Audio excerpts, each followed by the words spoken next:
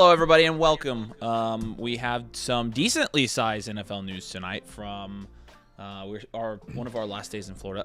I mean, can't you imagine being a Raiders or a Ravens fan and just saying, "Yes, well, hold on. Yes, we got Jesse Minter. Let's go." Shouldn't we see? Yes. Shouldn't we see if there are any Ravens? We got our guy. Shouldn't we see if there are any Ravens fans here that actually want to genuinely respond to the hiring? Let's see how Ravens. Can you imagine firing John Harbaugh? Having to go through that as a fan. I tend to agree. Then he's replaced by not some interesting name, not Joe Brady, like a offensive coordinator who's had some success, not freaking even Mike McCarthy, like Mike McCarthy was getting interviews there.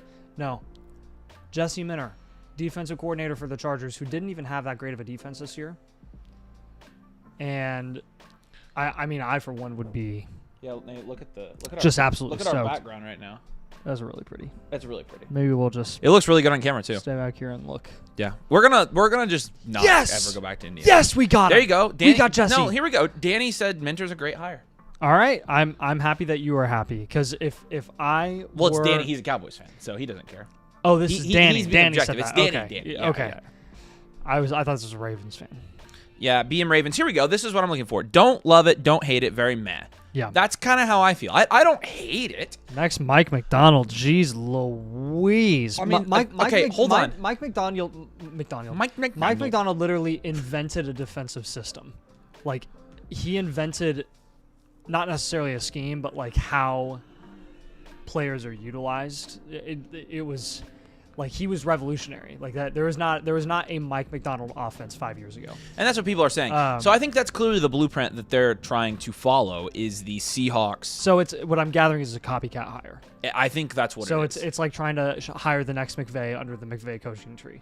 Which is funny that we've gotten to this point because with defensive head coaches. Do you know how many next McVays there have been? Oh, I know. They've all been fired. Well, some of them haven't. LaFleur hasn't been fired. He was just extended. Yeah, that's true. He was the next McVay. So he was on the same staff as McVay, though. He wasn't McVay coaching tree. He was on that same staff. True. Yeah. Well, he was also on Mike's staff, and so some of that is valid. I don't know. I think it's just a meh. I think you guys are kind of saying it as well. Yeah, it's pretty here. Yeah, we are in Cudjoe Key in Florida. So we've been here since Tuesday, since the game. Our wives are with us. That's why we're here, is because we brought them on vacation. We're still working this week, and we're supposed to go home Saturday. It's supposed to snowstorm in Indiana, so hopefully we get home. Supposed to get a ton of snow. How do you feel about Walker being re-signed in Seattle? I feel like there's a better chance now than there was before Charbonnet tore his ACL. We have the franchise tag discussion. But I think there's a better shot now. It sucks because we were buying Charbonnet, we're buying Walker, and that is the danger. It's something that we probably need to consider moving forward. The danger of buying players that are not yet out of the playoffs. They still do have injury risk, even if it's small. So, would y'all trade the 106 and 112 for the 104? Yes, I would do that. Yeah. That's the most emotion Nate has ever shown. No, he gets like that. He just gets like that over the most obscure things possible. Ravens coaching hire. What else did you get like that? You got like that about something else recently, and you wanted to rant about it. It was something like 2 or 3 weeks ago. Oh, 2 or 3 weeks ago? Yeah, it was recent. The J-Mo thing in the middle of the season. I was just so sick of people complaining that J-Mo wasn't producing. No, Nate's fired up. That's what you signed up for. Alex says, Minter has worked for one of the Harbaugh for basically the last 10 years. Seems like a solid hire. Which is funny, Well, no, 2 or 3 weeks ago. I don't feel super strongly about it one way or the other. So 2 or 3 weeks ago, I got up in arms about. No, it was the same thing. It was Harbaugh getting fired. You really feel really, really passionately. You better hope that Harbaugh does well. Well, I'm tired of people trying to look for the next best thing. I understand, Matt. Highly, in just the most inexperienced, out of nowhere, like come on, man. I think it's so silly. Like they're just digging for gold when they have plenty of way more qualified guys. Like if you're gonna hire a defensive coordinator, hire Brian Flores. Like, what's so wrong with hiring a guy who has had success in the past as a head coach, who has experience, and is one of the best defensive coordinators in the league and has been for the last half decade. Like, I just don't. Here's what I can confidently tell you about Nathan. Nathan does not like the young potential upside hire. Nathan likes old trusty hire. No, that's not true. I'm not hire a 60-year-old. You're mad about John Harbaugh. No, I'm hire someone who's actually qualified. Like, hire someone. Okay, he's a coordinator, dude. Like every head coach is a coordinator before they're. And don't like these teams, qualified. These dude. teams that go out here and are like, yo, we lost in the playoffs last year on a drop pass. We lost in the playoffs the year before on a fumbled touchdown in the fourth quarter that would have won us the game. We missed the playoffs this year because Lamar was injured for half the season. Let's fire John Harbaugh. Like, is it just like what is? I get what it. Is up with that your reasoning? thing is like don't let good be the enemy of perfect. Like, yes. So I get that, but. And I do think he's qualified. And again, to be an like NFL coach. I'm not always like that because I was fully in support of firing Sean McDermott. So like I'm not always like that. Oh, I think 100%. I think they're completely different things. Like there are some scenarios where it makes total sense. Like firing Jim Moore. The Colts fired Jim Moore, and that was he was one of the most successful winningest coaches at that point. Sure. But they went through a bad run. And it was just time to move on, and they went and got a defensive coordinator. I love it when you bring stuff like that up. How old were you when they fired Jim Mora? I don't know, like 3. No, you weren't. Okay. It was. Never mind. It was. No, I was actually just born. Yeah, I was gonna say you would have been like literally an infant. Yeah, but I remember. Yeah, but I still like know. No, history. I know. It's just funny. I just love it when you talk about. I just think it's funny that the turnover with the head coaches is also not nearly as significant as a turnover with GMs. What do you think about? What do you think about growing a mullet? You see that thing that I sent you from Bill Walsh? Yeah, I read it. It was good to a T. Yeah, but to that extent, the Colts are in the right for not ever firing Steichen and Ballard. That's essentially what that was saying. Well, Steichen, not Ballard. Yeah. Well, I do like that. I actually don't mind that they're not firing Steichen. Yeah, they want. If I had to say, I would fire Ballard before I fired Steichen. They want you to grow a mullet. I'm good. I mean, what he has is essentially worse than a mullet when it grows out. So.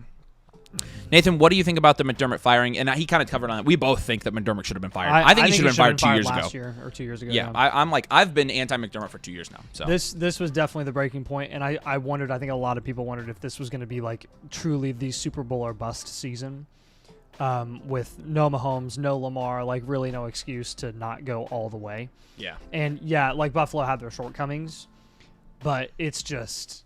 Time after time after time again, they always choke in big moments, and it's not just, hey, we got unlucky. It's like, hey, Sean McDermott has made some really, really bad decisions in crucial moments in the postseason pretty much every single year. Sure. And that's like in total contrast to, like John Harbaugh, for example. But right. I don't know. I'm interested to see how it works out. I just know. I never know with guys like this. They're always just such wild cards. So. Yeah, I think Chris Shula's. Yeah, the backdrop's pretty cool, isn't it, dude? It's gonna be gone very soon, but it's our last stream from Florida, so it's been such a good week, man. It's such a we have eaten a lot of good food down here. The food situation is real good in the Keys. I'll say that. It's my first time coming here, but man, it's just so surreal that one of our teams won a national championship. We're still like I'm not even trying to be insufferable, but I'm just so happy. Like I've wanted to, like it's been 20 years since the Colts won a championship. Like. That was the last time for me. At the end of the day, I know it doesn't work this way in terms of like chances, talent, etc. But like in the NFL and the NBA, you have a 1 in 32, 1 in 30 chance of winning a championship, essentially. Yeah. And in college football, that couldn't even be further from the case. Not only is it, a 1 in 100 or 1 in 200, but it really is 1 in like thousands because the exponential talent level of like the top end teams every single year are always they're just gonna boat race everybody else in the league, and the fact that IU is now there is just it's ridiculous. Like it is quite literally the most unlikely sports success story of all time, and it's our team. It's us. It's our team, and it's a team. It's a team I've supported through literally the worst since I was like a kid. Like I remember going. It's the best feeling. And I remember going and seeing like like Tevin Coleman and Nate Sudfeld at school, like when they were playing, and that was like a good year. But like even the bad ones where they were 4 and 8 every Bill single Marley. year. I mean like all that terrible. So Yeah, Ron says, I hope Kubiak decides to stay with Seattle. It very well could, but at the end of the day, these coaching vacancies aren't getting filled all that fast. So, I mean, I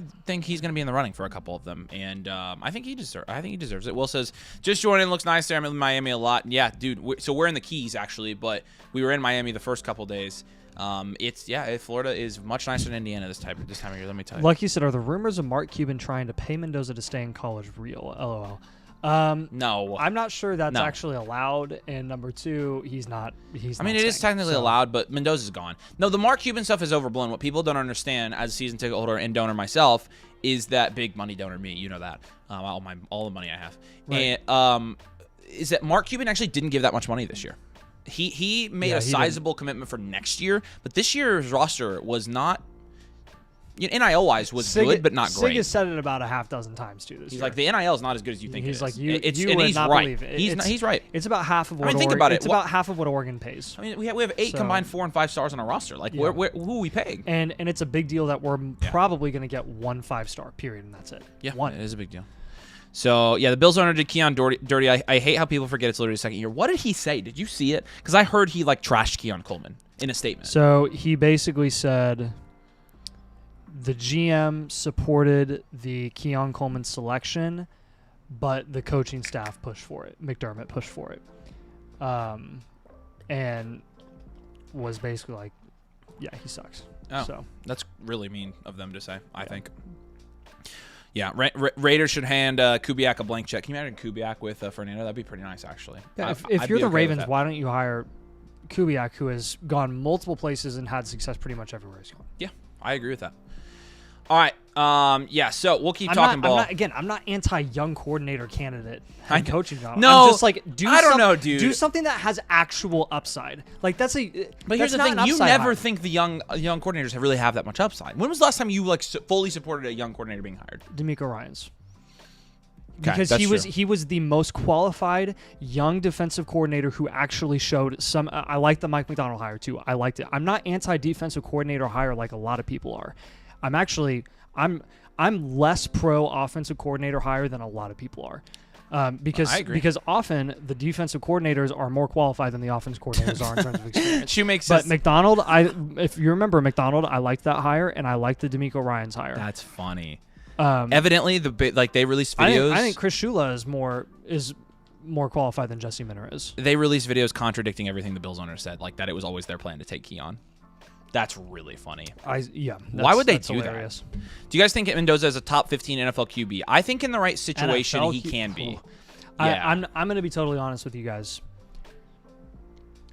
I'm having a really hard time seeing how he's going to excel his rookie season. Well, yeah, in Vegas' situation. But what about 3 years from now? If he's alive by then we can have a conversation. He will be, I think, but he's going to struggle at first, I think. That's something we need to understand. I'm dead serious, dude. The Raiders best be preparing themselves to Henry combats pay about your point. $100 million for that. Henry combats your point with that Minter has had success at multiple places. Okay, cool. Well, he has. So I don't know. I just don't think it's I don't think he's not a D'Amico or a McDonald that are just head and shoulders above everybody else. Like, he's kind of on the same tier as like a Saleh, you know.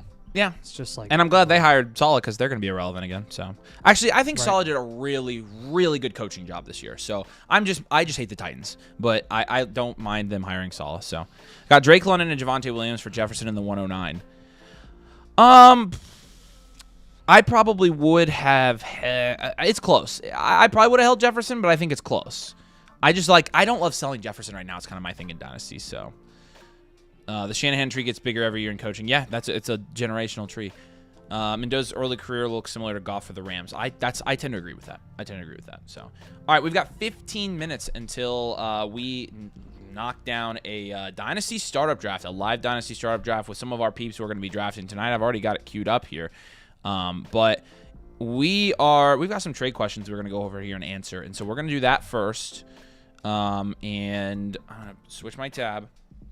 And then also, if you guys want to get your team reviewed tonight, I'm just going to tell you right off the bat, we probably don't have a ton of spots because we have a big queue. The queue has gotten much bigger in the last 3 hours. So If you would like to get your team reviewed, now would be the time to submit. Blueprint premiums jump the line. And if you Blueprint want, premiums, if you want to I was essentially going to be say, guaranteed. Blueprint premiums automatically jump up.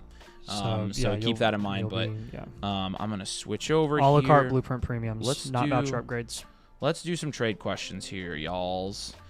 And the link to get your trade questions reviewed, by the way, are up here. It will charge you, but it's like $3. So thanks. You're supporting a small business.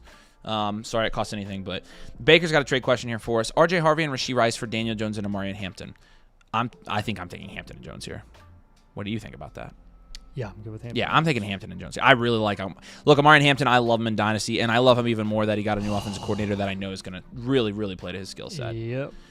Sure, Steve. Jaden Higgins for the 204 and the 203. I would take Jaden Higgins over the 2 seconds here. I like Jaden Higgins more than I like any player you're getting at the 204 or 203 by a significant margin. Jaden Higgins in this year's draft would probably be going in the late first, maybe the mid first. And so Higgins for me right now, I'm not buying seconds. If this trade is reversed from Shore Steve 89, then I'm definitely you made the right move and you're taking Higgins here. Either way, I like the Higgins side a lot. Another one with a second, the 204 and the 304 for DeAndre Swift. I think you have to take Swifty here. Again, I don't like the picks this year, second and third rounders especially. Yep. So Mighty Thunder says, "Can I buy a bundle of reviews and get them all live?" You can do that. We just need to probably work on scheduling them out. So message me on Discord about it, and we can hook you up. Yeah, and we'll give you a discount as well, by the way. But yeah, we can do that. We just have to make sure we schedule it. The 108 or AJ Brown, not even close here. Again, so people are you're still able to move these late first for a pretty good haul. Here's one, the 106 and Woody Marks for Bucky. Easy, you take Bucky Irving here. So all of these trades, I think you're getting really good prices on these picks still. A lot of people are saying the bottom has kind of fallen out, price-wise from under these picks. I don't think that's necessarily true just yet. I think you still have pretty good opportunities to sell these. Here's another one. The 109, the 201, and Marv for Kenneth Walker and Luther Burden. Yeah, I'm not taking this because Luther and Marv, you would take Marv. And then the 109 and 201, I would take Kenneth Walker. Was also offered Breece Hall and Burden for Marv in the 103.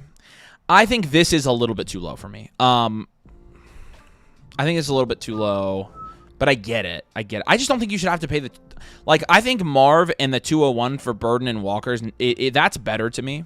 So maybe if you can try to do it like this. I like getting Kenneth Walker. I don't mind buying Luther Burden. I will say, Hallgoat, I'm not a huge fan of selling Marvin Harrison Jr. right now. I personally still believe in Marv. We saw that Paul from Pure Potential had Marv as a sell, which makes me very sad. I didn't actually get to listen to why he had him as a sell. But did you listen to it? I did a little bit. I thought his takes were interesting. I thought they were valid. I mean, we as much as we say we're gonna die on the Marv Hill, and we're gonna die on the Marv Hill because it's been really, really ugly for the first 2 years, and he doesn't think his yak ability is good enough, or his skill set being a true X receiver that's kind of almost been a deep threat really this first 2 years, where Michael Wilson has looked more versatile when he's been on the field, is enough for Marvin Harrison to be a consistent wide receiver one, which I think is fair. But I am really hanging out a lot of optimism / hope that anything is better than Jonathan Gannon and who he had there offensively. Because if you remember when they started there with Gannon, they were always frisky as an offense and a defense, even with practice squad level players his first year. But their offense never got any better. It never improved after 3 years of him being there, and that's just not a good sign. And they tried to improve it with personnel, but not actual play calling, scheming, etc. Some of it could have been Kyler, some of it could have been coaching. I don't think Kyler was going to be the quarterback there next year either. So I don't know. If Marv didn't have the analytical profile he did, I probably would be out on him. So yeah, that's probably me dying on an analytics hill I shouldn't die on, if I'm being honest. But he probably knows better. He's probably a purple tier analytics hill, which is it's not a bad hill to die on. He'd be the outlier of outliers. Marv unbeatable. Yeah. So thoughts on this, given the team build here from Kyle. Looking at his team build, this has got to be his team, I think, because he would be trading away DK and Ladd. Just want to make sure I have the right team. Okay, yeah. So we've got plenty of depth here. We got good quarterbacks. We got good picks. You got a really good team. Okay, so basically what we're doing is we're consolidating here. Oh, this isn't even close. This is, oh my gosh, it's not even close. This is a blowout. Look, in this trade, the 405, the 205, Ja'Cory Krosky-Merritt, and Manungai, and almost DK is nothing. This is not, Kyle. If you can get this done, you need to take this and freaking run. I'll tell you. I did drop the link. Some of you guys were asking about the trades. I have the direct link posted right there. Oh yeah, T-Pat says, go to my places. I sent y'all to eat. We might not have time, but I'm definitely gonna look and see if because we're only here for tomorrow now.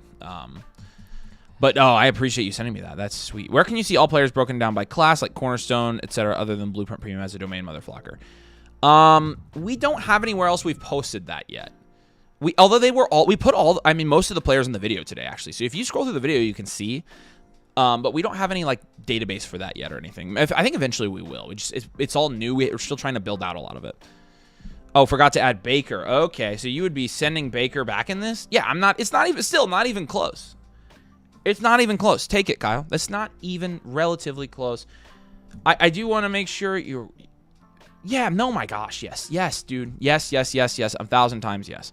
I traded the 107 for Quinshon. Is that a good deal? That is a slam dunk deal, especially for anybody who's saying you can't trade these late first still. It's horse crap. Have you been to Sloppy Joe's? I have not, but I saw that place. We'll have to try that, Alan. We'll have to try that. We're running out of time on this trip. We're going to have to come back and try it because the food situation here is awesome. It's a great situation. The 107 for BTJ, I would take BTJ. Don't you think? Yeah, you take it. Not even close to me, Lions. You're taking that. This would be trading away the 101 for Achane plus some. I don't think Tyler Shuck and Alec Pierce is a good enough plus on top of Achane to trade away the 101. I'd personally take the 101 here. Now, if I want to try to get somewhere with this, let me try to look. I want something decent on top. Like Ward wouldn't be bad there. Keon Coleman. Really the only guy he has. If he can go up from or Baker, you can go from Shuck to Ward or Baker. Like I'm good with that. This is fine. I personally don't love selling the 101 right now though. To be honest with you, so I want Cam Ward, but it's tough. Yeah, and again, I think that's kind of the value range you need to make that trade even. Would you rather have a Henderson or the 104? Probably Henderson. Probably Henderson pretty easily. Yeah, I think everybody agrees there. Yep. So, burden's so high right now. I sold him this week for Saquon and a 27-second. Yeah, that sounds. I think those are.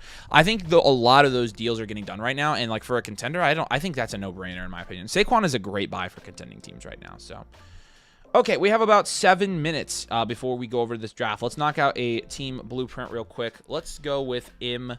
Jones. Yeah, he said team finished 0-14 last year. Any help will be appreciated. Perfect.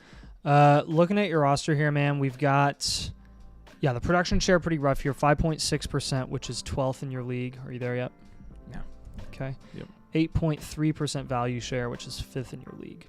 So the value, not too bad. Let's grade it out and see what this value is coming from. Bo Nix at quarterback. That's about it. And a 1 QB is going to be a 3. Ashton Genty.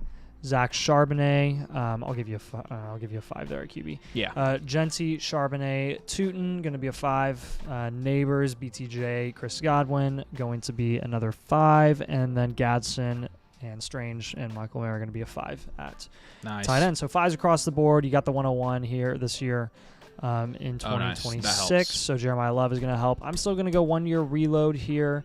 Sounds right to me. We only have 1 viable running back option, 1.5 viable wide receivers. So well-rounded. Well-rounded 1-year reload.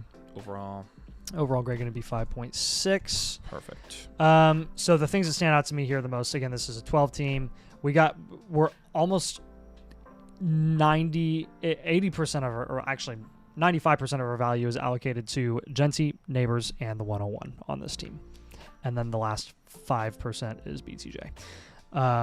So we're going to have you down tier from Genty and Neighbors, give you a couple of options there. And then we're going to reallocate Gadsden's value at tight end to wide receiver or running back. Starting with Neighbors, I would be looking, again, you don't want to down tier too far from him. You want to stay in that cornerstone tier and get a plus on top. Go to London, Jefferson, or Amon-Ra. You can get pluses on top of any of those guys. Probably an Adams type of guy with Amon-Ra. You can play the market with him, sell him high closer to the season. Adams, RJ Harvey with Justin Jefferson. Try to get like capital with Drake London, whether it's first this year, first next year. You can flip the first if you get one this year for something else. Down tier from Gen 2, you can go for multiple running backs or running back wide receiver. Hampton is going to be, again, still down right there. there. You can, if you still can, then I would just try to get like DJ Moore on top. Literally anything. Throw in. Travion Henderson and Breece Hall. James Cook and Ladd, that type of thing. Yeah. When we're pivoting from Gadsden, probably looking at like the Devonta Smith, Walker, Javonte tier. That kind of gives you a range of the guys that we'd be looking for. Again, trying to get a running back with value upside this offseason or a wide receiver with value upside this offseason. Yeah. Look, the more you're going to play the market here, the quicker this reload is going to be. This is why we have you making a couple of these down tiers, but again, you don't want to down tier too far. You want to stay within those tiers that we suggested for you. Primarily build through the insulated positions at wide receiver, running back. I think you're doing a good job of that for the most part at quarterback and tight end. You have enough value in Gadsden at tight end where we're just going to have you take advantage of that and work on building up running back and wide receiver with that remaining value. Try targeting rookie picks at a discount from contenders in your league, quote unquote. Guys that think they're contending in 2026, but have a good chance of missing out on the playoffs and could potentially be like a early-ish pick next year. So keep that in mind when you're making these moves, man. Again, for reloads, very straightforward. We're very systematic with how we go about it. We usually take some of the higher end guys that you have, and we don't want to diminish that high end opportunity. We want to maintain that upside while getting plus on top in terms of value. So yeah, I think for your picks, especially like 101, you didn't give him a downturn from the 101 on this one, right? No. I think with this one, I'd probably take the 101. Jeremiah Love will kind of be that cornerstone running back that you have, and you can always trade him. He'll have a great trade market. Your 201, 304, and 401, I recommend packaging those together and trading them either for a player or trying to move up in the draft potentially. I probably don't even want to move up. 201, 301, 401, package them and move them for a proven guy, okay? I don't really care who. Everybody in the range of the 201 right now, I would probably take over the pick, and so I'm good moving those.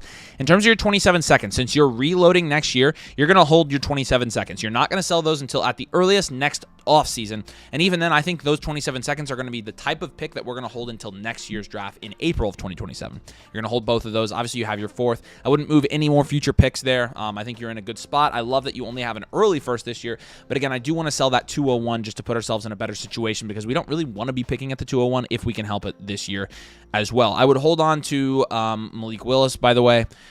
He could potentially get a starting job somewhere, so he's kind of an upside play for a reload that I really like right now. So outside of that, though, I think your roster construction is fairly good. You can take some of these Jags, these guys rated like, 150 or lower. I hold Caleb Johnson and Tootin and Sharbs. Those are upside guys. But if you can trade like these Giddens, James, Chubbs, Ja'Cory Cross-Merritt's, maybe Ja'Cory's not that bad of an asset in Dynasty, honestly. Horton, Bond, Thornton's, and package 3 or 4 of those guys together and just start getting some upside shots or serviceable players. Like I think that's also a good strategy. Don't be afraid to buy contending. Don't be afraid to buy contending pieces on this team as well, because what you could do is buy them and then flip them in season. And right now, if you're playing the market in Dynasty, those are the assets that are cheap. Are the contending assets? They're actually really cheap in Dynasty right now. So this is not the worst roster I've ever seen. I saw you said you went 0-14. This is not an 0-14 level team to me. That's actually impressive that you got there. But with no neighbors, BTJ was kind of trash. I could see how it happened. Regardless, you have two cornerstones and two foundationals on here. That's a pretty decent start for a team of your caliber. So I'm honestly not feeling that bad about it at all. So I'm gonna go ahead and give you a trade question here. If you have any questions, you can let us know. Hopefully that helps. I don't know if I saw you on. Here yet, M. Jones, but we appreciate you, man. If you have any questions, you can just message us on Discord directly. You've got the trade question now. So Mason likes your haircut. Thanks. So. Yeah, it does. He looks much better. He looks less like a lesbian with the haircut. So I prefer that. I like doing. I mean, okay. Shut up, Avery. Just traded the 1.5 for Breece Hall. Love it. And the 1.9 for Loveland. I mean, Alan, those are fantastic deals. Again, I'm seeing in more leagues than not, the late firsts are still being sold at really good prices.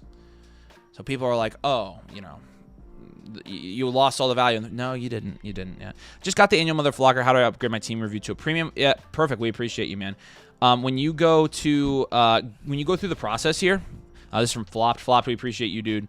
Thanks for the support. When you go through this process, you're gonna link your team. At the last step, there's a little drop down, boom, and you can do the premium, and that's the upgrade. Okay, it should be cheap for you because you're a member, so you have a voucher. So appreciate you a bunch, man. All right, good deal. We are about ready to start this draft, man. Yeah, no, I definitely, yeah, Ayuk is listed as a DNR in Sleeper, and I assume that means do not resuscitate. Somebody asked if we should be patient with Ayuk. I would hold him for sure, but he's worth almost nothing right now. But he's not. Joseph says, just hopped in. Have you all talked about Mike McDaniels hiring the Chargers fans? Yeah, we did. We were actually live the other night when it dropped. It's good for the Chargers. It's good for almost their entire offense. I laugh because we got asked that question like 40 times the other night. But yeah, it's very good. How do you do a live trade question? Do premium blueprints also get done live? Yes, and they jump the line. We do those. We prioritize those first in the queue. So, yeah. Oh, Mr. Keys said they started. We do them a la carte. Dang, you boys are antsy, aren't you? All right, let me switch over to this little tab here. Draft is rolling. Keep them doggies rolling rawhide. Have you seen Blues Brothers? That's a classic. That's a classic. You guys have seen Blues Brothers, right? Rain and wind and weather. Mm-hmm.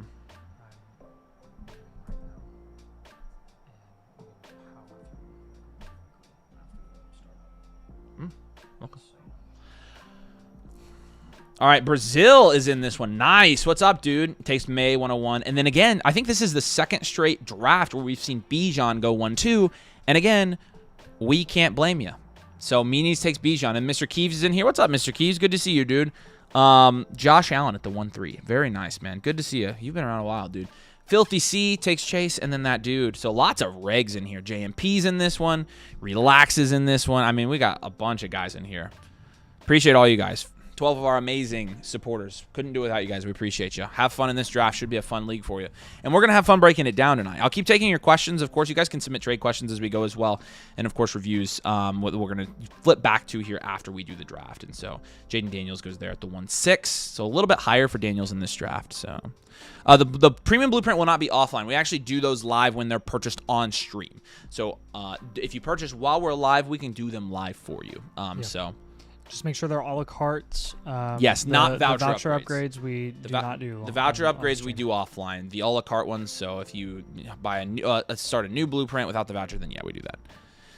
Awesome. Now, if you do join as a new member and you, that's different. If you join as a new member and get a premium, we'll do it live. Any new members get their blueprints done live. That's the exception. So it was very sad I didn't get to hear Avery's jingle for my live draft because he was away. Oh man, I'll have to go back and do that. When will the Infinites be going out?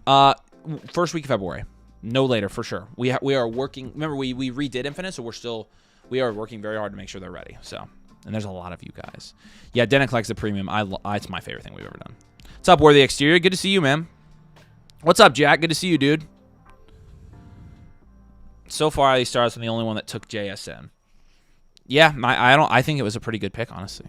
How long does it take for a premium as part of the live draft? Tuesday didn't like my draft, looking for some help. So the blueprint queue for off screen is like 7 to 10 days. We have a lot of them right now, but we are working full time on them right now. But on the streams, of course, the premiums, you jump the line. So that's the way to do it if you're going to do it. How many leagues do y'all have? I think I have 11. I think Nathan has like 8. How would you guys feel about Nussmeier going to the Cardinals? I mean, he's probably going to be a day 3 pick. Yeah, so it's not going to matter. Yeah. Puka goes 1-7, then Gibbs, then Neighbors, Lamar with his brand new head coach, Amon-Ra, and then we get to the turn. I don't know what that is. Some animal just made a noise at us. Very weird. We'll see who goes here at the turn.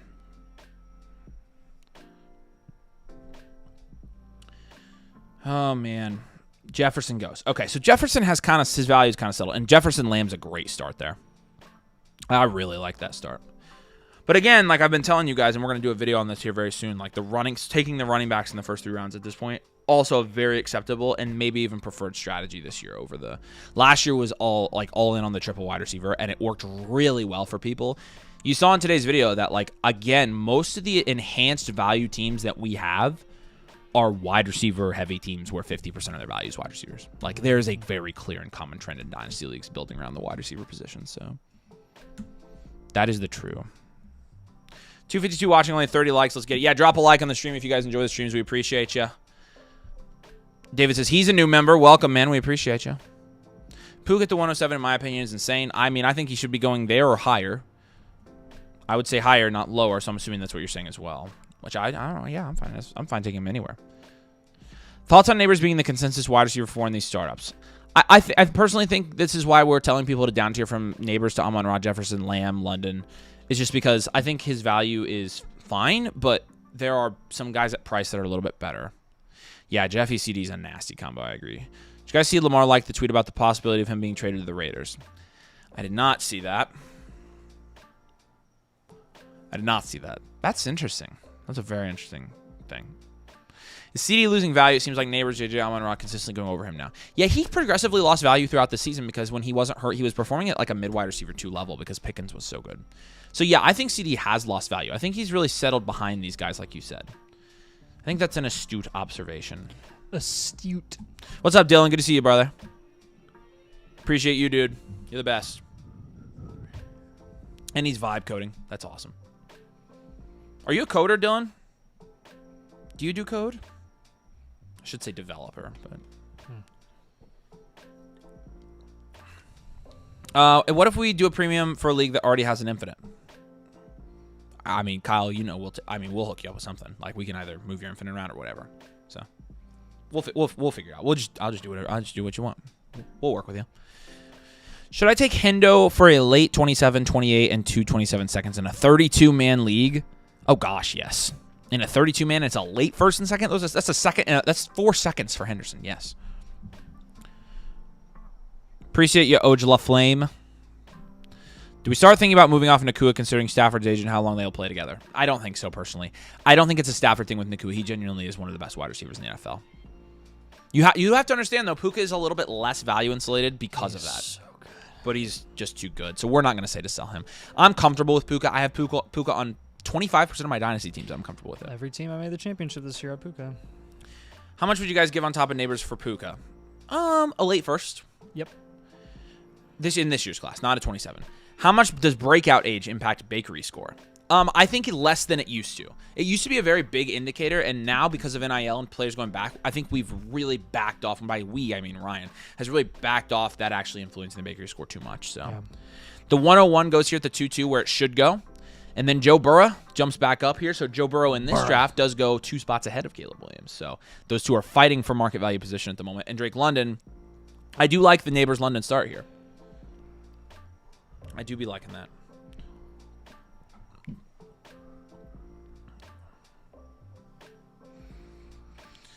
I built AI engine web. I wanted me to hit with Tommy.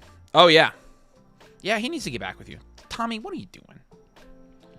Is Tommy on here tonight? We're late.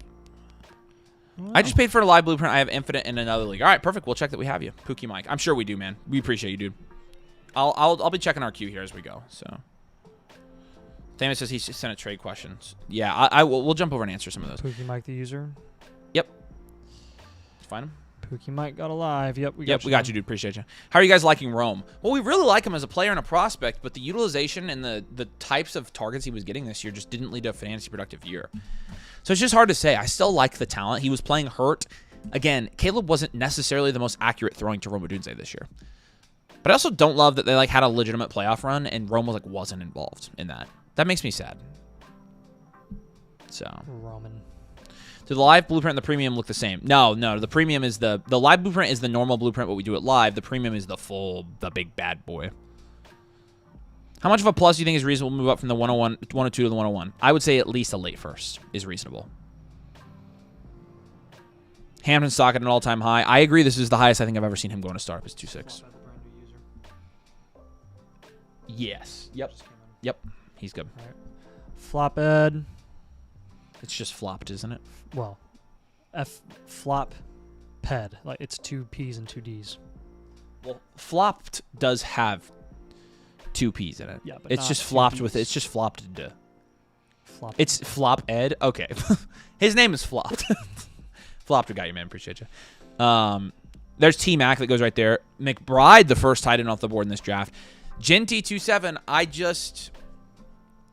don't know, Nate. We've given Genty as a pivot option recently, but honestly, I really do like Genty in Dynasty still a lot. Like, I have no issues with Genty at all. We only give Genty as a down tier for like reloads and rebuilds. That's true. So I like Genty in Dynasty. I don't think his price has necessarily dropped, which kind of sucks. I wish it would, but if it had, I mean, I would be jumping all over it. I think people are underestimating. He was still a running back 1 in his rookie year, and the dude was playing in like the worst situation in the NFL. 7% of his yards were after contact. That's freaking nuts.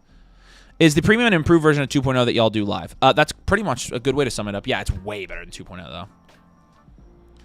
Do they think they trade Rome? I doubt it. I doubt it. Will says terrible take. I don't know which one you're talking about. We've got plenty of those. Plenty of bad that we've ones. got lots of them. You have to be specific there. Yeah, which one? He might be talking about Kyle's take, not ours. What do you think of Hampton? Of Hampton with the new OC? I think this is where it should be going. This should tell you all you need to know. If I think this is an okay pick, tells you I'm pretty high on Hampton right now for that reason. So. If I buy a premium, we'll be on the live tonight. Almost certainly, yes. Unless for some reason we got a crazy amount of premiums, yeah, you'd be live tonight for sure. As long as it's a la carte. Premiums are, yeah, as long as it's a la carte, not a voucher upgrade. Or if you are a new member with a voucher upgrade, we'll do it. So, sorry, that's confusing. I know, guys. We have to put limits on it, or we literally will be live all the time. And our wives will kill us. Justin Eagles fan says, thanks for y'all's help this year. What is your honest thoughts on Achane? I still like him. I think that you maybe can get him at a slight discount right now. Because of the ambiguity surrounding the situation, the offensive coordinator, the scheme. So I like Achane still. I think he's going to be good. So, not going to lie, I think the Hampton stock's justified. The O-line's getting pack-a-punched in Mike McDaniel. I agree with you. I love Omarion Hampton. You guys know that. Lost me the Flock League, but that was just because I'm stupid enough to take him at the 1-2 turn. Or sorry, 2-3 turn. So. Yeah, have my team reviewed late on Thursday. Yeah, what's up, man? Good to see you. I'm looking at your Seth, right? I'm looking at maybe doing a trade for CMC using Bucky as the main piece, but I'm nervous. A lot of CMC's users in the offensive coordinator writing Bucky a lot. Nathan and I were just having this discussion about CMC. Every year he has a 400-plus touch season. The next season he's hurt. So we are scared, but I'm telling you right now, I've got balls of steel, in case you didn't know that, and I will have Christian McCaffrey on my team.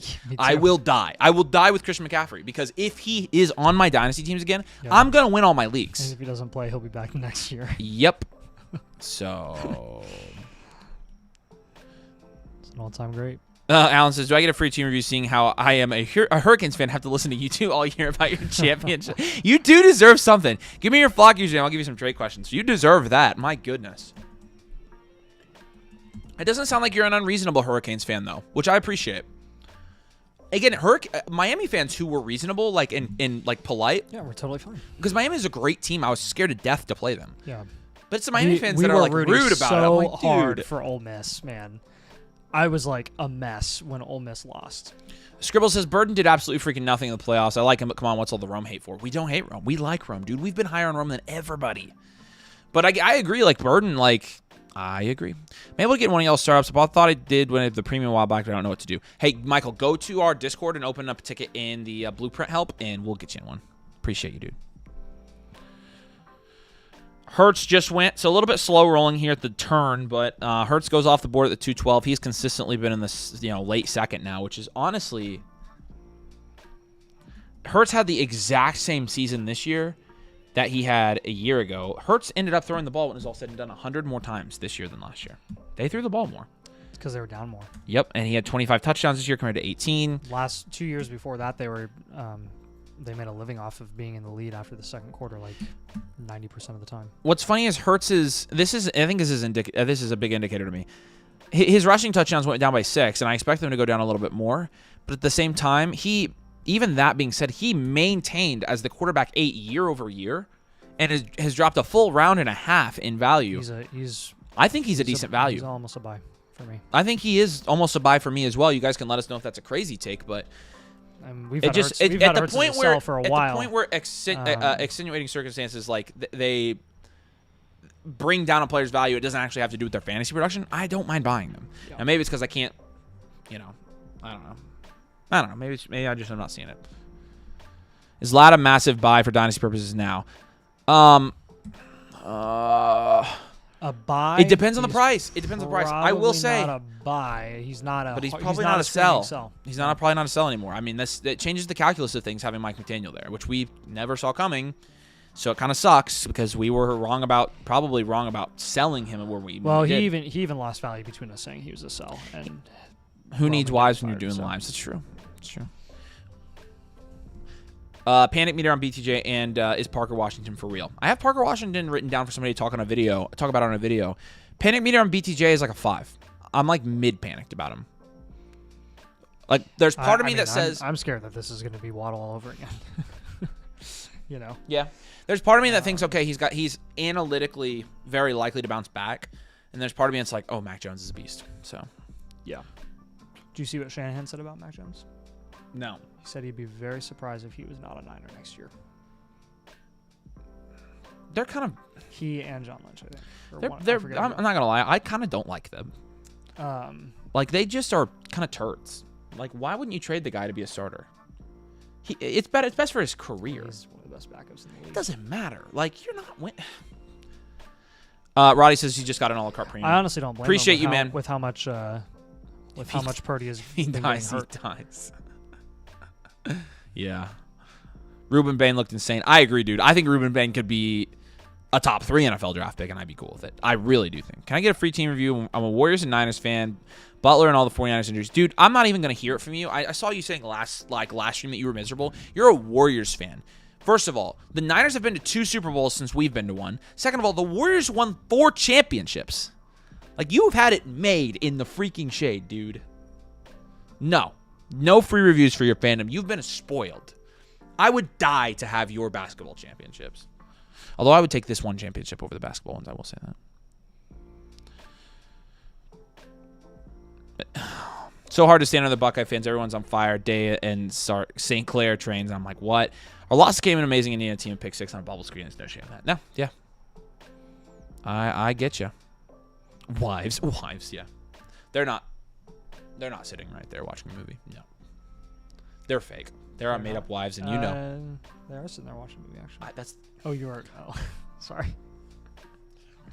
I missed the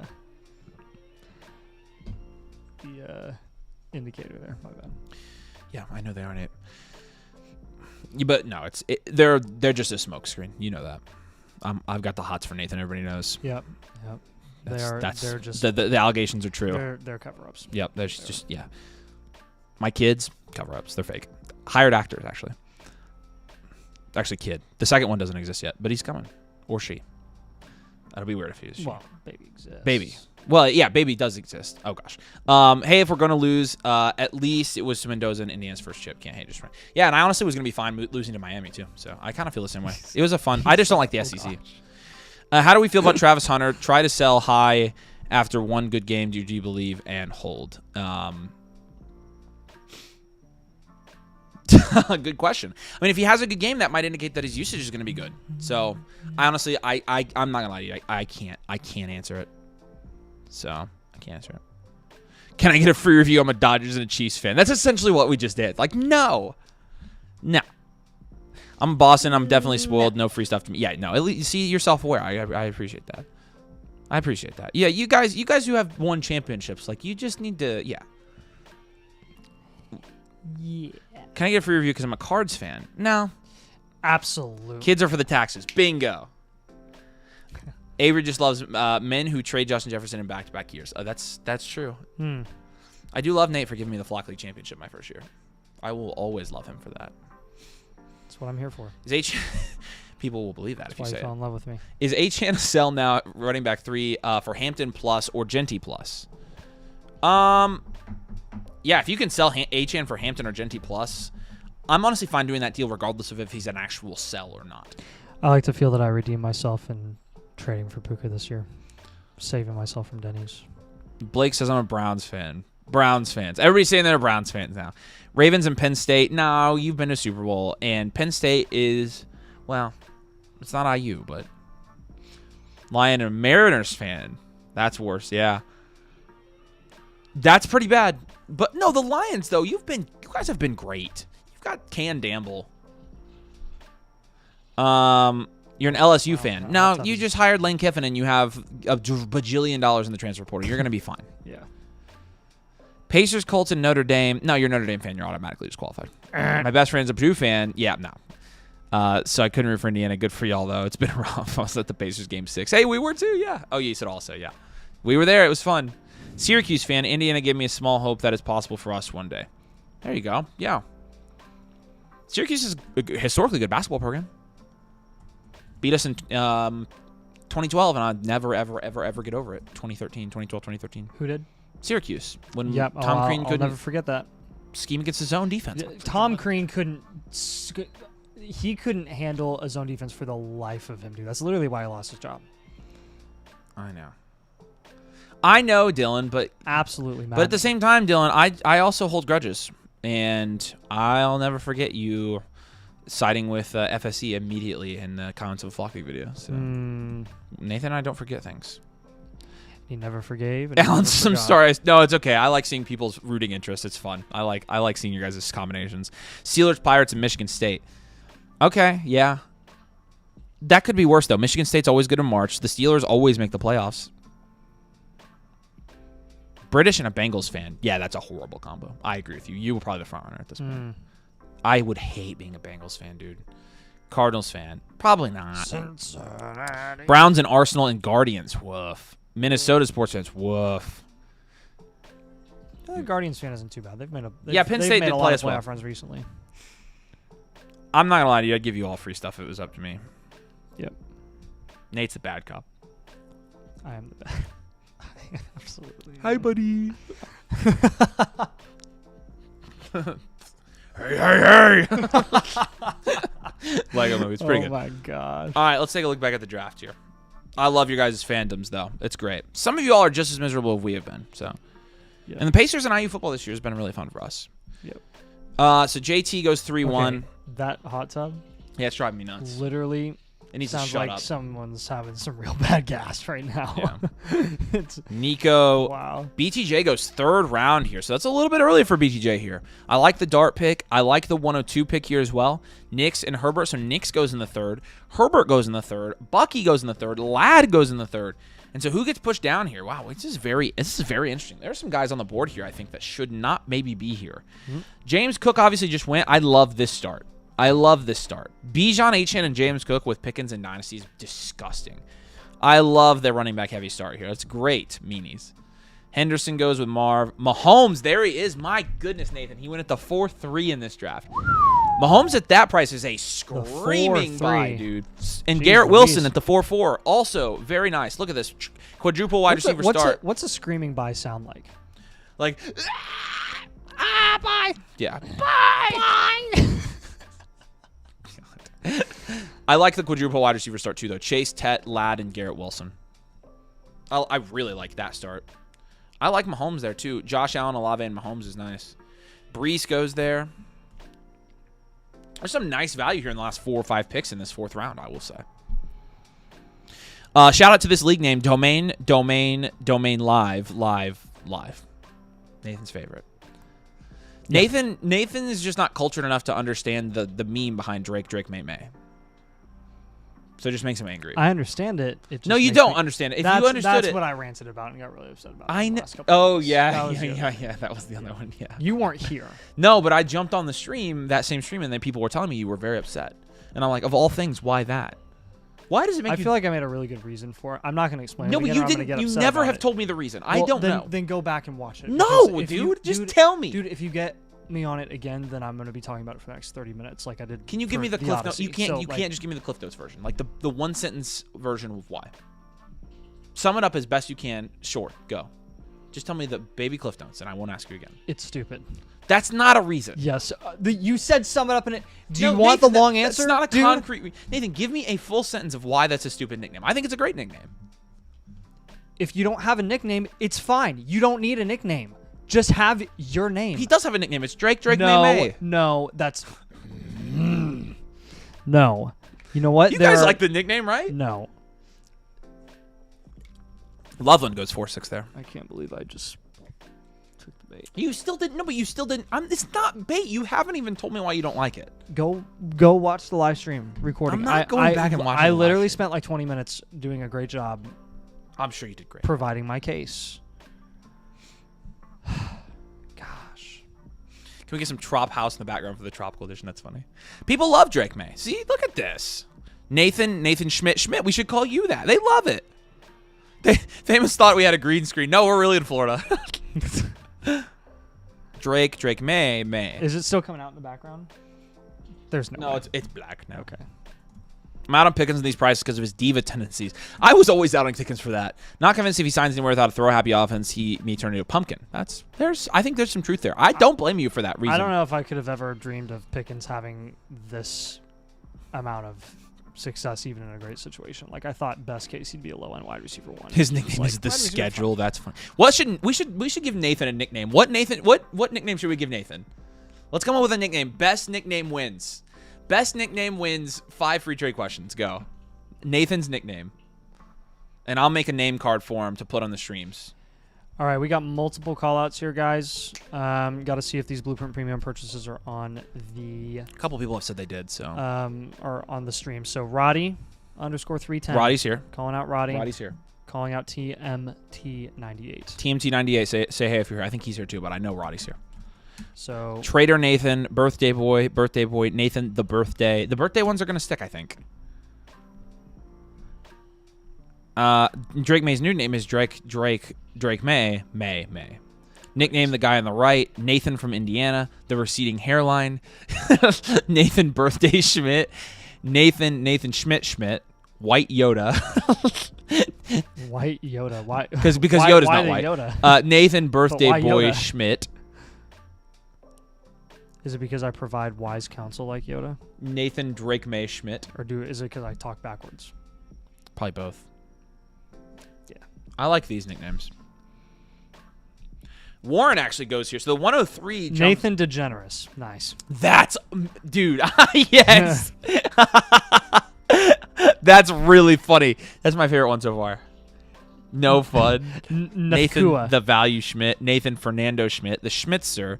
Nathan Drake May birthday boy. I like that one too because it combines everything. Nathan the Mullet Schmidt. Nathan the Lesbian Schmidt. Nathkua. I like Nathkua. The Christian Crusader. There you go. Nathan birthday Good shout. cake Schmidt.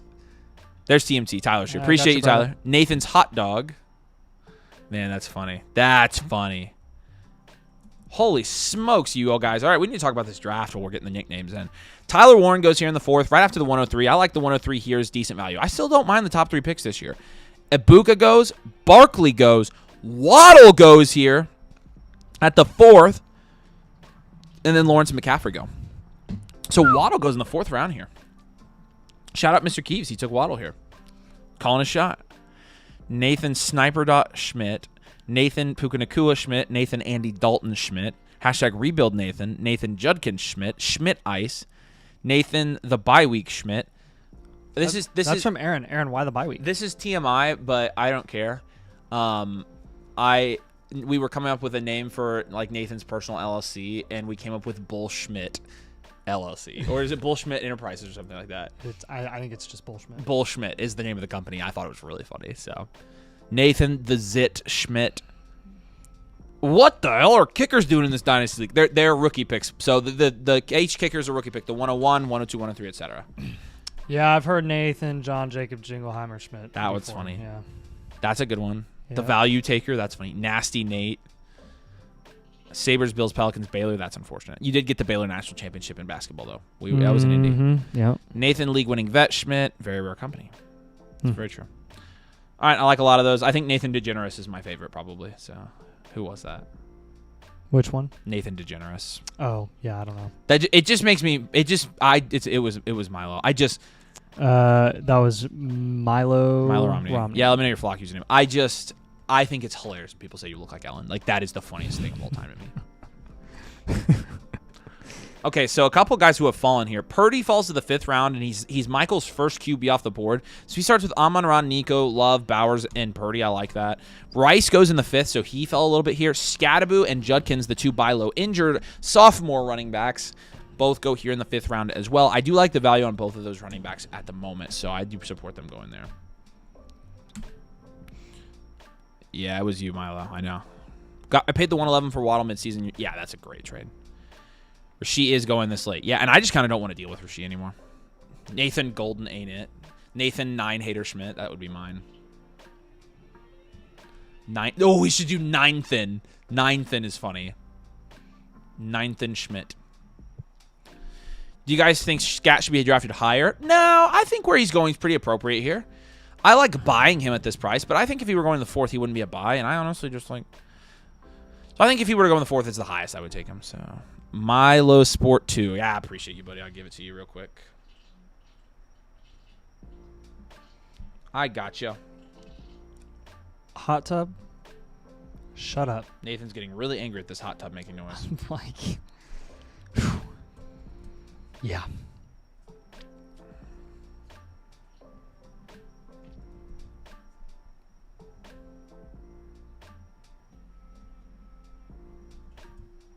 All right, I found you, Milo. Milo, you're not a member. You need to be a member, buddy. I'm still giving you the trade questions, but I'm just saying you need to be a member. Come get in a league. 3. I gave you 5, bud. Appreciate you. Congratulations, Nathan DeGeneres. Excellent comedy. Yep.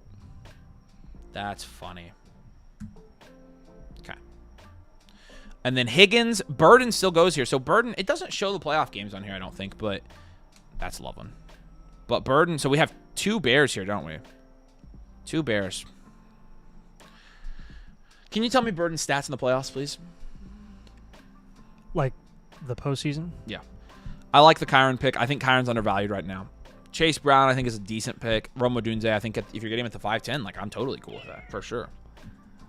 Luther. Nathan Happy Gilmore Schmidt. Is it just me or am I weird being out on Rice for the price? No. I work kind of with you on that. Why is Web Sleeper so much Dude, worse? would you guys, how many of you guys would buy a Nathan DeGeneres shirt? Like photoshopped? Come on. That would be hilarious. I wonder if we can get Becca to make it for us real quick. Players. Nathan is the Baron Trump Secret Service body double, except like 4 feet shorter. You don't think I look like Baron, huh? Interesting. Nathan Judkins in the 5th Schmidt. That's true. You know Baron's really tall. Nathan the Puka sexual Schmidt. That's funny. Luther Burden, 5 points against the Rams, 6 points against Green Bay, 7 targets apiece, 3 receptions apiece, 42 and 24 yards, no touchdowns, nothing else. Nothing crazy. He said hot tub because his snap share didn't go up at all. This Airbnb has a hot tub, and I love the hot tub. I go in the hot tub a lot. Nathan, it will be 75 and sunny, and Nathan will get in the hot tub in the middle of the day. I'm like, you're such a weirdo. What the heck else is the hot tub there for? The evening when it's chilly? Okay, I'm still cold in spirit right now, so I'm going in the hot tub. Again, he just has sensory issues. It's fine. My feet get cold, bro. Gotta warm them up. Nathan accomplished that feat no more than an hour ago. Schmidt, that's funny. That's funny. How do I get in one of y'all's Dynasty leagues? Just become an annual motherfucker with code domain. Basically, it gets you the free team review, but it also gets you access to Domain League Network. And, yeah, we can get you in one of the leagues as well. So click on that link, and you can follow it. Takes you here. I think there's actually, join a live league. Just create an account with code domain. If you join as a member, then we can get you in a league. So appreciate you. We've got spots. So just trying to save them for our new memes. Avery reminds me of the pink bear from Toy Story. What's his name? Lotso? Lotso, yeah. Yeah. Lotso hugging bear. Why do I remind you of Lotso? Lotso's a villain. Dude, how did you know he smells like And I'm not strawberries? I'm kidding. That was a joke. Do you like that? Yeah. I feel like that's a fat joke. Yes, people are saying yes on the Nathan DeGeneres shirt. We should give that away, dude. That should be a giveaway. Why do you all hate on Chase Brown? He proved in the second half last year he's at least top 15 fantasy running back. I said it was a good pick. I didn't hate on him at all. I said it was good. I said he's a fine pick. I don't hate it. How do we know people who aren't in a league get to do one of these finally? Do we know when people who are already in a league? Oh, yeah. Get to do another one? I'll let you know. I've got people monitoring that. Nathan the Hot Tub Time Machine. Numero on Tuesday, how do I access the leagues? Okay, make sure you link your Discord on your account page on the site, and then go to our Dynasty domain section, and then there's domain leagues. And we post leagues there periodically throughout the week. Periodically. You good there, bro? Give us the Ellen shirt with Nathan as Ellen and Avery as the damn Daniel guy. That's funny. I have a friend named Daniel. He hated that. Oh, yeah. Sorry, buddy. Sorry, Black Lagooner. Avery, you just look a lot like Lotso. No, what? How? I don't look like a pink teddy bear. Facial structure. What? It's an animated bear. What's up, Rickatang? Good to see you, man. Oh, Rickatang. That's the one that you messaged about his picks, right?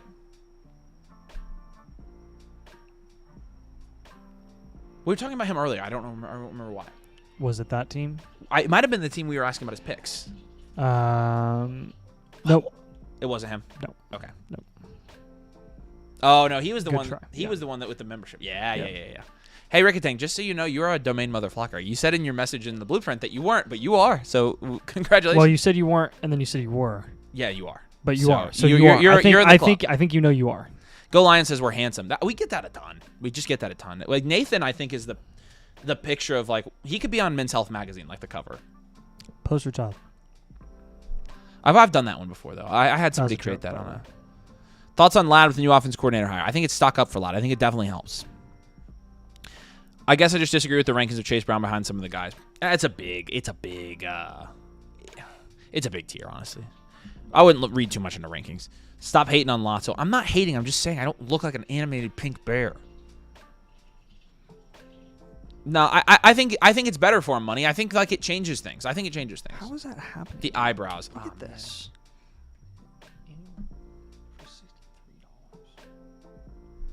How's that happening? I don't know. Because we have no I hear- record of it. Yeah, screenshot that and ask him. Ask Joe. He'll tell you. We bear bears. Yeah, you are, dude. Congrats. I'll take a review for the shirt tip. Man, everybody just wants free stuff. Yep. AJ Brown goes here, late 5th. Josh Jacobs, A. Flowers. And then this is the 104. Man, guys. Hey, the 104 just went to 6-2 in this draft. I mean, that's Yikes, Amanda. that's That's good stuff. that's Tate. Like that's Yeah. he's gonna be valued higher than this. Oh, look at that mosquito. It's the first bug that I've seen here outside of the fly. I think that this is Go away. a slight overcorrection on the value of picks here. I think this is a little late for the 104. away. It's the later picks where I don't like them. But I think the 104 should be going higher than this. Devontae Smith goes here. Walker has jumped up a little bit with his playoff run, which I knew he would. Baker, J-Mo, and then Goff, and then we're still rolling here in the middle of this 6th round. And so, interesting draft so far with some interesting builds. I do like Filthy C's build here. I love this is my favorite draft, so Nathan's not stealing it. I'm calling it right now. I love that draft. And doing it from the 2 spot. Again, I think the key to drafting from the beginning of startups this year is to do this. Every Bijan team at the beginning of startups I've seen this year, I've liked. So I think there's something to that. I think there's something to it.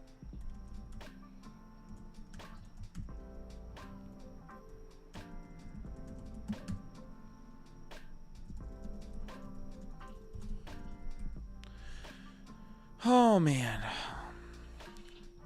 And then the 105 goes. And, yeah, now we're getting to the picks where it's like, yeah, I could see them going a little bit later. I'm fine with it. Harold Fannin, 6'9". Nice. Love that.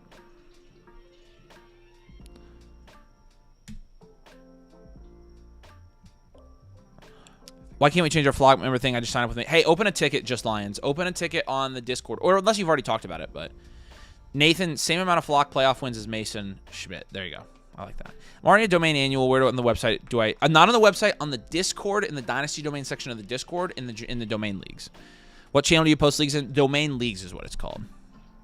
Do you guys watch The Pit? I can't say that I do. Can we get a fantasy football themed calendar with Nathan getting more excited each month until the season starts again? That is brilliant. That's brilliant. I love that idea, dude. We could have Becca create custom Nathan calendars. That would be so funny, dude. Do a calendar giveaway. So not gonna lie, I enjoy Dynasty way more than Redraft. Welcome to the club. All of us do. That's why everybody's here. The promo code thing. Yeah, if you haven't already, message us on Discord about it. We can help you. Feel like people forget about rookie picks when you're drafting kickers. Sometimes they do, I agree. I don't know if that's what's happening here. Laporta goes here. Travis Hunter goes here to Mr. Keeves. I like that pick. I like your wide receivers here, Keeves.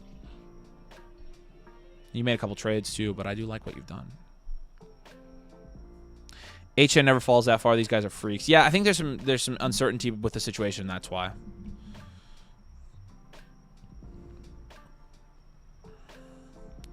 Why is Rome going after Luther? I don't think there's a ton of good reason to do that either. I kind of agree with you there.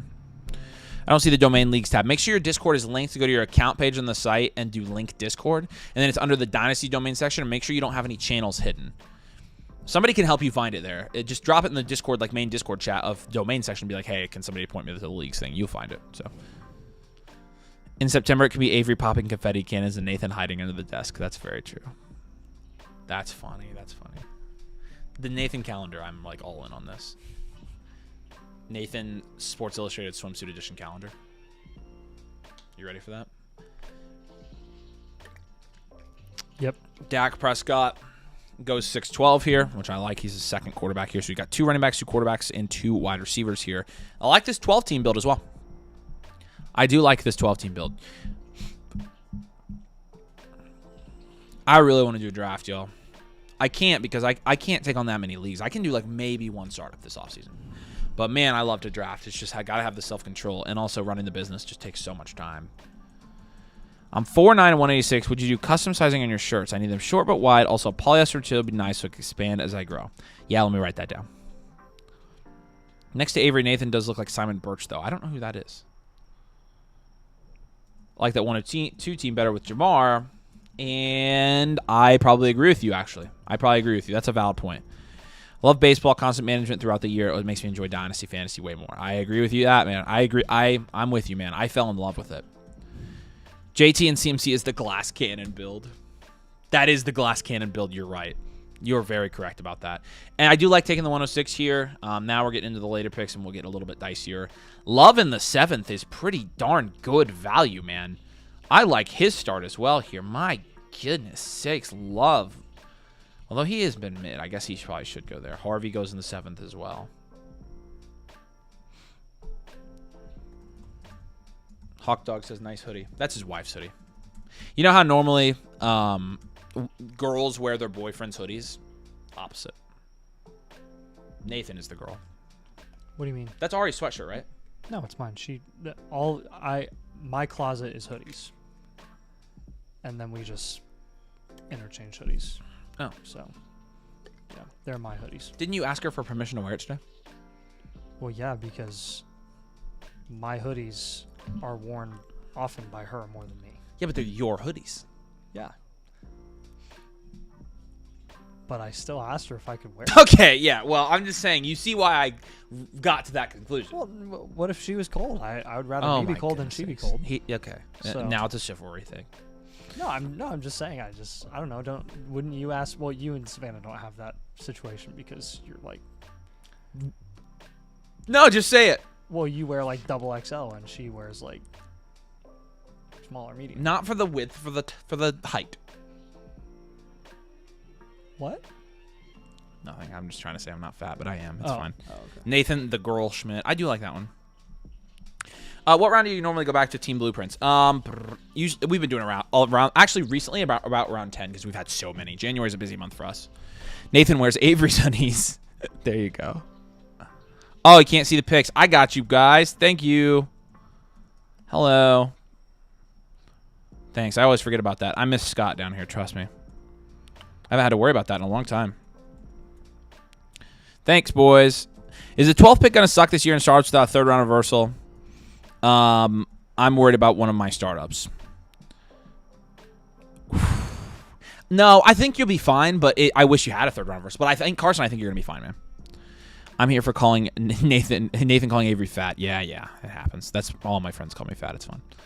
Nathan, chivalry isn't dead Schmidt. There you go. Nathan just called Avery fat live. Send Nathan a trade question. He needs it. He needs it. I charge him for fantasy advice. Nathan, shrink the cam so we can see the pic, Schmidt. Married life, what's yours? What's mine is yours, and what's yours is mine. Dad taught me that one. That's true to some extent. I figured it was season pass related. They're a season pass under somebody else.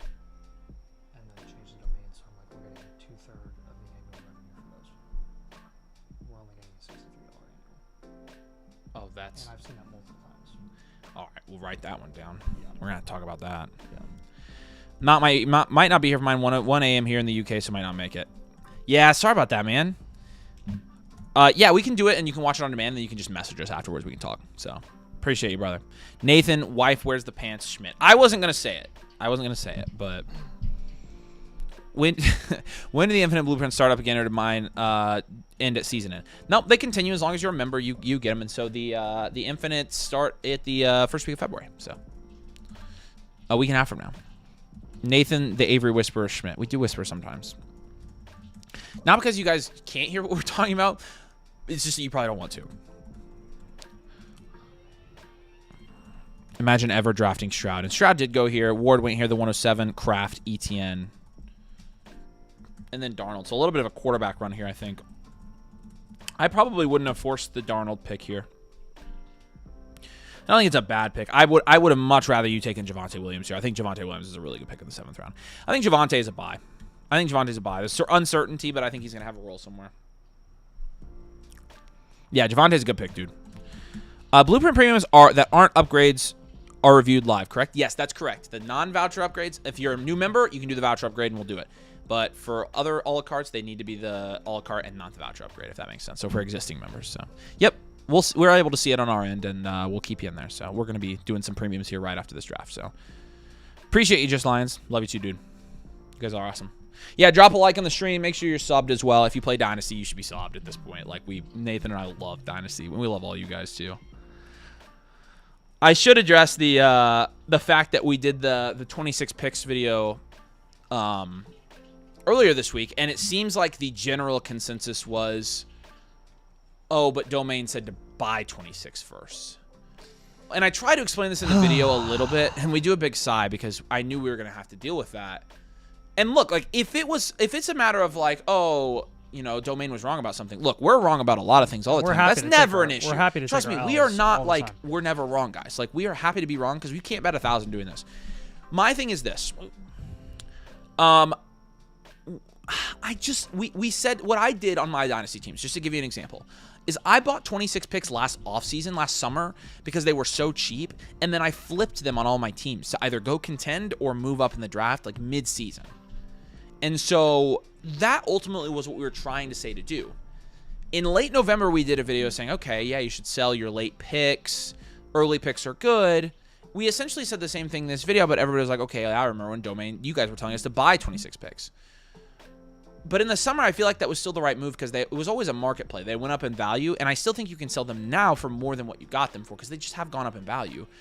But I don't know. I guess I can see. A lot of people are taking the picks for players videos and saying you guys said to sell, or players for picks. You guys said to sell players for picks. Like, and that's what we were saying was to sell these players for picks, not all players for picks. If that makes sense.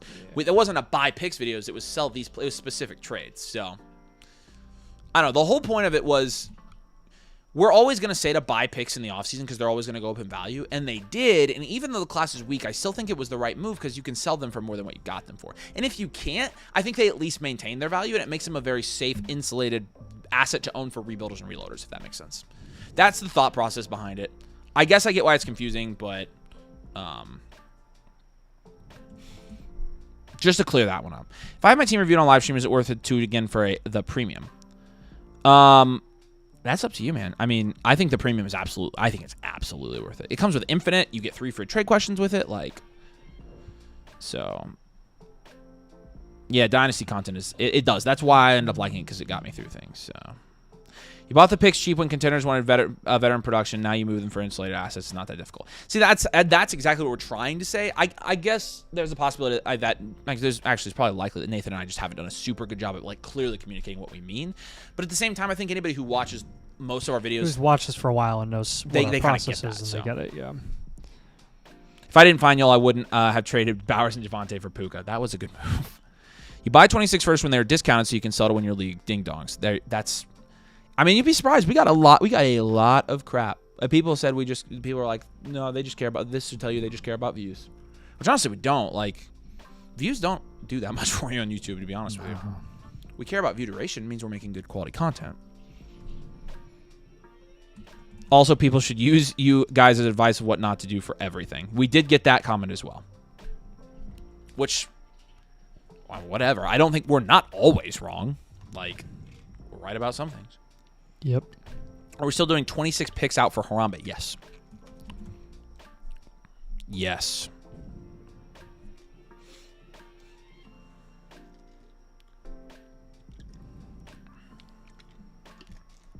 I don't know if you were saying that, Jack, but if you're saying that, I mean, if you're saying that people should use our advice as what not to do, we get that one a lot.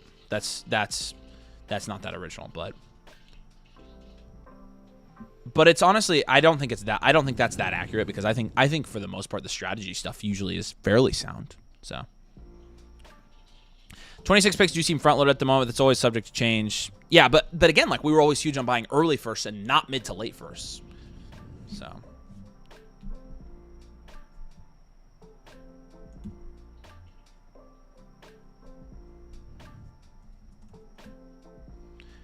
So Derrick Henry, Devontae Adams both go back-to-back here. I love Adams at this price. I like Addison at this price, and I don't mind Shuck here either. There's some gems here, I think, in this like 7th to 8th round range that you can really pick out. I'm gonna see if they pop up here pretty soon. So even NFL GMs get things wrong, but get one move right, so they're smart. AKA Brandon Bean. There you go. Mm-hmm. I think the issues Discord showed me as a mother flocker, not domain mother flocker. That's really weird. That is odd. They're trying to say use you guys' advice, not exactly what to do. Use your own head to make decisions. Which I would tell you that myself. Like, actually, most of like YouTube, like, I think it's less like do this exactly and more. I mean, it's an entertainment product at the end of the day. Like, we're making videos because we like to talk about Dynasty and because you like to listen to people talk about Dynasty, not to tell you here's exactly what to do with all your Dynasty teams. Like, what's the fun in that? They're your Dynasty teams. But it doesn't mean that there's not accountability for us missing on takes. But at the same time, like, people, you miss on a take, and it's like, oh, these guys missed. Like, they're like it's, we don't care. Like, we're not afraid to miss on takes. I'm not afraid to be wrong. Yeah, I'm wrong a lot. Say we care when we miss on takes, but we definitely do. We care because we want to bring you quality content. Not because our egos are huge. Like, we don't care. I mean, a lot of you guys are much better Dynasty players than we are. A big part of the way that we bring you quality content is by caring when we're wrong and acknowledging that we're wrong. Like, acknowledging that we're wrong. The reason I haven't gone there with the 26 first is like because I just feel like maybe we didn't communicate it well enough, because it genuinely like wasn't. I don't know. So I genuinely don't think that was one where it's like, well, we totally missed. I mean, I do vividly recall saying, like, we'll let the 26 class sort itself out once we get to that point. But once we get to that point, the picks will have already gained value, and then we can decide what to do with the picks. Yeah. At a higher price than where they were being priced 9 months ago. Yeah. So that's yeah. So I don't know. I'm having the same issue accessing the domain league link as Nagasuma. Open up a ticket in the Discord, in the side issues of the Discord, and tell them that your Discord roles aren't right, that you should have domain mother flocker roles. So yeah, thanks for coming to our TED Talk. But I did want to try to explain like what the thought process all along was. Like, I successfully used that strategy in so many of my leagues. I did buy 26 first, and I moved all of them. And I got out on them, I mean, a lot better than I got into them. I got them cheap last year. But there are plenty of other takes you can look at. And it's like, yeah, they did not hit on that take. Trust me, we know. They're everywhere. And James Cook was a perfect one. I mean, the James Cook sell take last year it just aged atrociously. Like, we totally missed on James Cook.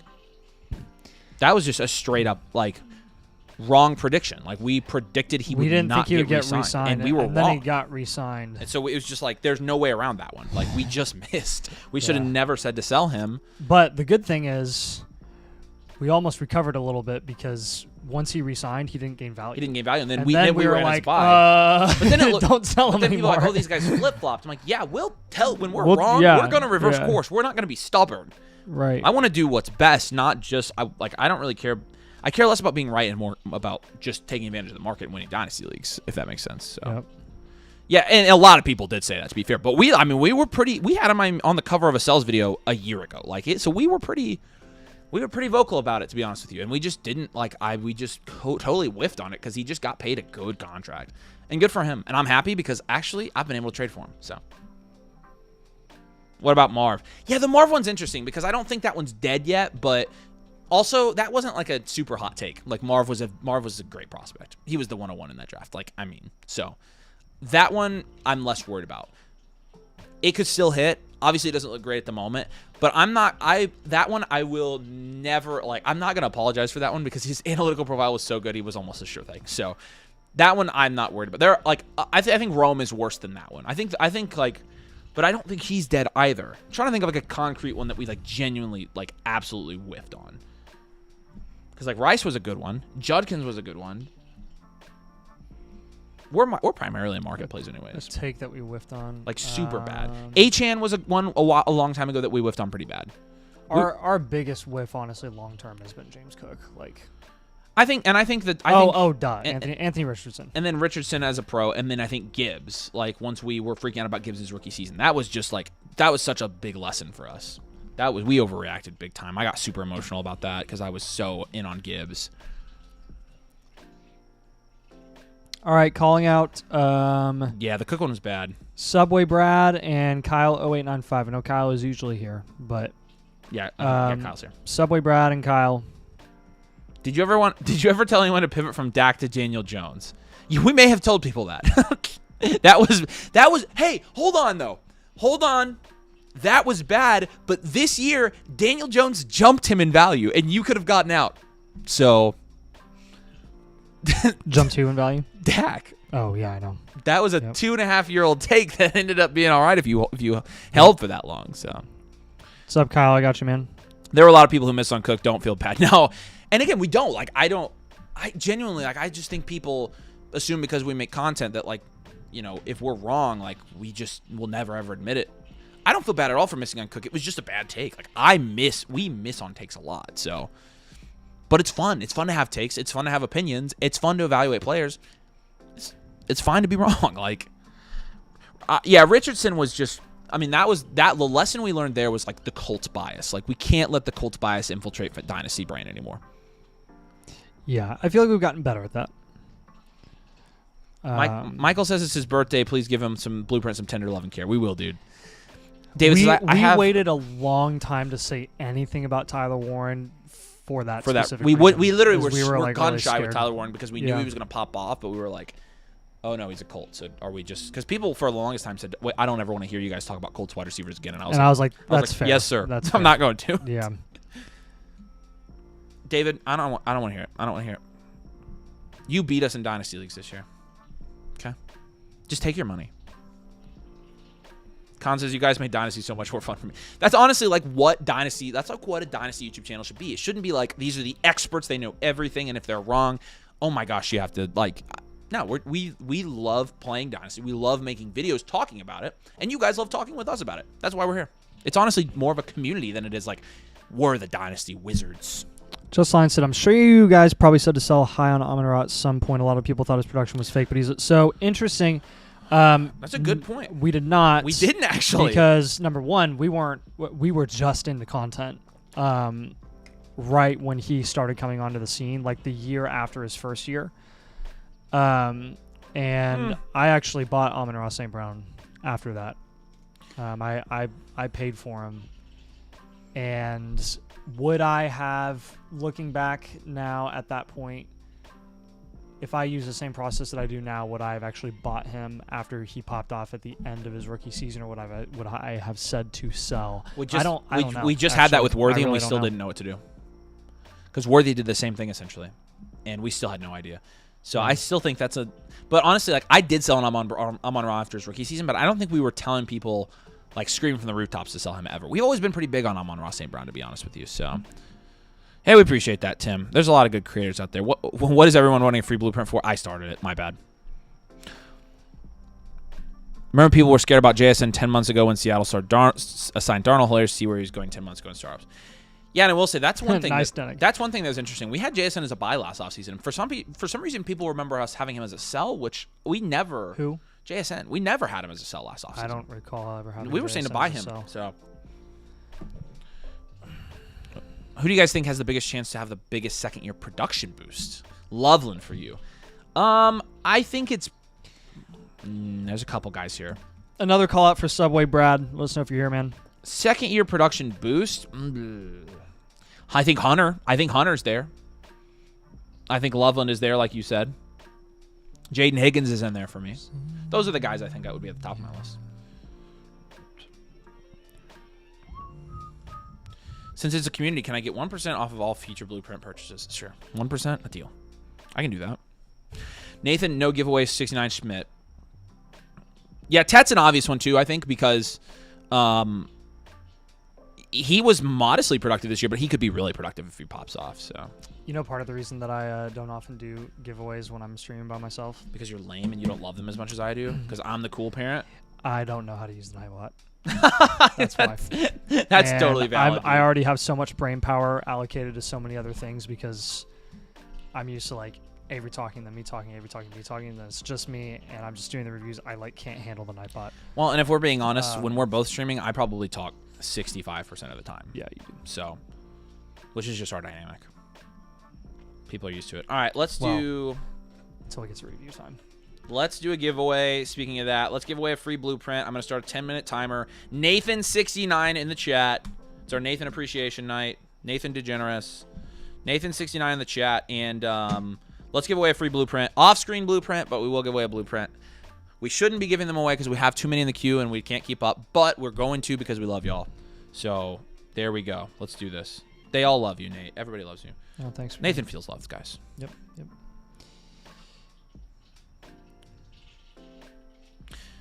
There we go. Yeah, Nathan69, free team blueprint from Domain. Free to enter. You just have to be subscribed, and you have to have a Flock Fantasy account with code Domain. You can create a free account at the link at the pinned comment, so don't have to pay anything. It's a free giveaway. All right. Good. Let's keep going with this draft. Yeah, keep getting it in, guys. We've got 30 people in right now. Pretty good odds. Keep going. Appreciate you guys. Love you, Nathan. Happy birthday. There you go. From Denick. Love you, Denick.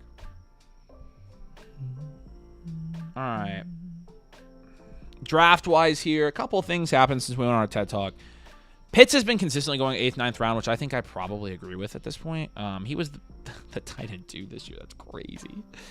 That's crazy. I love Manungai right now at his price. I really like taking shots on him. He's risk-free. I don't mind Jaden Higgins at his price as well. Xavier Worthy I'm kind of out on, but these picks... I mean, that's the 104, 105, 106, 107, 108. This is the 109 here, so we haven't had the 110 yet. I think these late picks are being valued accordingly now. I think we're in a good spot with this one. So, but it's crazy. These are the level of guys going around first. Like, hypothetically now, again, that's the 109. It's 104, 105, 106, 107, 108, 109. Yeah, we're at the 109. These are the guys being valued around the 109 right now. Sutton and Swift and Higgins and Pittman and Godwin. Like, these guys are worth first according to this draft. So it's such a weird market right now. And Michael Penix goes there even. Oh, there we go. Ibuka feels like he's going to have a similar career path to JSN.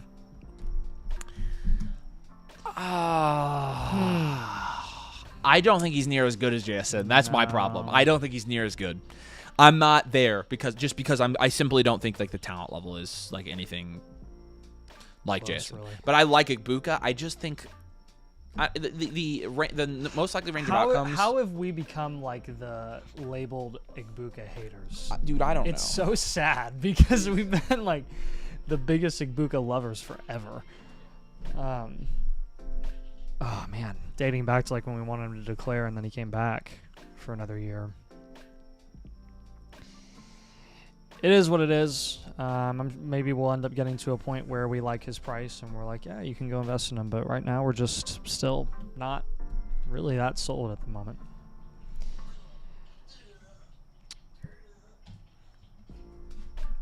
Where do you think Mendoza will go in rookie drafts? Probably no earlier than the 103. Where we are comfortable with him going is like 105, 106. In theory, at the moment. Oh, a flying ant just flew on my screen. A flying ant, huh? Ibuka just feels like he'll be a wide receiver 2 for 8 years, which is still a great player to have. Yeah, solid, it is exactly. But my point was like that's why he's got to finish as a wide receiver. You know, so I think it was somebody said Ibuka, yeah, just line says I feel like you can buy low. I don't think you're buying low. I think if he is a wide receiver 2 for 8 years, he'll be going in the 5th round which is perfectly valid price, but I just don't think if he's a wide receiver 2, he's not going to go third or second round. So, are y'all out on Matthew Golden, or do you think taking him in the 9th is worth the upside shot? I'm out on Golden personally. Nate? I don't really care for Golden, one way or the other. If you want to hold him, it's fine. If you don't want to, I don't like. I recommend him. Did the camera freeze? As a guy to package and up tier all the time. Can you? Oh, can you guys can still hear us, right? Okay, stand by. Boop. Oh, you were freezed. Oh, don't worry, we will fix. And wow, look at that side wait profile. for it. Ta-da! There we go. We're back. Good Thanks, job. guys. Yeah, we're at the gimpy setup because we're on the road. So I froze the camera. Yeah, I mean, an sorry. upside shot in the 9th, I don't think is that bad. Oh yeah, this is our hotspot on the table. It shouldn't make a difference, but there you go. Take it out of the shot for you guys. We should be good. Emeka, Devonta Smith, Ibuka. That's honestly not a bad take, and honestly, that's why I don't think he's a buy low. And that's why we said if he's at second or third on prices, he was a sell, actually. So Gadsden should be a massive buy right now when you look at McDaniel's history with tight end usage. From Alex. Nathan, what do you think of that? Yeah, I mean, I'm not anti-Gadsden. On a good number of teams, we'll have you guys hold on to Gadsden. For some rebuilds and reloads, it's like, depending on what price return that you can get for him, like I would rather take a shot on a value upside running back or wide receiver instead, just because of the market value tendencies of wide receiver and running back over tight end. But if you want to hold on to Gadsden, like that's fine with me. I don't have any issues with him. Does Pittman stay at Colt, or does he get cut as a cap casualty? I like his value right now. I honestly don't know. Really don't know. Really don't know. And I don't think his value is bad, though. I think you're right about that. So, sold Golden in a 4th for the 2-8 if that tells you where his price is this offseason. I don't like Golden. I don't like the second round. So, like, yeah. I feel like you could have gotten more. But maybe not, because Golden hasn't even gone in this draft. And I don't think he should go yet. So, yeah. I don't know. I'm not high on Packers wide receivers. I'm not high on Golden as a prospect. I took him in the Flock League. I traded him. And, yeah, sold Golden, Reed, and Stroud for Purdy and Flowers. That's a great trade. That's a great trade, man. Thoughts on Ramondre? Feels like he could be David Montgomery light next year. You are onto something there. I think Ramondre is a sneaky contributor next year in fantasy football because people are going to be all on the Travion Henderson train. Alex says Pittman's getting cut. Makes 0 sense for them to keep him if you look at the contract. You're probably right. I've looked at it, and it's not pretty. So Golden did go. I could see them restructuring his deal if he wants to stay. So Golden is going around the late first range. So that's why I think you could have gotten a little bit more, but yeah, still. Yeah, thank you for pointing that out. I missed that. I didn't see his picture. That's why I was confused.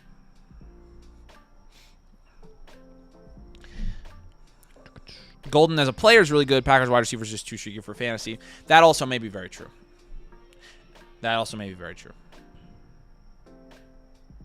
QJ, DJ Moore. Moore had a touchdown in the playoffs. A couple, I think. Stafford, I still like taking the shot on. I do not think he's going to retire. Man, he has played for a long time, dude. Wow. That's a crazy one. All right, we're getting towards the end of the 10th round.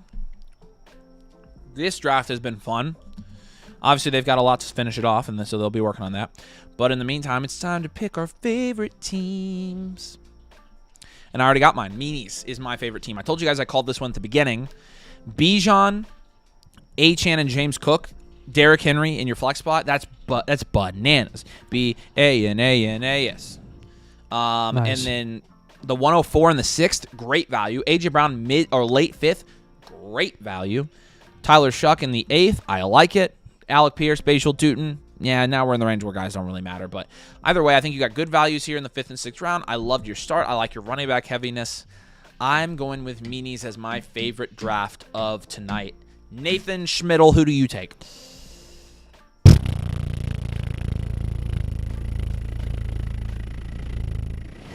That's me thinking. How do you like that?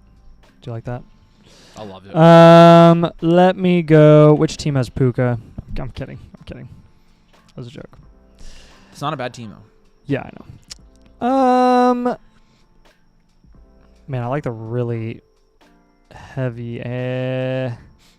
Oh man, you couldn't really ask for a better start than what Filthy C had. Agree. Garrett Wilson in the 4th. Ladd, debatable reach in the 3rd, but honestly, I don't blame you with McDaniel right now. Chase, Tet, and then you go running back, Chase Brown and Walker, and then you go Darnold. Penix QB's a little bit shaky, but yeah, I don't mind it. Yep, I was looking at that one too. I like both those drafts. So, and again, I like a lot of these. I like Team 12's draft here. Honestly, I don't think anybody here had a bad draft. There's not a draft I dislike here. So even though that one's my favorite, it doesn't mean that the rest of you guys didn't do well, because I think actually everybody did pretty well in this draft. I actually really like a lot of these teams. So, and I like a lot of you guys. So we appreciate you dudes. Good luck with this league. It should be a lot of fun. And yeah, it was very fun to host your startup. It was a very entertaining one. Some interesting picks here in this one, I will say. So, yeah. All right. I'm going to get my stuff together. Let's pivot over and let's start looking at our team reviews again. Okay, so let me take a look at our queue. I have not looked at it in a minute. So let's make sure if we have any trade questions, we can answer those. We do have some trade questions. In terms of, we do have a couple premiums. So yeah, again, if you want to get your team reviewed, we're gonna do as many as we can tonight. We'll be streaming for you for quite a few hours here. We'll do as many as we can. And Blueprint premiums jump the line. You're almost guaranteed to get yours done tonight as a premium. Any live blueprints or anything like that, we're gonna get through as many as we can, of course. Probably going to have to add a stream, I'd say, next week to keep up with demand here. And so we will be doing that as well. But the link to get your team reviewed or submit a trade question is posted there in the comments. We appreciate all your support, and we want to try to help you guys and also give you a good product here. And so that's what we're going to do. Let's do some trade questions here. Fire Eagle, 25. The 107 and the 207 for the 102. That's easy. We're try to up tier from Devonta Smith's. No, if you can just make this trade, I'm just making this trade. This trade's not close. So I don't mind the Devonta Smith up tier idea. You would be getting Tyson at the 1-2, and that helps. I'll try both, see what deals you can get done for Devonta Smith, but I just love the value of this deal so much. It's isn't even close. Take this deal if you can get it done. Misfits got one too. The 102 and 103 for the 101 and a 27 early mid first. Yeah, look, if this is really an early mid 27, I'm taking this all day. All day, day. Original Eric, the 208 and Trey McBride trading away for Justin Jefferson and Sam Laporta. Yeah, I would take Jefferson here pretty easily. Yep. I like that, Eric. Cards fan, let's picture the 1-9 and 110. So the 1-9, 110, Kenneth Walker and Kyle Pitts for Brees and Marv. So Kenneth Walker and late first for Brees and Kyle Pitts. Yeah, Brees and Marv here. I like this deal a lot too, Cards fan. And then Top Shamrock here. The 106, the 201, and Jackson Dart. Or Roma Dunze and then 27 early first. If this is really an early first, I'm probably fine taking this. It's like the 106 for Odunze and then the early mid 26 for Dart. I think it's fair at best. I think you probably want to. I don't think you need to probably send back the 201 here. But I think this is fair. Our upgrades premium from annual renewals live. I don't think we're going to have room to do those tonight, Opticlone. If you save it and you catch us in a time where we're a little bit less slammed, we could potentially. I don't think we have time to do that tonight, though. Sorry. All right. Otherwise, all of our renewals would do that, so. Dart side, dart side, dart side, dart side. Yeah, okay. So the side he'd be trading away. Yeah. Okay, that's what I thought. I tend to agree with that. I like Dart. Okay. Let's do this. Let's go. And again, the other way to jump the line, if you'd like to, is any new members with the annual Mother Flockager with code domain. We will prioritize as well. So, okay. Which one do you want to do first, Nate? You're the Qs are right now. Gotta do the premiums. Yeah, we gotta do the premiums first. All right, so Roddy, is that our first one? No. Flopped. Yep. Flopped is our first one. All right, Flopped, new member, premium blueprint, man. We appreciate you, dude. I got to get this stuff pulled up, so get your value share and stuff. Bum. Oh, giveaway real quick. Winner of the free Bloopy is Kearney Coriel 707. Congratulations. I'm sure I butchered your name, but you won the blueprint. So appreciate you, man. Send us a message on Discord or open a ticket in the domain blueprint help tab for this. Okay, let's do this.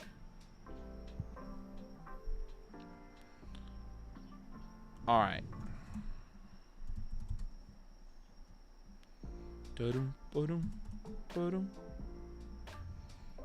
And this is flopped. Farmer Fran and Company. Say hey in the comments, man. We appreciate you, dude. Welcome. Super glad you're a member. We're going to go ahead and do a premium here for you. You went 4-10 because you elected to tank. Didn't see way in the playoffs. Got the 101, moved it with a 27-second. Should be late for Bijan. Great move. Sold Tet and the 2-1 for CD. Great move. Unfortunately, traded for Stroud. Sent Woody Marks 27-second and 212. Also a pretty good move, actually. Hope you figure out in the playoffs, but he didn't. I still think you got good value there. Farmer Fran and Company, third in the flock power rankings. But I am going to pull up your value share on our end and tell you kind of where we have you. So if you could... Flopped. I miss Scott right now. I miss him. Okay, can you do the... What's the team name here? Farmer Fran and Company. Can you do the grading, please? And then I can do the rest. Yep. I gotta put the grading down. Okay, here we go. I can. All right, here we go, man. Appreciate it. You'll start by grading out your team here, and then I'm going to give you all the infinite analytics, too, behind this. All right, so production share is going to be 7.3%, which is 9th in your league. Value share is going to be 10.4%, which is 3rd in your league. Better. Quarterback is going to be Lawrence and Stroud. I'll give you a 6 there. Bijan, Harvey, Charbonnet going to be a 6 as well. Chase, Lamb, Igbuka, and Higgins will give you an 8. You got Chase and Lamb, and then Ferguson will be a 4 at this point. Draft capital, no picks in 2026. You got your first next year. I'll give you a 2, no second, just a 3rd and 4th. Bench, going to be a 1 here. Overall grade 5.2. You're about in the 59th percentile of team blueprints that we see here. Build percentage, standard value, well-rounded. The most common archetype, value and roster archetype combination that we see by far. About 12% of teams that we do are standard value, well-rounded. Contend is your 2-year outlook. Okay. See the analytics. Yeah, so looking at how your value is broken out here. You saw probably on today's video, if you've watched it, that our best teams that we see are about 40 to 50% wide receiver. Our value proportion graph on the premiums, by the way, now include draft capital, so you have to do a slight adjustment there. But 48% of your value at wide receiver here is great, and then your second biggest being 28% at running back, and then 17% and then at quarterback, and then a little draft capital and a little tight end. This is exactly how I like to build the Dynasty team. I really like this team. I love, obviously you're a little bit top heavy at running back, but I love that you have multiple good wide receivers there. Your quarterbacks, obviously we're going to have some pivot options for you as well. But again, you're very heavily invested in wide receiver, and then running backs is your second one. I think you're building at the right positions through the right positions as well. Looking at your value shares for your individual positional grades here, 16% at wide receiver. So you own 16% of the league's wide receiver value here. 14% at running back, and then 7% for quarterback and 2% for tight end. Your average age at each position, you average about 25 years old at quarterback, 23.7 at running back, so you got a pretty young running back room, 24.3 at wide receiver, also young, and then 26 at tight end, which is fairly normal. And our power rankings, we actually have you at 4th in this league, and I think that's exactly where Flock had you as well, and so we're pretty aligned. They had you at 3rd, so yeah, we're pretty aligned there. Now, looking at your insulation, production, and situational scores here, in terms of insulation and production, this is kind of where I think we have a little bit to work on here, and it kind of tells me that although you are a standard value, well-rounded team here, this is something we're going to have to get up. Your tight end score is really bringing down your insulation. Other than that, your insulation's pretty good. Your production score is a little bit low at both wide receiver and tight end, and I think part of that is because you're flexing Ibuka and Higgins, and then DK is your next guy, so we'll probably maybe work on some depth there. And then, of course, tight end. So I think improving the tight end is going to help a little bit here.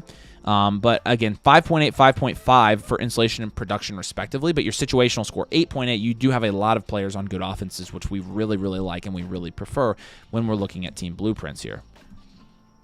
Okay, checking the comments, making sure we're not dead. Cool.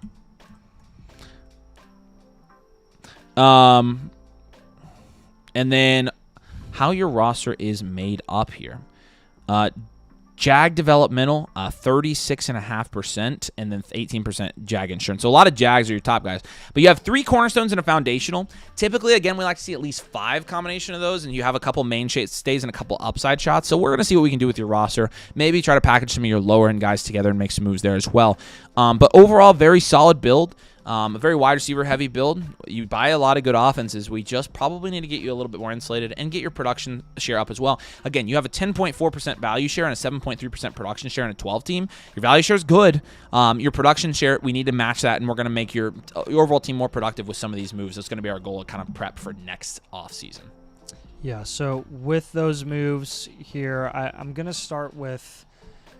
again, right now your last flex spots, your flex spots are Charbonnet and Higgins, and then Harvey is your RB2, Ibuka is your wide receiver 3, Ferguson at tight end is fine, but like you have Colby Parkinson, you have a couple of other guys that you can plug and play. Tight end kind of the last of our priorities at the moment, especially in the off season.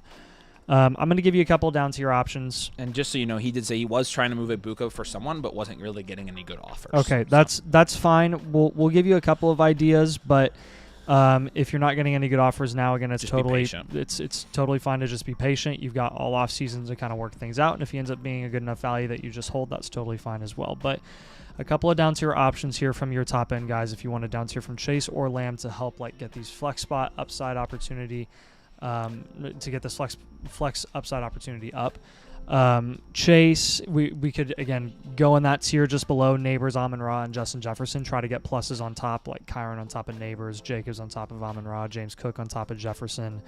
With CeeDee Lamb, again, you're going to be like the London Jefferson tier, which again, that same tier, but like London's a little bit lower. You can get like an Addison or something on top. You can get rookie picks on top of Jefferson. If you want to go like 2 big names that aren't quite, they're more like 2 foundational assets in exchange for Lamb, you could go like Pickens and JT or something like that. Another down tier, I'm just going to get all the down tiers out of the way, with CJ Stroud as your quarterback too. Just get down. At that point, you're essentially fading production upside at quarterback, so then just get Goff, Baker, or Darnold. They're all cheaper than him, and you can get pluses on top of both of those guys. DK with Goff, ETN with Baker. Try Jacobs with Darnold, see if you can pull that off. And then RJ Harvey is your RB2. I don't feel as good about RJ Harvey as I would as Saquon being your RB2, and he's in the same value range as Harvey. Breece Hall is close to that. Cam Scatterby right there by Harvey, if not a little bit lower. With Ibuka, again, Garrett Wilson, Olave, Judkins, a couple wide receivers, a running back as an option there. Just ideas. Again, if you can't do that right now, that's okay. Just be patient. But with Jake Ferguson, he did catch my eye as well, because I do think you're kind of lacking a little bit of depth at running back and wide receiver. I'll give you a couple wide receiver options. Wandell I'm interested in because you think he's going to get extended this offseason or go somewhere else. Alec Pierce as well is due up for an extension. And then Terry McLaurin just was injured this year, and Daniels was injured. They were never on the same page. He missed training camp. He's still on a big deal. I don't really care about the big deal. I just care that he's the top option there for Jaden Daniels right now, and he's probably going to produce next year. And people will realize that the closer you get to the start of the season, and you can sell him at a premium before the season starts, or keep him as a contending team in 2026.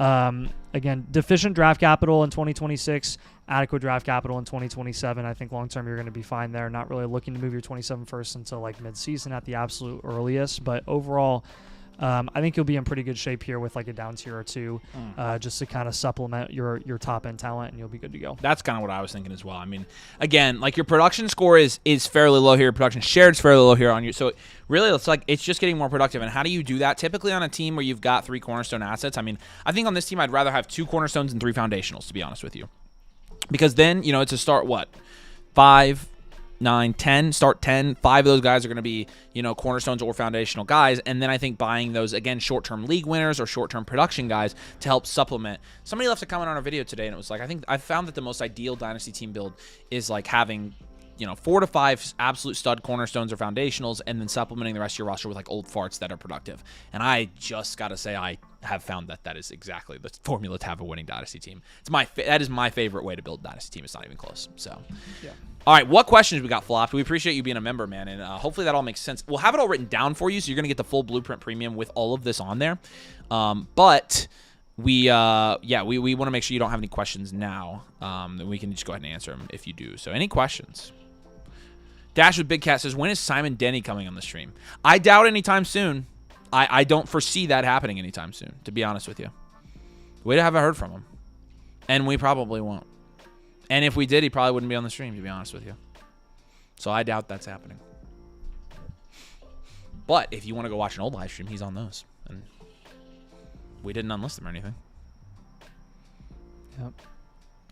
Yeah, Flopped. Any questions, buddy? I'm going to go ahead and give you a free trade question here. Appreciate you a ton, dude. And again, you've got some free trade questions with your membership. Actually, you're going to get 3 more free trade questions on top of this as well. So, yeah, should have plenty of access to us if you need advice. But, yeah, we appreciate you, dude. And let us know if you have any other follow-ups, and I'll be looking out in the chat for you right here. Is Devontae worth going after in one of these down tiers? 100%. Yes, yeah, again, absolutely. the short-term league winners are the best players to own as contenders. So, David says that's a throwback. That is a throwback. I know you had to have been watching a long time to know who Simon is. There used to be 3 of us. There used to be.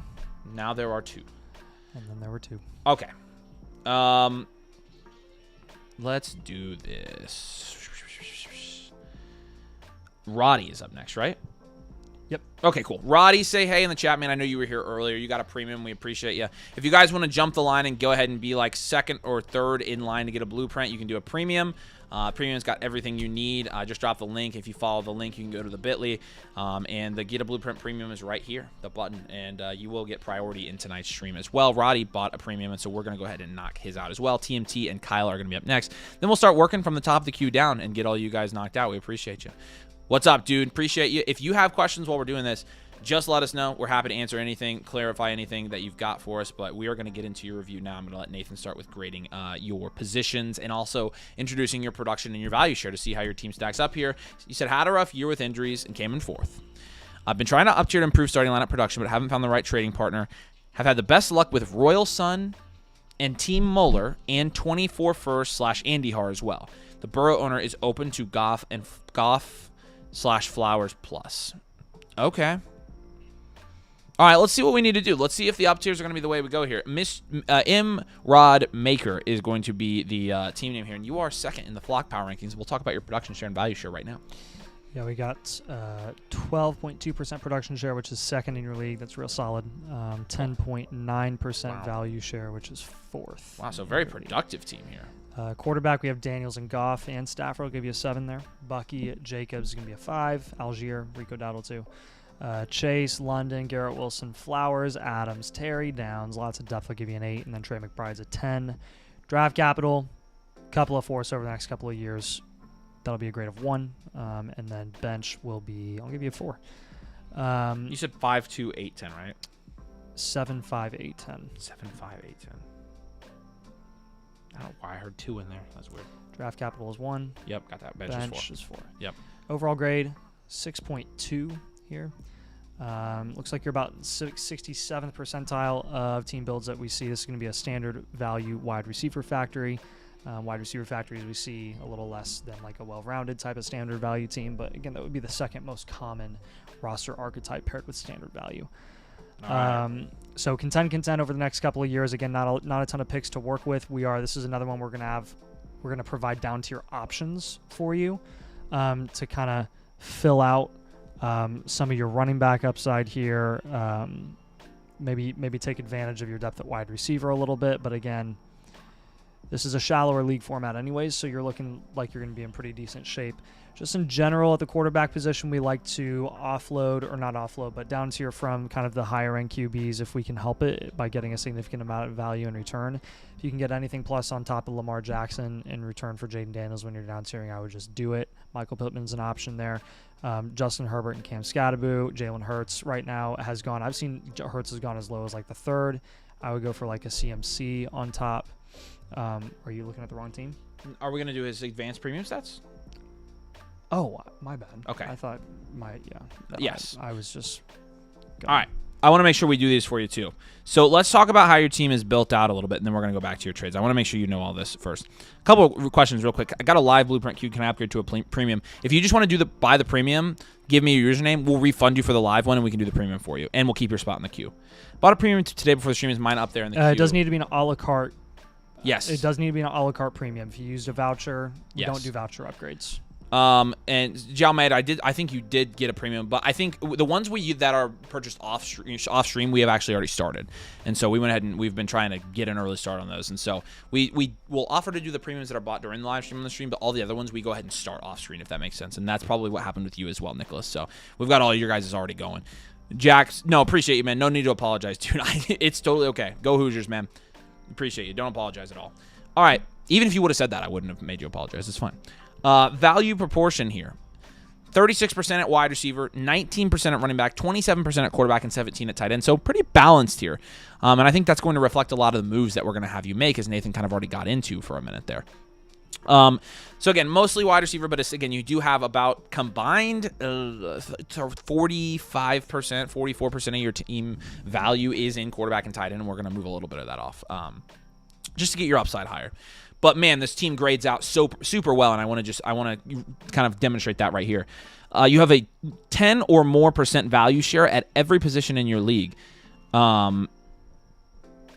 This is the right team, right? Mm-hmm. What's the team name? It's Imrod Maker, isn't it? Yeah. I was looking at the wrong team. My bad. There we go. Okay, still the same, though. Actually, very similar build. 47% of your value is in wide receiver, though. 12.9 is in running back, and you do have a lot. It's roughly 40% of your values in tight end and quarterback, and not 45. And your running back is about 13%, so a little low at running back, but a lot in wide receiver. Your value share at each position. You have 25% of the tight end value in your league, having Trey McBride. You've got 16% of the wide receiver value, 7% of the running back value, and 9.4% of the quarterback value in your league. So pretty balanced there. But this team really does grade out fantastic, let me tell you. It grades out really good, and I want to kind of get into that now. Your overall grade is 6.4, but when I'm looking at your three factors here, insulation, 9, 5, 8, 10, 8 total insulation score, 8.8 total production score, an 8 or higher you have an 8 or higher at every three factor for every position except your running back insulation. And the reason for that is because Bucky and Jacobs are a little bit less value insulated. Every other three factor you are 8 or higher. That is a magnificent stat. This is honestly a very freaking well-built Dynasty team. I love this roster. We obviously have some moves for you, but I'm just telling you right now, this is just a really, really well-built team. And your three factors are flawless on this team. So that's awesome, man. So good job. Hats off to you. Your quarterback average age is 28. At running back, it's 25. A little bit older on the running back side. 24.8 at wide receiver, which I'm more okay with that because they're wide receivers. And then 26 at tight end, obviously, with Trey McBride and Jake Fergie there. We have you at third in our power rankings, which I'm surprised you're not first. But again, the 10.9% value share is fourth in your league, so it does kind of reflect that. I just love your flex spots here. I don't think you have the most value, but I think your starting lineup is absolutely dynamite for this team. You don't have a weak spot in your lineup. You're flexing who? Flowers and Jacobs, and that's it, right? Does this league even have flex spots? It looks like it's... Yep. Yeah, oh, it does. Okay. It looks like... I thought it was two... It does. Okay. I mean, but it would be Flowers and Wilson and Jacobs and Goff, obviously. So this is really nice here. So your three factors are fantastic. Your roster makeup... Your highest category is cornerstones because you have 4 cornerstones and 2 foundationals right in that 5 to 7 range we want to see. Congratulations. Very solid. 17.4% of your roster is cornerstones. Your serviceable players, you've got a number of those as well. You've got Tyler Algier on your team. You've got Josh Downs on your team. And you've got Alvin Kamara on your team in the serviceable category. Your 2 foundational players are Garrett Wilson and Bucky Irving. You've got some productive vets on here with Josh Jacobs and Jared Goff. A great mix, a great portfolio for a contending team. I love how you've built this team. I really, really do. Nate's going to start giving you some moves here, but I just got to say, man, there are some of you guys have really good teams and really a lot of value and a lot of production or whatever. I just like this team. I just really like how you've done this. So my hat's off to you. I'm kind of in love with your team. I want this team. So can I have it? Yeah, sure. Well, I guess it's not mine to give, but yeah, looking at some of the moves that can again kind of I'm going to relay out all the moves that we got for you here. A couple of down tier options from your quarterback to get you extra value to potentially make up tiers to improve your flex spot or your running backs at some point in time. But the Daniels down tier, again, right now, if you can get anything on top of Lamar, I would go for it. If you're going to go further down than that, like Herbert, try to get Scatterboo on top. Hurts right now going pretty late. I would get like a CMC on top, just essentially like a league winner that you can have at the running back position that people aren't going to want because of the touches, and I understand. Just let CMC down on your roster if you can get him for a decent price. Chase and London, a couple of other candidates that you could look there. And again, same sort of theory here. You're going Cornerstone plus from Chase. So Jefferson plus BTJ, HM plus. It'd be like HM plus Olave. Pickens, JT if you're going to go multiple foundational. London a little bit to a lesser degree like an Olave plus Harvey. A Pickens plus AJ Brown. A Judkins plus Marv. That type of thing. But with your pivots, here, I would look to potentially move off of Bucky Irving. James Cook and Bucky going very close together. We prefer James Cook right now. I think he's a little bit safer long term. Judkins, Breece Hall, some other running backs in that value range. And another thing to look into is if I saw this in a blueprint today where there was someone in this person's league who was actually really interested in Jacobs to a point where they were willing to overpay. If you have someone who's willing to overpay for Jacobs and give you a Scatterboo or a Saquon or a Kyron, I would just go ahead and do that. It's not always going to be the case, but for your team, you do have quite a bit of volatility at running back. Jacobs, I really prefer at this point as an RB3. It's only factor that's low is his running back installation. I would rather my RB2 be Scatterboo, Saquon, or Kyron before it was Jacobs. Pivot from Josh Downs at the lower end if you want to get some upside shots here. Bashal, Tutin's an upside shot. DJ Moore, kind of a productive vet who hasn't really been productive this past year. And then Chuba Hubbard is another guy to look into as well. I know that's a lot of names. It's a lot of moves, 6 moves. We're going to have all these on the blueprint for you. We'll get it sent to you within the next 24 hours. But do you have any immediate questions on those types of moves for this team? Yeah, this is over. I mean, again, I'm just gushing. And he did say, he said a lot of his builds thanks to us, which we appreciate that. But you made the trades. You built the team, dude. It's your success, and I just love it. I like it. I just like it. I think the only thing here is I'm looking at is like, yeah, maybe you could have a little bit more depth at running back and obviously a little bit more insulation. But outside of that, man, like. All right, not Luck, just Bucky calling you out if you're on the stream today. Yeah, man. I think he is here, but we'll double check. Any value in adding or in considering a Flowers plus a wide receiver depth for a higher end running back? Like my build, hoping to keep generally the same. Yeah, because you could do that because then you're putting Devontae Adams in your last flex spot, right? So I'm honestly, you could do that. And if you want to flex a running back instead of. Yes, actually, I would do that because then I would rather like rotate in like Adams as a permanent starter, Wilson as a flex spot that's matchup dependent maybe, and then if you have to have another flex, you're flexing a running back instead of. I'd rather flex a running back than Flowers. The down tiers on this type of team are kind of a turn right to go left type of theory where it's like, currently your starting roster looks really solid, but I think we can get it even better, and we don't necessarily have the depth beyond your flex guys to package players to improve those unless we do down tiers somewhere to then improve those after we get that extra value. I love Daniels. I would love to hold him. I think he'll bounce back this season. Yeah, the main reason that we would always recommend a Daniels one here is because even if he does bounce back, the value upside is not crazy high in terms of he's already valued and he went in the mid-first today's startup. So even if he does bounce back, he's just going to maintain his value. Maybe he'll go up a little bit in value, which is fine. There are other rushing QBs that are cheaper than him. Bingo. That's exactly right. Like we think you can take advantage of that level of production at a cheaper price and then move and then help your running back room a little bit, for example.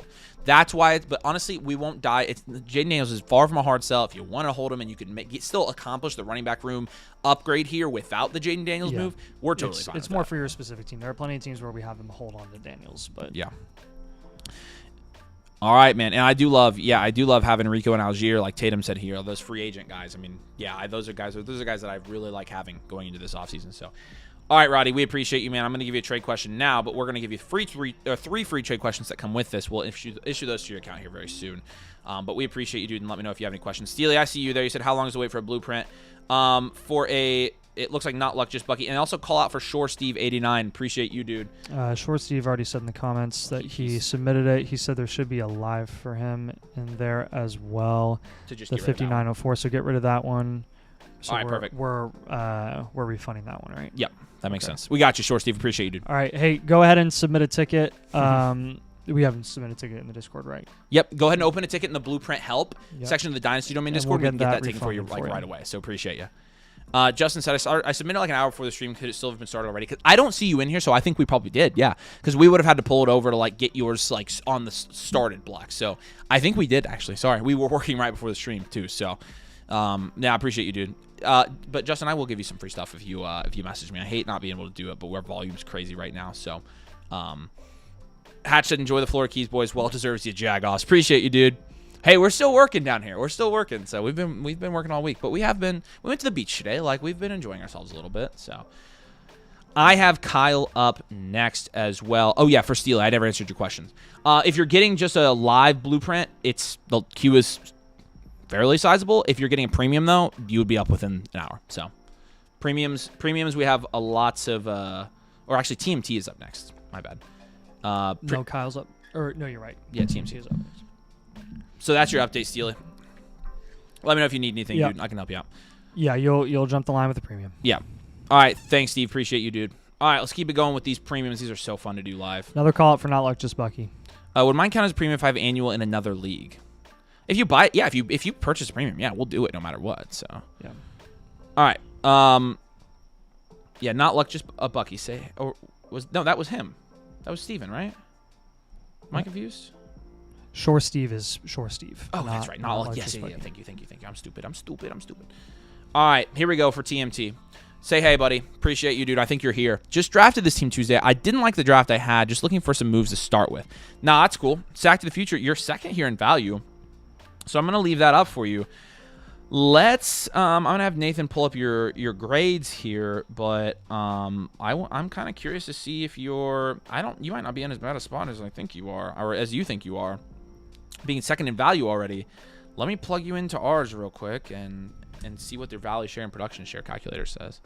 That was the team name on this one. Sack to the future. Sack to the future. Okay, loading it up here. Nathan's going to start with your scores. I'm looking at your team now. Okay. It's so even out of a startup. Like your production share and value share is right at the 8 range, which is where you'd expect it to be, right? And so no reason to freak out yet, I don't think. But we're going to go ahead and start grading this out. We can definitely start giving you some moves to make, though. I think it's never too early to start making moves like this. So let's freaking do it. Yeah. So 8.7% production share, which is 5th in your league. Value share is 8%, which is right at average out of a startup. It's going to rank out as 9th in your league. But it's probably within 1% of everybody. Within less than 1%, I would say. Yeah. So you're like, that doesn't necessarily mean anything yet. Yeah. Quarterback in this is a super flex. Yep, it's domain rules, I think. You've got Bo Nix, which is going to be a 4. You've got Omar Hampton, Chase Brown, Derrick Henry is a 7. Yeah. Jamar Chase, Garrett Wilson, J-Mo, Michael Wilson, Terry McLaurin, Terry McLaurin is going to be a 7, and then Kyle Pitts is a 4. Draft capital, no first this year. You got a couple seconds, and your first next year is going to be a 3. Bench will be a 1. Overall grade looking to be a 5. About 55th percentile, pretty average for, again, out of a startup. For this team, standard value, well-rounded. This is, again, about 12% of teams that we review, which is quite a bit, have standard value, well-rounded teams. Sweet. All right, I'm making sure everything's right on the screen for you. I miss Scott. And I'm going to talk about your advanced analytics now. It's my freaking favorite. I love doing this. All right, here we go. Look at this team. Let's do this. So, 47% of your value is in the wide receiver position. I'd love to see that. You've got Chase, Wilson, J-Mo, even Michael Wilson on there. But again, a lot of wide receiver heavy teams here. Right out of a startup, I like this startup build. Wide receiver, 47%. Running back, 26%. And then that quarterback and tight end and draft capital make up your other roughly 25%. Perfect. I love how you've allocated your value here. And I actually really like your roster out of a startup. You're definitely contending, as Nathan said. Now, we're looking at your value shares or at every single position here. You own 4% of the quarterback value in your league, 10% of the running back value in the league, so above average there, and above average at wide receiver at 12% of the wide receiver value, and then 4% of a tight end. This is pretty much exactly how I would draft in a startup. If I'm going for double-digit value shares at any position out of a startup, I'm going for it at running back and wide receiver. I think you invested in the right positions, and I think the picks you made were good picks. Like, you took Chase and then Hampton and then Nix and Garrett Wilson and then Chase Brown and Jameson Williams, Derrick Henry, Kyle Pitts. I like it. I mean, I'm a fan of your team here. You're contend. Your average age for each of your starting positions here, 25 at quarterback, 26 at running back. You've got an older running back room relatively with Montgomery, Mason, Henry, and Chase Brown. Hampton's going to be your anchor cornerstone there or whatever. 25.8 at wide receiver, a little bit older on the wide receiver side as well, and then 25. So it is an older team, and I think that's what's going to be reflected here in your your insulation score. Your insulation score is a 5.8. It's decent at running back, wide receiver, tight end. Not a super high insulation score at quarterback, and part of that is because you really only had one quarterback out of this draft. That's kind of the one thing I think we could have. We'll have to get another quarterback here. Your production score is almost a 7, though. It's a 6.8, and it's high everywhere besides tight end, and we'll get another productive tight end, although Pitts, I think, is a great late tight end. And then situational is really good. You have a 7.8 at situational. You've drafted a lot of guys in pretty good offenses here. Hampton, Jamar Chase, Chase Brown, obviously high-octane fantasy offenses, the Broncos, the Ravens, the Lions. Like, you've invested in some pretty good situations here. Now, looking at how your roster is made up, you have 2 cornerstones and 2 foundationals, which pretty much every roster coming out of a startup is going to have two cornerstones and 2 foundationals, or 1 cornerstone and 3 foundationals. So yeah, you did pretty good there. You've got multiple short-term production guys, which again is going to lend us to say you're going to contend here. Chase Brown is one of them. Derrick Henry and Terry McLaurin are the other 2. You've got a number of serviceable guys as well, which I do like. So again, serviceable short-term production, and then cornerstone, foundational, your top 4 categories outside of your Jags. The Jags obviously are because you drafted a 25 to 30 round Dynasty startup draft. There's going to be a lot of Jags involved in this roster. But I love the short-term production guys. I love the serviceable guys. I love the less mainstays. If I'm going to do anything, I love my cornerstones and foundationals mixed with my short-term league winners and short-term production guys. I love those builds. You did a pretty good job here, man. I really don't have many gripes with your roster. I think we do have some moves here that we could go ahead and start making, though. Some holes in this roster we could go ahead and fill. And if you have any questions while we're giving you these moves, just drop them in the comments. But we're going to go ahead and start looking at what we could potentially do with this team right off the rip here. I think you did good, though. I'm honestly... Yeah, and he said I think the biggest thing is a QB spot. And again, like, you have all offseason, and you could go get Stafford for free. Yes. So, like, I'm honestly cool with that. Again, if you're going to have a position where you have to go get it after the draft, QB is the one I want to do it for. Mm-hmm. I think you did good, man. Yeah, calling out Z Column, by the way, as well. Let us know if you are here on the stream. So... Obviously, it's going to be tough out of a startup for anyone to be able to up tier. So I understand the down tiers for you might take a little bit of time. But we're still going to give you a couple of options there. I'm going to give you a couple of up tier options too as well, though. Because I think a good mix here. Some people will be interested in that. A couple of pivots. So 2 down tiers, 2 up tiers, 2 pivots. Let's start with some of the big boy moves. Let's do a pivot from Chase Brown to a running back that we're a little more comfortable with. Saquon Barkley, Cam Scatterbo. Kyron Williams losing value. If you can get a plus there, that would be awesome. If you want to down tier from Bo Nix, again, to get some extra value, really anywhere. It doesn't have to be 2 QBs. It can be a QB plus something else, like a Dak plus an Adams. You still could use another flex spot guy here. A Goff plus a Burden, a Baker plus, like a Baker even plus a Fannin. That gives you more flexibility to move off one of your tight ends. Yeah, at that point you can sell Pitts, or you can sell Fannin for another position right away. I do have Pitts as a pivot option for you, which is why I have you like getting the Phantom Plus with Bo Nix. Yeah. Like, you move Pitts for ETN, Waddle, or Tyler Shuck. Tyler Shuck would help you with your QB2, potentially. You could also, like, up tier from both your 26 seconds. We don't want your seconds. We have no interest in your seconds whatsoever. Package both of those, get Wandell. Package both of those, get Adams. Package both of those, get Kyler Murray. Any one of those players we're totally cool with. If you want to up tier from even like Monty and Mason, I know that's a kind of a lower end move, but Algier, Bashal Tootin, DJ Moore, Chuba Hubbard, like any one of those guys is totally good with us. Kind of a bigger down tier option, again, if you just want to go like, hey, I've got one of the top 2 most valuable wide receivers in Dynasty right now. He's in a big tier of like 5 wide receivers that we talk about all the time. You can go down to Neighbors or CeeDee Lamb. You can do Tet and Olave plus. You can go Neighbors plus Marv. You could go Lamb plus Scatterbo. Like, those are all options here out of a startup. People are so often willing to pay up even after a startup for. I mean, I've seen so many startups where people will trade up for Josh Allen in the startup, and then they don't have a ton of depth elsewhere. But there are people that do it. So do. Again, 6 moves there. The 2 down tiers from Chase and Bo Nix. The up tiers from Monty and Mason in the 2 seconds. The pivots from Chase Brown and Kyle Pitts. The entire goal here, right, is to improve the flex spot upside opportunity that you have in this league. It's less positional dependent, right? I would like to get a little bit more safe at QB, but don't break the bank for a super high valuable quarterback. Don't break the bank to get a Lamar Jackson to pair with Bo Nix, or even a Mahomes to pair with Bo Nix. You don't need those types of guys. Get a cheap guy, get a Stafford, get a Shutt, get a Kyler, get a Darnold, get a Goff, and we're totally cool with that. So let us know if that makes sense, man. Yeah, what questions do you have here, Tyler? I want to make sure we can go ahead and answer any questions. Obviously, we're going to have all this for you on the blueprint, but I don't think you did bad, man. I personally like this build. I like some of the moves that we have suggested for you. And again, we're going to give you a pretty balanced trading approach here with 2 pivots, 2 down tiers, and 2 up tiers.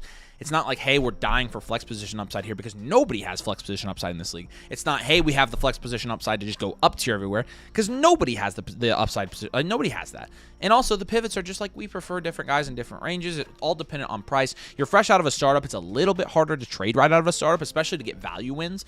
But these are going to be a little bit long-term plays. Now you have a little bit more of a plan for the offseason as you can kind of optimize this roster as you get closer to this season. And I think that's what's important. So, yes, what questions do you have? Corsac has arrived. What's up? What's up, Anthony? Good to see you, dude.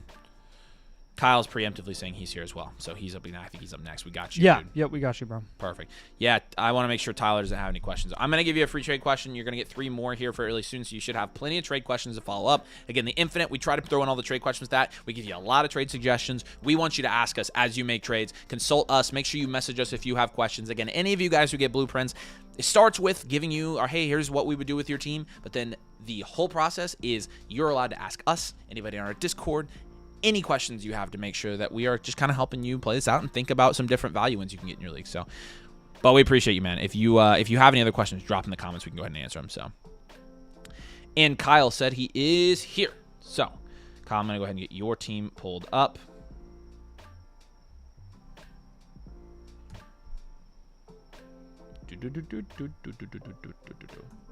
Okay.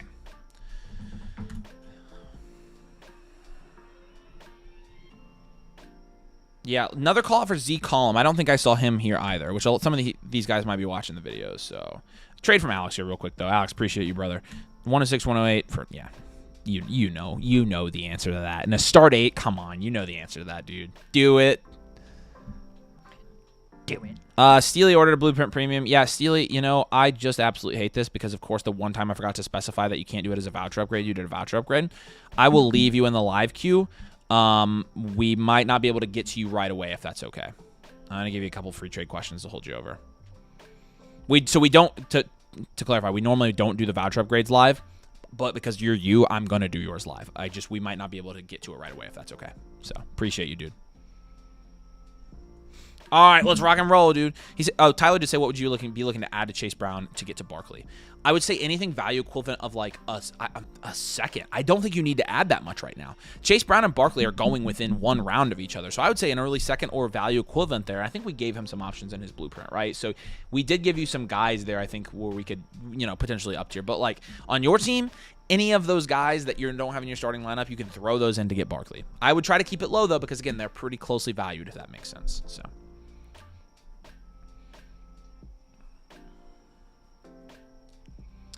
All right, real quick, Kyle. Oh, not real quick, real cool. Do you prefer that trade over the 106, 108, and Waddle for JSN? Ooh. Probably yeah, because you get to keep Waddle. So I probably would do it. Justin did have a question that I want to go ahead and answer here for him, since we didn't get to do his live. Was offered Devontae Adams and a third for the 112. I'm running back needy, and I also in Puka. Would you still take Tay at that value? At that value, yes. I would take Devontae Adams with the 112. Okay, Kyle, you're going to be up next. Honestly, I have no idea how to build this team up more. I finished with the 105, looking to get Neighbors and the 101. And he sent the trade question earlier, and I said it was, like I said, a no-brainer. Thanks, Gaddy is going to be the team name here. The Flock power rankings have you at second. Nathan is going to grade out your team and give you production and value share. Yeah, we got 8.7% production share, which is 5th in your league.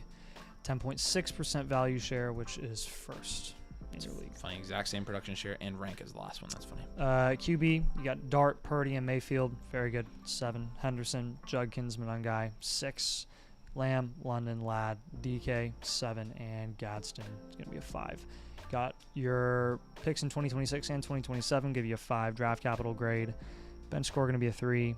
Overall grade going to be a 6. You're about 67th percentile here in terms of overall team blueprints that we see. Again, what's overall? Sorry. 6. Okay. And standard value, well-rounded, contend. Build percentage going up for this one is about 13%. Done a lot of standard value, well-rounded. What's the team name on this one?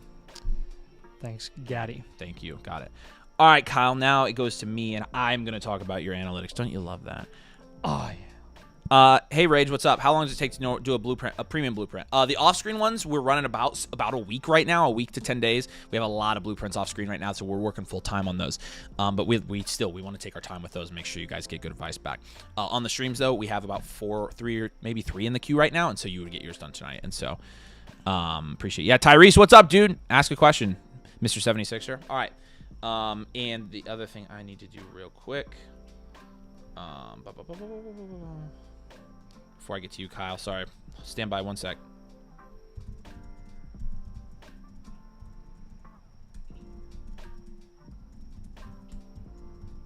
Okay. All right. I was messaging Steely. Okay, so let's talk about how this team is built. 40% of your value is at wide receiver. That includes your draft capital as well. So it's a pretty good rate. You've got obviously CD, Drake London, Ladd, and DK there.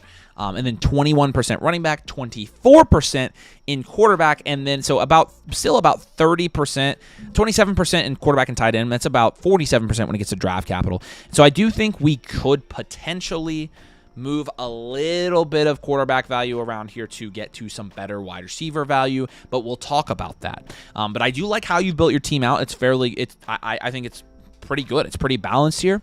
You have a 10% quarterback value share, an 11% running back value share, a 13.5% wide receiver value share, so 10+%, and a 12 team at each of those positions is pretty good. And then at tight end 4%, which I'm totally fine punting tight end in that scenario. You are a contend team. Your average age at each starting position here, average quarterback age is 24. You have 2 young quarterbacks, 22.5 at running back. Obviously, the 2 rookies are your top guys, and then Monungai and Caleb Johnson, 2 other rookies this year, and Ja'Cory Krosky-Merritt. Your top 5 ranked running backs are all going to be sophomores. You have a young running back room.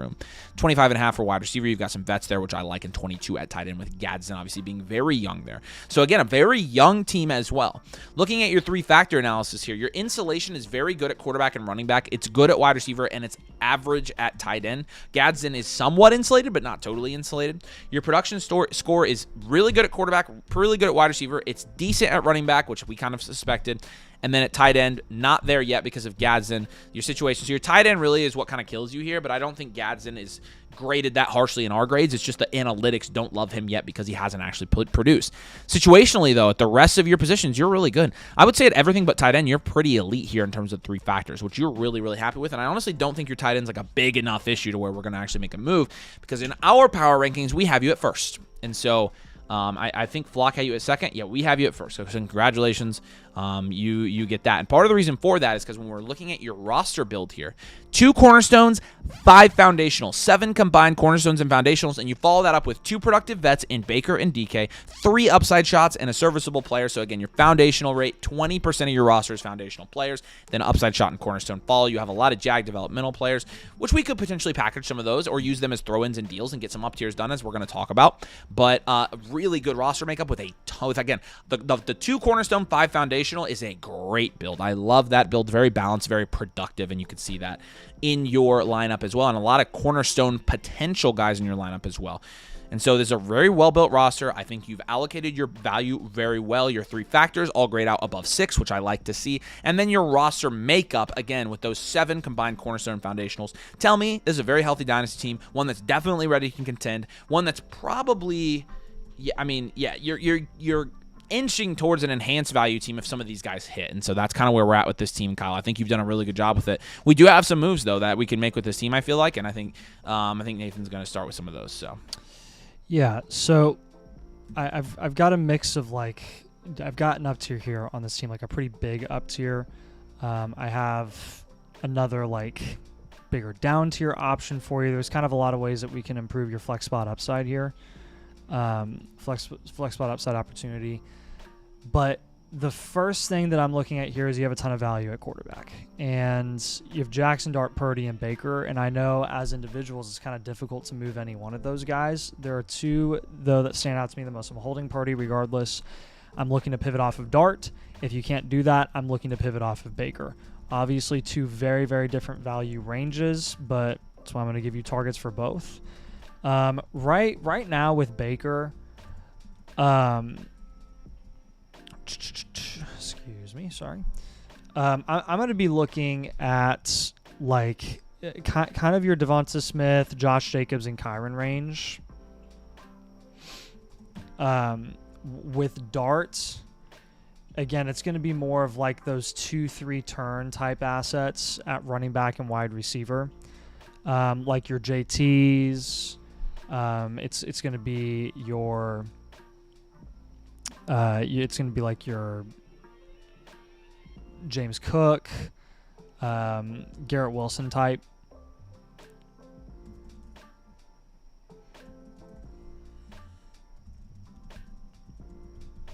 So probably like a Nico even. Another thing that you could look into here is, look, right now your flex spots are Lab McConkey and DK Metcalf. Ideally, I would like to see running back upside opportunity in those flex spots than those wide receivers.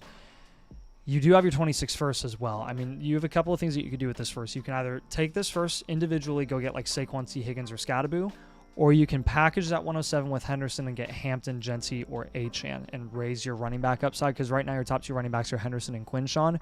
We like those guys as foundational assets. They're a little bit iffy in terms of what their potential upside long-term is going to be, especially Judkins. Lad McConkey and DK is another like package that I would look into. Honestly, at this point with Lad getting the McDaniel OC thing, the only thing that I'm looking into right now comfortably with Lad for a team like this is truly up-tiering from him. Yeah. I would try to get up as high as Tet or Nico or George Pickens. We prefer all three of those wide receivers over Lad, hands down right now. And then, again, if you can't do a number of those up tiers that I recommended, if you can't pull off some of those pivots, but you still want to improve your flex spots quite a bit, or a couple of down tier options that you could do here with CeeDee Lamb, Jefferson and JMO, Achane and Flowers if you want to go running back wide receiver. If you want to go two foundational wide receivers, you can go Garrett Wilson, Olave. So that's, again, a cornerstone down to a cornerstone plus a mainstay, a cornerstone plus a mainstay, or two foundationals. Yep. So I like that. Keep that in mind as a potential option for you. But again, overall here as a standard value team, you're looking really, really solid here. I love the cornerstones and foundational assets that you already have on this roster. Yeah, I know. This is a very well-built roster. All right, Kyle. What questions you got? That's a lot. It's information overload, but we've got it all written down for you. We're going to send you the full, beautiful Blueprint Premium. You're going to get that as well. And so, but any questions you have to ask us now, we can go ahead and do that. I'm going to give you a free trade question. You're going to get 3 more trade questions with the Blueprint Premium. Again, y'all, the Blueprint Premium includes 3 free trade questions. Actually 4, because I give you an extra one on the live stream. You get to jump the line, and you get infinite Blueprint with it. And so, if you like to get your team reviewed tonight, there's no better option than that, especially for our members, because it's a discounted price, and that's the best. So, but Kyle, what questions do you have? I hope you enjoy this, man. I hope you enjoy it. Tyree says, when the annual Mother Flockers, will the new blueprints or weekly team thing be on the new blueprints? Sorry, just had practice with the Sixers, came late. It's all good, man. You got to do what you got to do, man. You're an NBA player. The Infinite Blueprint is different than this, but it's new. We have a new Infinite Blueprint. So if you click on the bit.ly up top here, Tyrese, and you go to the Blueprint Guide or Blueprint Help or whatever it is, Blueprint Guide, I think, you can see the new Infinite on there. You'll see what it looks like. So, B Millsy says, "Will you guys get to my live blueprint tonight?" You're right here in the middle of the queue. I mean, as long as we don't get an influx of premium blueprints tonight, you should be up tonight. So, we're going for a couple more hours. So, I haven't heard from Z Column. Z Column down at the bottom. You mean C Yarder? No, you might have already moved him over. Probably. He was after Shore Steve 89. Yeah, I probably moved him. He was a new member, so. Yeah.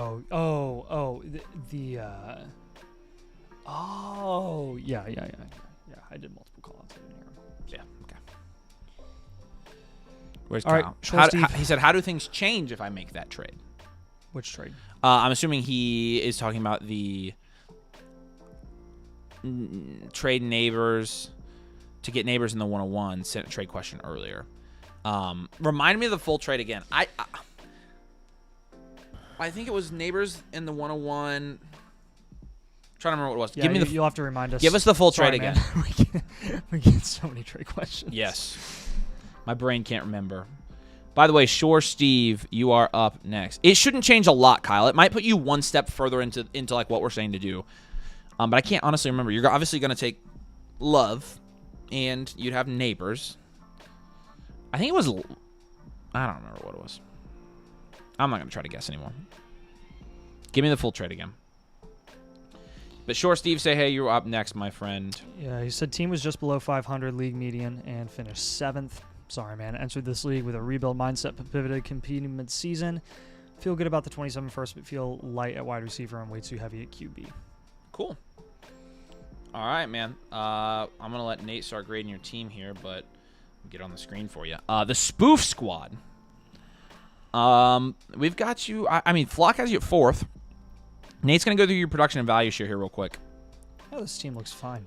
Dylan says, hey, I have a premium blueprint that's been in process for the last 4 days. Should I drop a ticket? Please do not.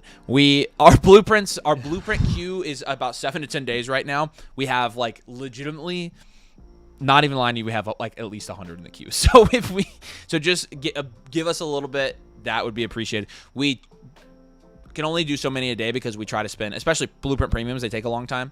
We try to take our time with these and quality over quantity, but when we get a lot of them, our blueprints on normal basis run 7 to 10 days anyways, but we're doing a lot right now. We're like double time on them, and so you should have yours here within the next 3 to 5 days, and if you don't for some reason after that, you can let us know, but we appreciate you, Dylan. I promise you'll have it soon. We just have a lot. We're doing a lot right now, so appreciate you, brother. Thanks for supporting, dude. You guys are the best. Okay, let's do it. Start with production share and value share. Spoof Squad, we got 12% production share, which is first in your league. Excellent. That's impressive. 10.5% value share, which is 4th in your league. Okay. I mean, this team ain't bad. This team ain't bad at all. Joe Burrow, CJ Stroud, Jared Goff, Cam Ward, Tyler Shuck, Michael Penix. Way too many starting QBs because of the quantity of starting QBs that you have on this team. I mean, that's an 8. Omarion Hanson, Saquon Barkley, Kyle Monangai is going to be a 6. Alave, Devonta Smith, Jamo, Burden, Troy Franklin going to be another 6. And Tucker Kraft and Oronde Gadsden will get you up to an 8. Got the 105 this year, it looks like. And then you've got an extra first in 2027. Give you a 6 there with draft capital. And bench score is going to be with your QBs a freaking 5. Overall grade going to be a 6.8. You are about 69th percentile. Nice, dude. And this is, believe it or not, another standard value all around. Lots of those tonight, man. Holy cow. 14% build percentage. He's here, too. If you have questions while we're going through this, make sure you tell us. So, again, I mean, get ready for a lot of your moves to be at the quarterback position, but Avery's kind of going to break down. Yeah, I will. And Kyle did say that was the Baker, Corey Krosky-Merritt, Kyle Monangai, Ladin, DK move for neighbors in the 101s. That's a lot of assets. If you make that move, just message me on Discord. I'm going to work with you and give you a couple more extra trade suggestions so we can kind of account for that. So try to make that move first and then let me know. Obviously, everything else in the blueprint is still probably going to apply there. But Kyle, you can just keep me updated on that, man, and we can work through that in real time as we go. That's what I'm here for. So, okay. Let me get this up real quick. My apologies. Sure, Steve, I know you're here. If you have any questions while we're doing this, like I said, please let me know. You're going to get infinite blueprint with this as well.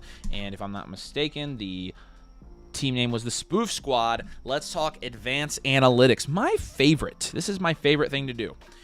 Okay, looking at your squad here, Nathan is right. You have a pretty good amount of value at each position here, but you have the most value in the quarterback position. 34% of your value on your team is in the quarterback position compared to 20% in running back, 23% in wide receiver, 8% in tight end, and 14% in draft capital. Okay? So looking at that, I think we definitely need to invest heavier into wide receiver especially. I actually really like your running back room here. It is a start.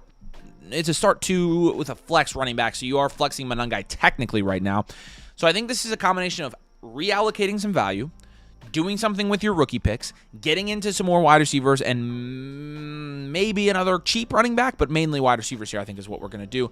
You've got a lot of starting quarterbacks. Most of your moves are going to come out of the quarterback position here, as we're going to get into here very shortly. You own 14.3% of the value at quarterback in your league, 10% of the running back value, 10% of the tight end value, and 7.5% of the wide receiver value. When we say well-rounded, we mean it. You're at a double digit in 3 out of your 4 positions here in terms of value share, and the one that you're in single digits is wide receiver. That's the one we actually really want to see be high, and so we're just going to move some value around here. All that being said, your average starter age is 26.5 at quarterback, 24 at running back, which is pretty good, 25 at tight end, and 24.5 at wide receiver. So fairly young team still. You've got no age issues. And I'll just tell you right now, Your three factors in this team are absolutely fantastic. Your insulation is great. You have a lot of very insulated players, even for not having a lot of wide receivers. Burrow's very insulated. Hampton's very insulated. Olave's very insulated. Devontae Smith's insulated. Even though, he's not super highly valued, he's insulated. Your insulation score is an 8 for your whole team. Your production score is an 8.3. This is a productive team, and your production share is a 12%, which is first in your league. So you have built a very productive team here. More productive than valuable. Situational, about average, 6.8. That's probably your lowest one, is you do have a lot of guys in some crappy situations here. Obviously, Chris Olave gets dinged for being on the Saints, even though he produces. CJ Stroud on the Texans offense gets dinged a little bit. And then, some other guys here, some of your bench guys, I think, are bringing that down. And so your situational score is a 6.9. I'm not too worried about that, though. It's not something I think you're at a 7 there. So, I'm not worried about that at all. We have you at 4th in our league power rankings. I think you're in really good shape here, but I want to look at how your roster is made up. First of all, you have 2 cornerstones and 1 foundational. And I think, that's maybe where we get into, you have how many upside shots here? Upside shots makes up 24% of your roster. You've got Burden, Ward, Monangai, Shuck, Penix, Marks, and Gadsden. I think we're going to start consolidating some of those upside shots. Maybe with a mainstay. You have 3 mainstays, Smitty, Stroud, and JMO. 2 productive vets in Barkley and Goff. We really like the productive vets. We're not going to tell you to sell those guys. We're going to be looking at moving some of your mainstays, maybe moving and packaging some of your upside shots here. And maybe, I don't know about moving a cornerstone. It would only be Burrow would be the only cornerstone, because Hampton's a cornerstone that we're going to keep. But again, I think, your upside shots being high, your mainstays being high, we're going to reinvest some of that into cornerstone and foundation here, and I think we'll feel a little bit better about this whole roster situation. But either way, a very solid roster. Your 3 factors are really good on this team, so this tells me it's a super healthy Dynasty roster regardless. Again, it's just going to be about moving some value around, and I think we're going to be totally comfortable doing that. So let's start getting into some of your moves you can make with this team. Yeah, so again, like I said, with quarterback, first 3 moves are going to be quarterback here. We're going to pivot from Stroud and honestly Cam Ward. Again, you have Burrow, Stroud, Goff, Ward, and Shuck. When I look at the makeup of that, Goff is your, exactly what he is. Burrow, your high-end cornerstone where you can get some value plus when you down tier from him. Stroud, way overpriced, way overvalued. And then Cam Ward's your upside shot along with Tyler Shuck. Cam Ward's the pricier guy. He's starting to get up to a point where the guys that you can get in exchange for him are very interesting. So starting with Stroud, Quinshawn, Rome, Brees, any of them, get them straight up. Please and thank you. Good night. Cam Ward, we're going to pivot from him to try for CMC or Hunter. Hunter going late 6 sometimes. CMC, obviously a lot of people getting more and more concerned about the touches. And then BTJ, again, if you can get him, even if you have to give a little plus on top, I would go for it. Joe Burrow, when we're down tiering from him, a couple of options here. You can go down to Purdy. You can go down to Herbert. You could go down to Hurts if you're going to get 3rd-round prices for him. We really view, especially Hurts, very, very similarly.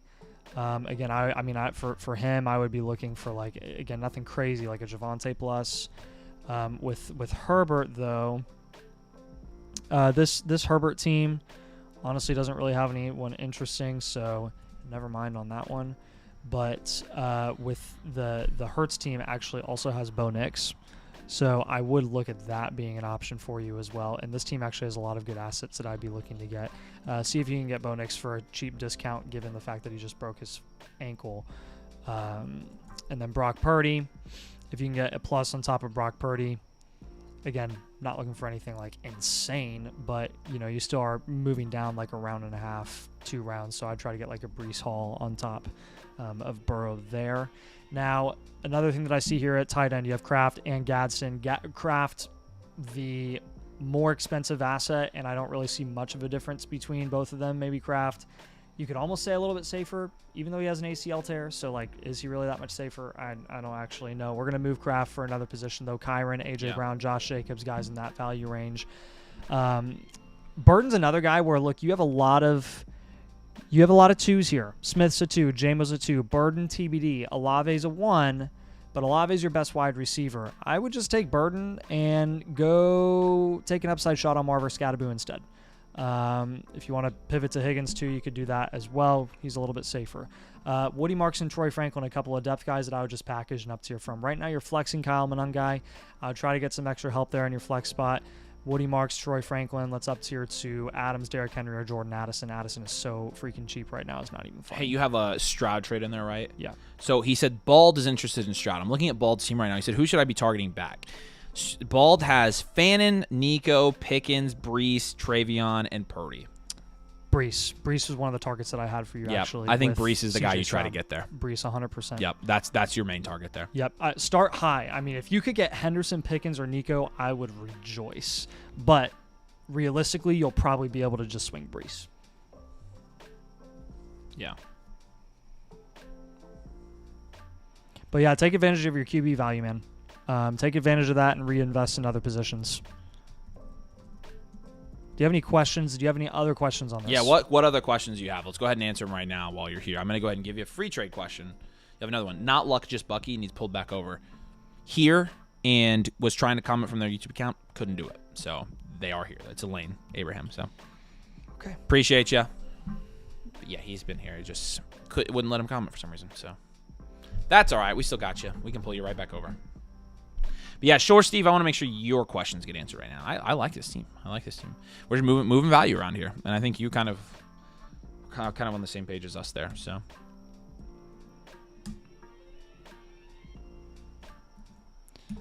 All right, well, that means Not Luck Bucky is going to be up next. All right, Not Luck, just Bucky. You are actually going to be up right now, man. We appreciate you. Here's the link, y'all, to get your team reviewed. If you join the annual Mother Flocker tier with code DOMAIN, you can get a free live blueprint on tonight's stream. Any new members, I will make sure that you are on tonight's stream. New members always get priority, of course, because you guys are for welcoming to the community. So if you check this out and go to the bit.ly, it's the get a free blueprint here. Just have to create an account with code DOMAIN. Again, if you join as the annual tier, Mother Flocker, you will get that free team review. You can submit the team review. You don't have to upgrade it, and you can get it done live on tonight's stream. So check it out there. If you have not joined already and you play Dynasty and you enjoy the content, it's a good way to support, but also a great way for us to give you all the stuff that we work on in the back, behind the scenes. We deliver it to you through the membership, and so you can also get your team reviewed tonight. Check it out. I think I gave you a trade question, man, but we're gonna give you more. We appreciate you, dude. Keeping your team open here for just a minute while I wait and make sure. Yeah, Not Luck, just Bucky. You are going to be hashtag up next. Boom.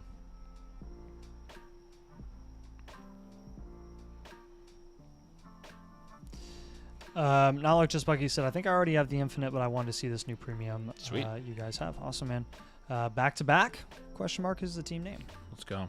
Did you win back to back chips? Hey, real quick, Hanko's got a trade question for us. Saquon and Terry for Dart in a Superflex 10 team. Yeah, I'm taking Dart there. Not thinking about that. There we go. Shore Steve said that's what he was thinking too. So, all right, brother. Any other questions you got? Just let us know. We appreciate you.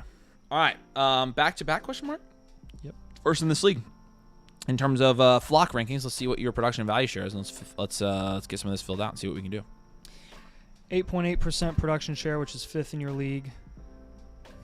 12.1% Nice. value share, which is 1st in your league. Excellent. So at QB, we've got Josh Allen and Jalen Hurts. That's a 9. Devon Achane, Quinshon Judkins, Chuba Pollard is going to be a 6. Amon-Ra Tet, A.J. Brown, Devonta Smith is going to be an 8.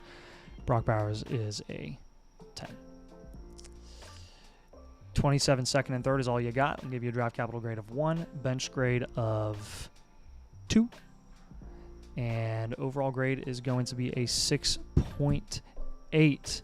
This is in the 74th percentile. This is an enhanced value, well-rounded team. Welcome to Enhanced Value. Congratulations to Enhanced, first Enhanced of the day. Really, a lot of this coming from your quarterback value, and then your high-end wide receivers, your cornerstone tight end, your cornerstone running back. Short Steve did ask what he should do with the 105. Did you give him a trade on his for the 105? I did not give you a trade on the 105. I would hold on to it for now. Yeah. You can shop it. See what you can get for it. But again, in the startup today, we just saw where the 104 was going. If it's going to be going for those prices, the 105, then I would just hold for now. That's exactly what I think as well. So yeah, hold. You can shop it, but mostly, we're leaning hold on that one. So, okay. I'm pulling up your Not Luck, just Bucky. I'm pulling up your advanced analytics now. Putting it in the calculator. Boom. Boom, back to back, boom. Here we go. Get excited. This is the fun part. My favorite part of my job right here. All right, look at this team. It's an enhanced value team. How's your team built out? Where's your value proportion? First of all, you have no picks, so you have no draft capital on this graph. 33% of your value at wide receiver, 20% at running back, 29% at quarterback, and 15% at tight end. Looking at your wide receiver room here, because that's a little bit lower than what you would want to expect, and your quarterback's a little bit higher than what we would expect.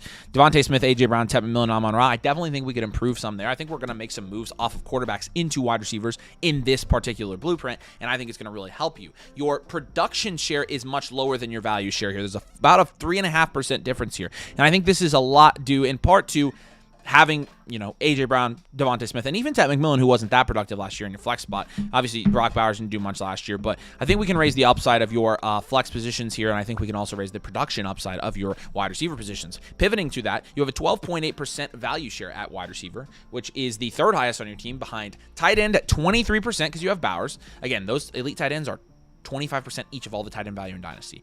14.4% quarterback value share, so a lot there as well.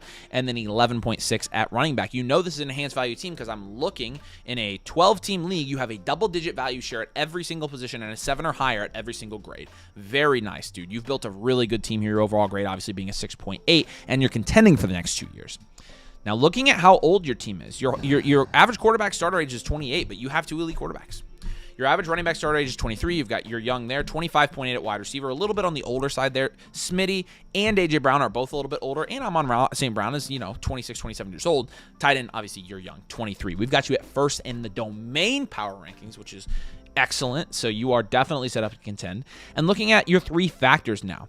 Again, another great 3 factors team. Insulation, 8 or 10 at every position, 9 total at insulation. You have a very insulated Dynasty team, so not only do you have an enhanced value team, you'll probably remain an enhanced value team for a while. Your production score is an 8.5, only really a little bit low at running back, which we're going to get up, and obviously I think you're going to be fine there. We're not worried about that. And then a 7.3 at situational. Your wide receiver situational is kind of bringing down a little bit because A.J. Brown and Devontae Smith just really are going to tank that score because they're in a situation where you don't get enough passing volume for both of them to be productive all the time. And having that triple eagle stack, I think, does limit your overall upside, and we're going to talk about that from a roster construction standpoint as well. In terms of your roster makeup here, though, obviously Jag Developmental is your top category here, but then you have a 25% cornerstone rate, dude. You have 5 cornerstones in this team, which is why you're enhanced value. Allen, Amon-Ra, Devon Achane, Brock Bowers, and Jalen Hurts, and then 2 foundationals, Ted McMillan and Quinshon Judkins. So like we said in the video, any combination of 5 to 7 cornerstone and foundational pieces here make up a very good Dynasty roster. You have that along with 2 mainstays, 2 serviceables, but your cornerstone foundational rates being really high here are the sign of a very, very valuable Dynasty team. I think you are in really good shape here. I know exactly what moves we're going to get you right off the bat here, and Nathan's going to go ahead and start with those now. Yeah. So, again, a majority of our moves here are going to be up tiers. I don't know if I have any pivots on this team because I actually like every individual player on this roster. But, again, a couple of the down tiers that I have recommended are going to be a means to an end to improve the upside opportunity of your starting lineup as a whole. Number of the up tiers, very straightforward. Package players to a higher upside opportunity player. None of those moves are really going to include draft capital because you don't have any draft capital. You've got a 2nd and 3rd in 2027. But let's start with the quarterbacks here because there are multiple moves here that I think are kind of intriguing. Starting with Josh Allen. Josh Allen ideally would be the one that I would prefer that you do. If you are going to do a down tier, I think you go big or you go home and you get a big haul on top of the guys that you're down tiering to at quarterback, getting a significant plus on top. Like if you're down tiering from Allen to Joe Burrow, get Nico on top. That's a significant improvement at wide receiver in terms of your upside opportunity. If you're down tiering to Mahomes, same type of thing, right? You're looking for like a Marv or a Rice even. For if you're going to down tier to Lamar, less of a plus on top, but still significant because Lamar is now in kind of that tier below, or maybe that one you could get capital and then just flip it for something else, if that makes sense. Now, if you end up going with the option of like down tiering from Jalen Hurts instead, this one you would be going to that tier below, which would be like Purdy plus, the plus on top of Purdy. Again, still going to be, actually this team doesn't have much plus with Purdy. That's another one where you would have to be looking for capital on top and then flipping that capital, which again, it's a means to an end. That's fine with me. If you end up getting capital, if the value is there, then go for it. But like Dak being another option down there, as well as Lawrence. Like you could go for Dak and Kyron. And then Trevor Lawrence, again, another guy that we really like, who is also on the Burrow team as well. But if you were going to down tier from like Hurts to Lawrence, you could try to get Walker on top. Then looking at our up tiers, the fun part. I would consider, right now you have Amon-Ra St. Brown, I would try to get up to another cornerstone wide receiver. I would take, like, again, if you're going to make one of these down tiers at QB, that's going to give you the flexibility to make some of these up tiers. I get crashed. Wonderful. Wirecast is not saying it's crashing. It's YouTube. YouTube is really fricking us. Oh. YouTube, it's really YouTube, I think, with the problem. YouTube. I'll mark not just lucky as complete. Cool. Okay, let us know if that's any better. I don't know. Grant says he just submitted a team review. Got you, man. We appreciate you. Is this Champa Bay?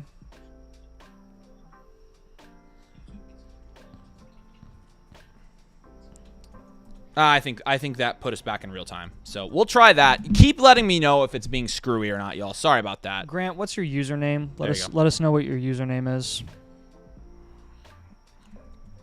There we go. Flock username. That put us at least current. It still says that YouTube is still saying poor. That's a YouTube problem because my streaming software says we're fine. It hasn't dropped a single frame, so it's freaking YouTube, dude. All right, let's get organized here though. I'm assuming Grant is Champa Bay. Yeah, I don't think I heard anything from Not Luck Just Bucky. So if you have any questions, Not Luck Just Bucky anytime soon, just come ask, man. We appreciate you. Oh, I bet he is. If he just submitted, I bet he's Champa Bay. Yeah. Yep, he is. There we go. We got you, bro. Yep, he is. Okay, cool. All right. Gotcha.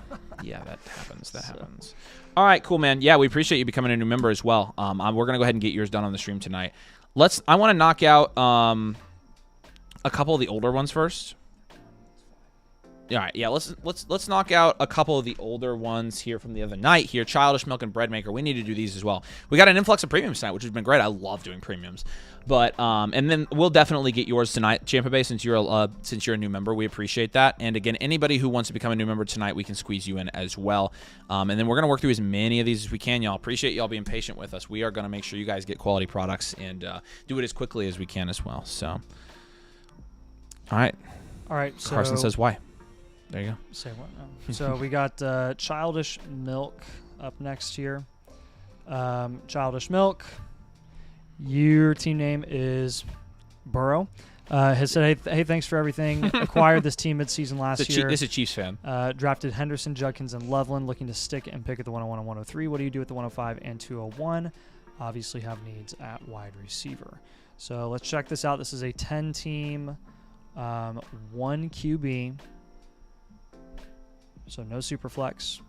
Right now, looks like you've got 7.6% production share, which is 10th in your league. Value share, 10.6%, which is 5th in your league.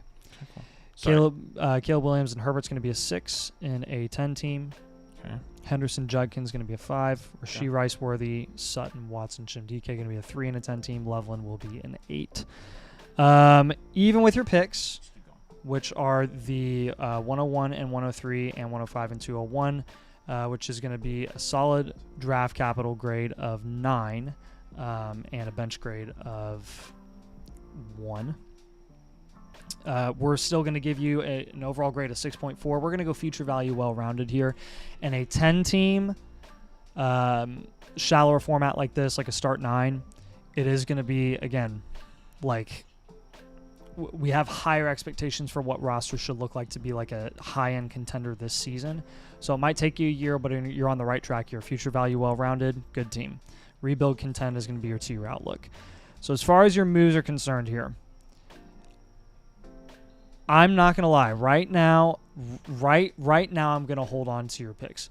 You said what to do with the 105 and the 201. If you can, what I would do is take the 105 and the 201 and just straight up try to move up in the draft. If you can get like a Judkins-esque level player like in that value range, then I would go for it.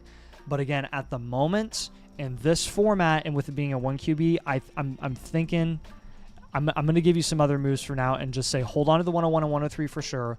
Plan on holding on to the 105 unless you can package the 105 and the 201 and move up literally at all. Like every single spot at that point, especially in a 1 QB matters. If you have to pay the 105 and the 201 to get to the 104, like it's going to be worth it. I'm just telling you. But I would try to get up to the 102 if I were you with the 105 and the 201. So that's my advice for your 105 and 201. As far as your moves go, at quarterback, Caleb Williams actually in a 1 QB carries quite a bit of value, even in a 1 QB because of what he's been doing recently. I'd be looking for Devonta Smith, Hunter, Jalen Waddle, those types of guys. Let's package. Right now, you've got Worthy and Christian Watson. Let's take both of those guys, try to get up to some upside shots at running back, like Walker, Javonte Williams, or Addison at the moment, who's very, very cheap, very affordable. I would rather play the market with a different wide receiver than Cortland Sutton as well. Try to pivot to Terry McLaurin. Try to pivot to Wandell, who's probably going to get extended this season. Or try to just get 27 rookie picks straight up. At the end of the day, I want you to get some injured cornerstones, perceived underperformers at a discount. You can get some productive vets at a discount as well if you want to. But primarily, you have so much value at quarterback you have too many quarterbacks to work with it. Right now in a 1 QB, I would just primarily build through insulated positions at wide receiver and running back. Worry about everything else later. I don't have you moving off of Colson Loveland. If you can get a steal for Loveland, specifically at wide receiver or running back, mainly wide receiver, I would look into that because it's not a tight end premium. But again, he's a fine guy to hold as a future value. A lot of this is like wait and see with your 101 and 103. Wait for them to reach peak value, and then you either, again, have them join the team. Like Jeremiah Love, I'm totally cool with that. Might end up with like a Jordan Tyson or something at the 103 potentially if you're lucky. Avoid volatile situational outlooks heading into the NFL draft as a whole. But again, I think here I'm going to have you make these player moves for now. That advice with the 105 and the 201, 101 and 103 we're going to stick with for now. I don't think you're here. I haven't seen you here tonight, Childish Milk, but I appreciate it. I actually gave you 2 more trade questions, and you had 8 from the other night. You should have about 10 now. So you literally shouldn't have to get a trade question for a long time. You literally can ask us anything you want for free, no problem, man. We appreciate you, dude. If you are here and you have any questions, drop them in the chat. If not, we can chat later, and just let me know if you have any other questions. So, yeah, we appreciate you, dude. Appreciate you being a member. Appreciate you supporting. And if you need anything from Nate and I at all, just feel free to let us know. Yeah, next up we have the Bread Maker. The Bread Maker, the Gleek Freak. Yeah, the Gleek Freak, which I think is hilarious, actually. This is a Dynasty Superflex 12-team start, 9 PPR. Startup was last year in this one. I have the 103 in this upcoming draft. I find it difficult to move off of CD or Rasheed at the current moment. I'm high on Luther Burden.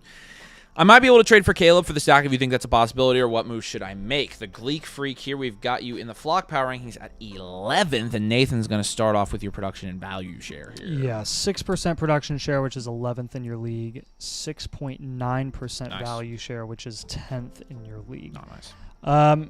Honestly, not as bad as it looks at initially, because I think your quarterbacks are rough, but beyond that, it's okay. Your wide receivers look fine. Kyler and Penix going to be a 2. Scatterboo alone, essentially going to be a 2. Lamb, Rice, BTJ, Burden is going to be a 7. That's a solid 7. Tucker Kraft, decent 5. Then your draft capital is good. You've got 2 picks this year, and again, those picks are going to be fine. You've got the 103 and then the 112. Probably going to have you move off of the 112 potentially here, but then your 27 first will give you a draft capital grade of 6 and then a bench score of 1. This is a 4.4. I am going to go... I'm going to go 1 year reload here. Did you say 4.4? Yeah, 4.4. I'm going to go 1 year reload here. Okay. Well-rounded. Yeah. Rebuild. I think that there are enough moves that we could make. Okay, cool. Especially with your wide receivers that we could you got 18 months until 2027. We've got plenty of time to play the market. You're going to have that what is expected to be an early 27 first as well on top of the early 26 first. It's going to help you out quite a bit. Let's pivot from the 112. Javonte, Walker, Addison, any one of those guys 100% taking over the 112, especially in this year's class. Tucker Kraft, I have no interest in tight end right now. If you can translate that tight end value to running back or wide receiver, your roster already going to look really pretty. T. Higgins, A.J. Brown, Travis Hunter, any one of those guys for Tucker Kraft, I'll go ahead and just take those players. Let's try to up tier. At quarterback, honestly, Kyler's a fine guy to hold right now as a 1-year reload. Michael Penix, I don't feel as great about. I would have you target a different quarterback. If you can use Michael Penix plus a 112, Michael Penix plus a depth piece like Pollard, or even, use all of your running back depth. Dylan Sampson, Devin Neal, Jalen Wright, whatever. Use Mac Jones. I don't care. Tyler Shuck, Sam Darnold, Matthew Stafford. Again, any sort of flexibility for like startable quarterbacks heading into next season where you could offload, sell at a premium while they produce, and get some more value upside guys, whether it be at quarterback or whether you decide to address that in the draft next year or something like that. Regardless, that I think will help your quarterback room just be a little bit more stable in the short run, and then we can make additional moves there later. But look, at the end of the day, your starting lineup isn't going to matter in the offseason. Increase your value portfolio as much as you possibly can. Wide receiver and running back are what we like to focus on, but any value win is a good value win as long as you're getting a value win, right? Try targeting rookie picks at a discount from contenders in your league when you're making any of these trades. And just, again, the last thing we want to do is avoid significant value losses. So don't invest in a player that's at risk. Don't invest in a Woody Marks that's at risk of potentially being replaced in free agency before the draft or in the draft even. Like, you want to be wary of those types of players. Make sure you're being careful when you are taking shots on upside shots that you know aren't going to be replaced anytime soon. Any questions on that, man? All right, yeah. I think, Carson, is this your team? I can't remember. But if it's not, if you're here, you have any questions, let us know, Breadmaker. I'll give you another trade question. I'll give you another 2. Appreciate you waiting, man. Sorry for the wait, dude.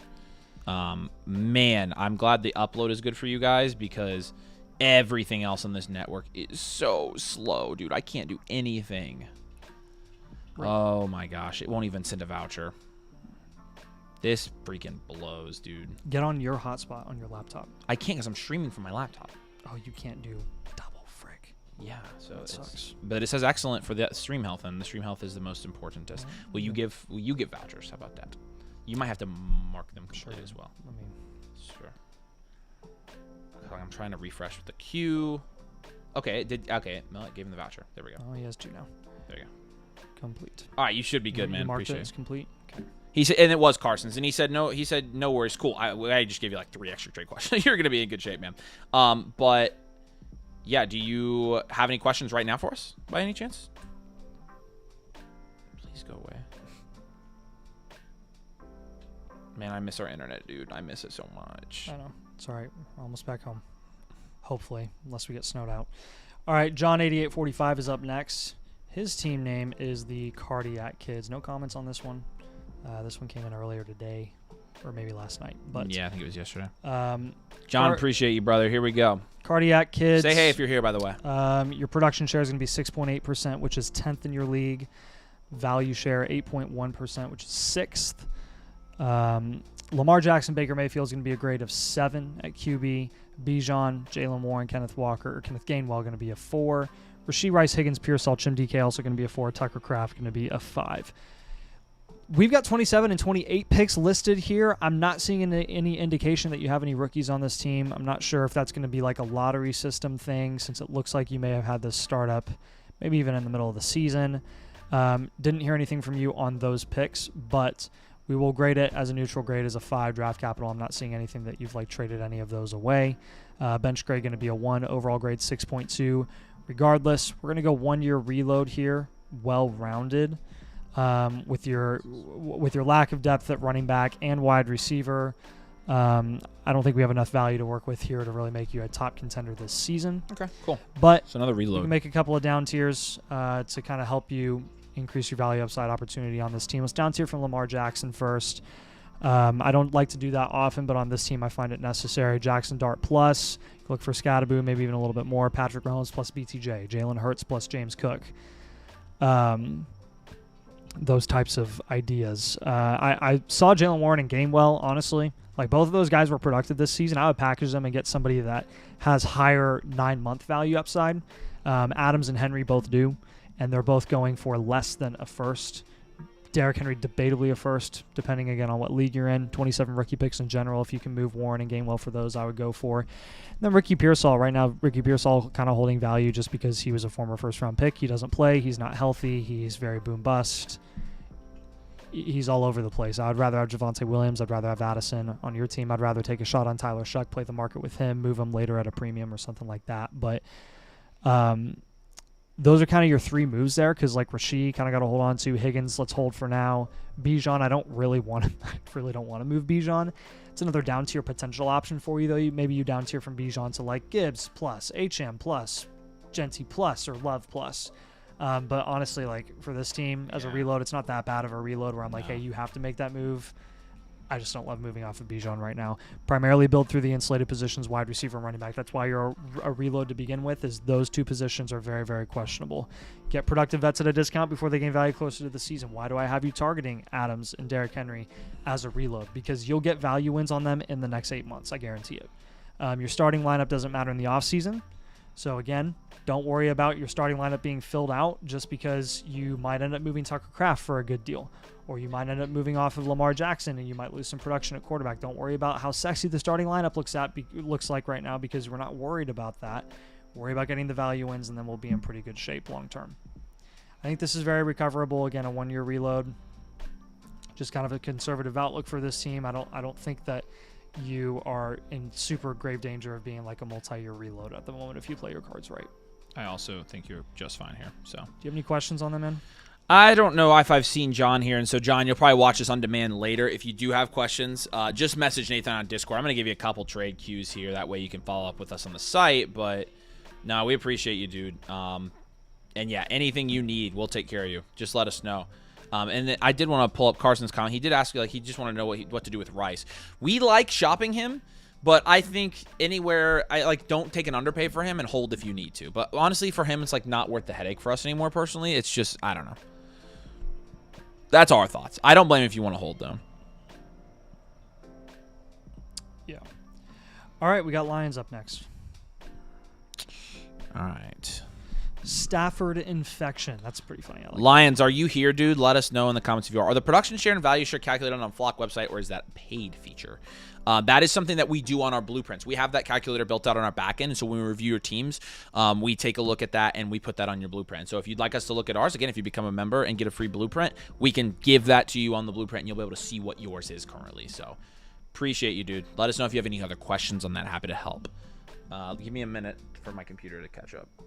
Gosh. Oh, I hate the internet.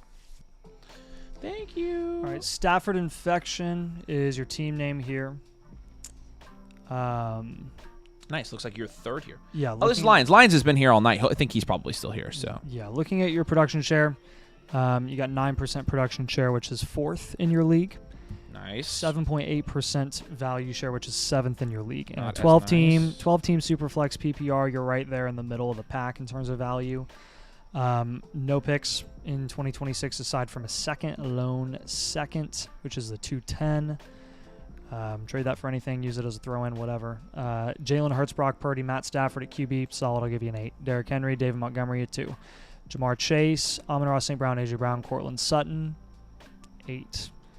TJ Hawkinson, going to be a 2. You don't have a first this year. You have a first next year. Honestly, at this point, you may as well just try to contend this year and then probably reload next year. That's going to make you an aging value contend reload. Well-rounded? Yes, well-rounded.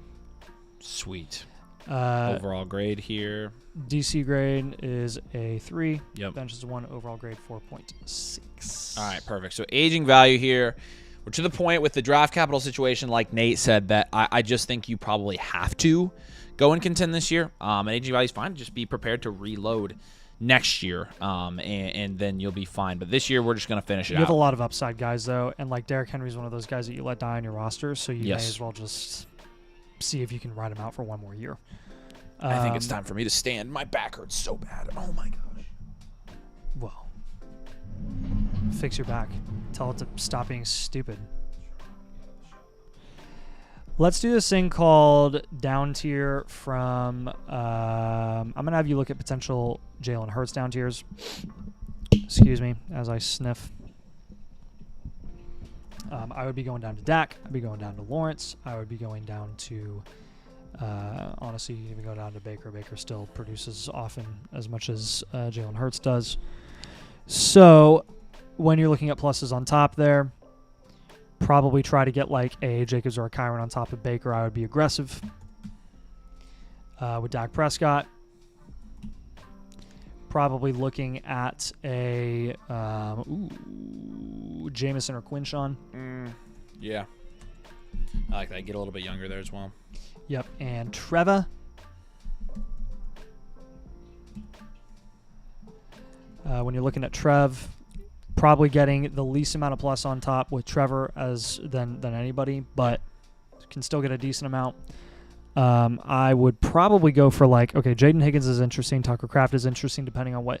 I see so much variance in Tucker Kraft's price. It's not even funny. Yeah, he's legitimately anywhere from the early 5th to the late 7th. Yeah, it's wild.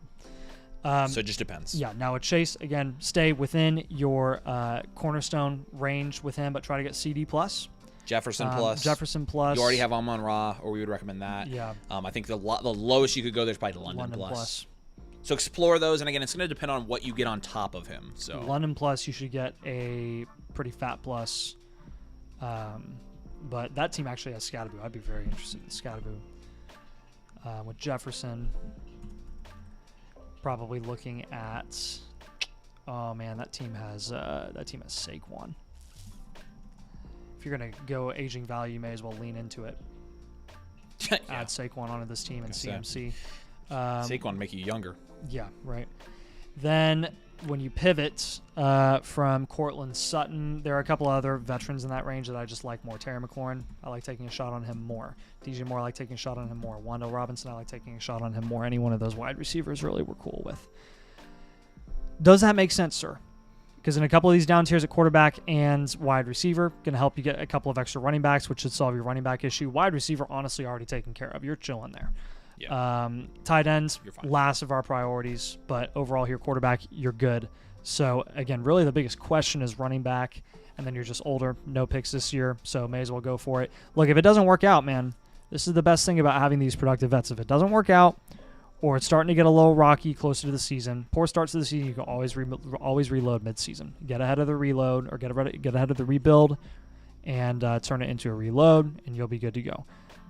Use your positional dominance again at wide receiver to answer any upside questions at other positions, wide receiver and quarterback.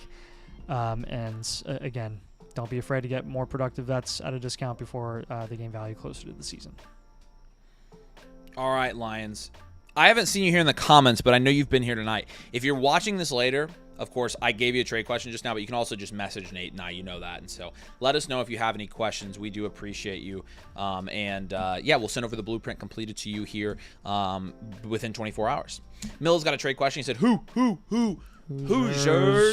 The 112, Patrick Mahomes, Rashee Rice, and Garrett Wilson for the two best players in this deal, Puka and Justin Jefferson. You can look at this a couple of ways.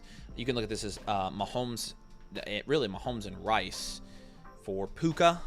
And I think from market value, you take Puka and then Garrett Wilson, and the one it's not even close. You take Puka and Jefferson here, bub. Take the two best players. Yep. So, all right. Second impact is up next. Duval. Let's jump back. Let's jump down to Champa Bay and get his done. He's the new member, so okay. I want to prioritize that. So Champa Bay, you're going to be up, man. Say hey in the comments. Appreciate you being a new member. And again, if you guys do want to get a team blueprint, Darren says he needs one of these. You need to get one of these, dude. We'd love to do it. If you guys become a new member, you get one of these for free, which is the cheapest way to do it. And if you become a new member, I'll prioritize you. We'll bump you up the line because you're a new member. We always try to prioritize our first timers, and we can get you done on tonight's stream as well. So follow the link. It will pull up the bit.ly that get a free blueprint here. Create an account with code domain. It's the annual Mother Flocker tier. Then you can submit a free blueprint. Say, hey, I just signed up. My username is this. Can you guys do me tonight? We'll definitely get it done for you. So again, any new members we're going to prioritize. We're going to do Champa Bays because he is one of our new members. And there he is, my man Grant. We appreciate you, my man. Let us know if you have any questions while we're going through this, dude. Your team name is A-Chan Gang, back-to-back champs. It's a Superflex 12-team start, 9 PPR. But a 3-peat would be sweet. Yeah, we got to go for the 3-peats are sweet, dude. They're so hard to do in Dynasty with the amount of luck it requires in the playoffs. But I believe in this team. I have a good amount of future picks. I have 3 27s, 2 27 seconds, 2 28 firsts, 2 28 seconds as well. Very competitive, active league. What do you guys think? Well, it looks like you're first in value here, so I have a feeling we're going to think pretty highly of your team here, my friend. But let's grade it out to be sure. We don't want to count our chickens before they hatch. And hatching chickens before they count. Yeah, you don't want to count your hatches before they chicken. And let's start by grading out. We'll do your production value share first. Sorry. Yeah, you're good. It's going to take a sec. Nate's pulling up the calc. Bump it dun dun. Flop says it's worth it. He just got his first. Flop's one of our new members. We appreciate him, dude. Appreciate you, man. So HN Gang, looks like your production share is 12.2%, which is third in your league, and 14.8% value share, which is second in your league. What was his production share? 12.2%. Thank you, and that's third. Yep, got it. Good. Let's go. Jaden Daniels, Baker Mayfield, Kyler Murray at QB is Solid. going to be a 7. You got Devon Achane, Ashton Genty, James Cook, Bucky Irving's Wow, a 10. holy cow. Jefferson, Tet, Nico, Terry's going to be a solid 7, and then Trey McBride's a 10. You got a sole second in 2026. You've got 3 firsts in 2027. Yeah, and Give you a 2 firsts in grade 28. So. of 6 Yeah. at draft capital. Bench going to be a 4 on this team. Overall grade is going to be an 8. This is an enhanced value. Nice team, Running dude. back heavy. Dude, If this were what premium, you'd be in the 1% of teams that Yeah, I have was going to this say, type of you have team. one. If this were a premium, you'd have the 1% unique team build. This is a crazy good team, man. Your running backs are nutso. We never see enhanced value running back heavy teams like Nate said. This is awesome, man. Yeah. So looking at moves that can make this team better, honestly, this is a point where you can start making some up tiers. Man, I mean, I would take probably Terry and Diggs and just up tier. Or even like package them with like freaking Nico and try to get up to That's going to be your wide better receiver. option because you're going to have a much better market for Nico than you are Terry and Diggs. Yeah, the amount of people that want to trade for those guys are this many. We're going to take Bucky. Probably just Bucky and just pivot off of him. What do you think about Bucky with his new situation there? What new situation? Zach Robinson? Yeah. I honestly don't really see that much of a dramatic difference. I'm not the biggest Zach Robinson guy. I didn't adore what he did at Atlanta. Like, I don't think he was life-changing or anything, you know. I mean, they fired him. Well, they didn't fire him. They fired Raheem Morris. So Sure. But Bijan was, yeah, Bijan was great. was good in that offense. Yeah. So. Yep. So I think that's a positive indicator. Yep. So who are you pivoting to? Brees? Or are you down tiering? No, I'm not down tiering with this team. I would just pivot from him. He's so running back heavy. Honestly, we could just go to another wide receiver. Yeah, and try to get a cheaper running back to flex there. Yeah. What third move would you look at? I like holding Kyler. Trey McBride, I think, is a hold on this team. I would take that. Let's package the 204, and let's put something with it there that's valuable. Maybe. Trying to find it. You don't have a lot of cells on this team. No.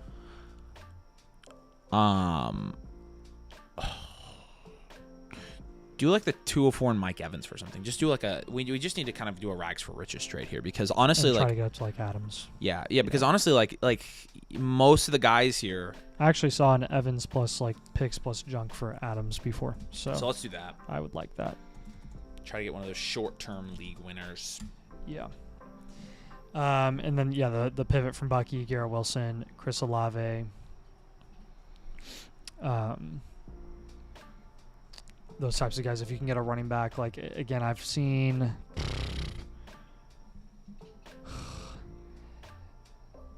are other running backs there that I like. I kind of like Quinshawn, if you can get him at a discount.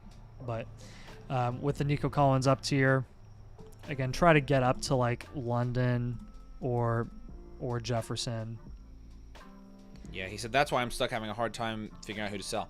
Well, I think we found a couple like, hey, this will really make your team better. But honestly, only having like one or two like concrete moves where you have obvious sells means you have a really, really good team. It just means you have a good team. And again, your team is enhanced value and you have a 14, almost 15% value share here. I don't think you're having a tough time at all, my friend. I think you're having a good time because you have a great Dynasty team, dude. Like, seriously, again, kudos to you. This is really good. Yeah, I'm excited about this. When we struggle with potential moves, it's because we really like the way that it's built. He says he's don't a huge don't Bucs force fan, unnecessary so moves. it would be tough for him to sell Bucky. Okay, So. yeah, don't undersell, obviously, but I just we just like that's the thing of all the running backs, Achane, Genty, and Cook are the ones we want to keep there. Yeah. Like we like all of these running backs, and so Bucky would just be the guy that's like if we're gonna move one, he would be the guy. Yeah. So don't force it. Don't force it. You honestly like could. him, I mean, You honestly could look into a Nico and Bucky up tier as well and get like the best of the best. Yeah, you could. That's a possibility for you too. Yep. If you don't like these ideas that we gave you, but again, the up tier from Evans in the second rounder, the pivot from Bucky, and then the up tier from Nico plus a death piece like a Terry or a. I mean, I think the whatever. other move here that I would have said was the like a Jaden Daniels down tier. Yeah, to help you get some extra value to up tier somewhere else. Yeah. So like if you're down tiering from him, go to Purdy. I like that down tier a lot. Go to Dart. I love it if you can down tier from Daniels to Dart and get anything on top there. And then, we've also been recommending a bunch of, even Bo Nix, like we recommend as a down tier target there. Trevor Lawrence sometimes. Dak Prescott if you're going really far. Jared Goff if you're really, really swinging for the fences. I probably don't want to go too far there because I like having like on an enhanced value team, I like having a quarterback that has a ton of value. I would love if you could try Dart. That's like my number one suggestion for you. So yeah. Yeah, he'd say, I need help at QB. No, well, honestly, you're fine. If you were to keep this QB room and roll out Daniels and Baker, you'd be set. I just like downtiering for Daniels. It's just a personal opinion. So, other top team has Allen, Jackson, and May. Yeah, and you can really take advantage of that. And because he honestly is sacrificing a ton of production at wide receiver and quarterback wide receiver and running back because he's got so much quarterback value. You can take advantage of that by just investing in those positions. That's where you beat him. So. But yeah, no, I think that's the other move. I think I would definitely explore Daniels down tier. I probably should have said that as my third move. But I'm going to give you a free trade question here. You've already got one for your membership, and you make sure you join the Discord. Make sure you add Nathan and I as friends on Discord. Make sure you send us a message and say, hey, so we know to add you back as a friend. And make sure if you have any questions, you get in contact with us, anybody on our team, anybody on the Discord. We have lives for you over on the Discord as well. And so we appreciate you, dude. If you need anything, let us know. JJ's got a trade question here for us. The 103 for Bashal, Tootin, and the 105. Basically getting Tootin to move back. I'm not doing this, JJ. I would want more than Tootin to move back here. The 103 is in a different tier than the 105 at the current moment that I want to stay in. And then Blizzard's got a trade question. Jalen Warren, Garrett Wilson, and Aronde Gadsden for Brock Bowers. Sure, I'm fine taking Bowers here. I have no problem with this. The market is fair. I like Gadsden too, but I have no problem taking Bowers in that type of deal. So yeah. Grant, appreciate you, man. If you have any follow-ups, you know where to find us. And of course, let us know if you have any questions or issues or anything with your membership or things like that. So I saw it. Okay, cool. Just so you know. All right, cool. All right, Second Impact up next. Yes. Duval Minis. Second Impact, are you here in the comments? Let us know, man. If you are, that's great. We appreciate you, dude. And we appreciate you either way. But if you're in the comments, it helps because then you can answer any questions. If not, you can feel free to send us messages later. Ask us questions on your team. He says, hi, guys. What's up, man? Been watching all your videos this year. Keep it up. Yeah, we appreciate it, man. Thanks for supporting it. It really does help. This is year 2 of the league, and I tanked last season for the 103. I'm thinking of drafting Lemon. I'm good with that. Is this team ready for a championship? I've got Telon Brees like a week ago. Thank you. Let's answer that question right away here. Duval Meanies, or Duval Meanies, as Liam Cohen would say. And I think we're going to get a pretty concrete answer on whether or not you're ready to contend, just looking at your production share and your value share. And so that's where we're going to go first. I'll let Nate spit those out to me here real quick, and we'll decide. 7.5% production share, which is 10th in your league. Okay. And the old switcheroo value share 10.1% first. There we go. I think you're ready, dude. Yeah, Joe Burrow, Trevor Lawrence, Bryce Young at QB. Going to be a 7. Omari Hanson, Brees Hall, Trey Benson. Going to be a 6. Puka, Tet, Jaden Higgins, Chim DK. That's going to be a 6. And then Mason Taylor and Jake Tonjes and whatever. I'll give you a 2 there. You got the 103 this year. You got your first next year. Since it's the 103, it's a little earlier. I'll give you a 6. Bench is going to be a 2. Looking at the rest of this league, by the way, just for context, the reason that you're first in value share, this is a very even league still. And after year 2 or after year 1 of your startup, this is still very evened out. Like you're going to be right in the mix here. I'm going to give you a standard value, well-rounded on this team, even though your production share is so low. It's the overall. The overall is going to be 5.4. All right. Perfect. I'm going to check. Let's just second impact. Did I see you here? There he is. It's Sean. What's up, dude? Duval. Yeah, I'll say it, even though I'm a Colts fan. I hate the freaking Colts. I'm at the Florida Keys. Which key are you at? Kudjoki, I think is how it's pronounced. Kudjoki. Yep. C-U-D Joe. Yeah. So that's where we're at. We like it here. So I got to pee real quick. I'll be right back, Sean. Nathan's going to start with your moves. Okay, so even though you have a standard value, well-rounded, contend, got to make a couple of painful moves here because they really do make sense for your team. We got to look at down tier. We got to look at down tier from Puka here, because right now our flex spots are Benson, Higgins, and Chim DK. I don't want to down tier from Hampton right now. I don't want to move off of Brees. Tet on the lower end. He's on the higher end of foundational, lower end of cornerstone. It's just not really as beneficial. It doesn't make as much sense for you to down tier from Tet as it would from Puka when you can get close-ish enough production or cornerstone level production plus something on top, which will help with your flex spot upside. I'm going to down tier from Burrow as well, and we're going to down tier from Trevor Lawrence. So a lot of down tier options here. Bear with me, but I'm telling you it's going to help your team immensely when you make these moves. Like, really, big time. Going to help. So, starting with the Puka down tier, I would be looking for like Neighbors plus Adams, London plus Marv. The team with CD Lamb has RJ Harvey. Like just get someone with value on top, and then you can kind of worry about what you want to do with those plus pieces later. Maybe you eventually flip Harvey for a guy that you're a little more comfortable with. But those are the types of moves that we're looking for when we're down tiering from Puka. We're down tiering from Burrow. I would try Mahomes plus a little bit. If you get Mahomes at 4th round prices, you're going to get a decent bit back on top. I mean, I would be gunning for Walker there. If you're going to get Hurts, try to get Flowers plus. Try to get Addison plus. Even if you're going to go like the Herbert range, like I would try see if you can do like Herbert plus T Higgins or something.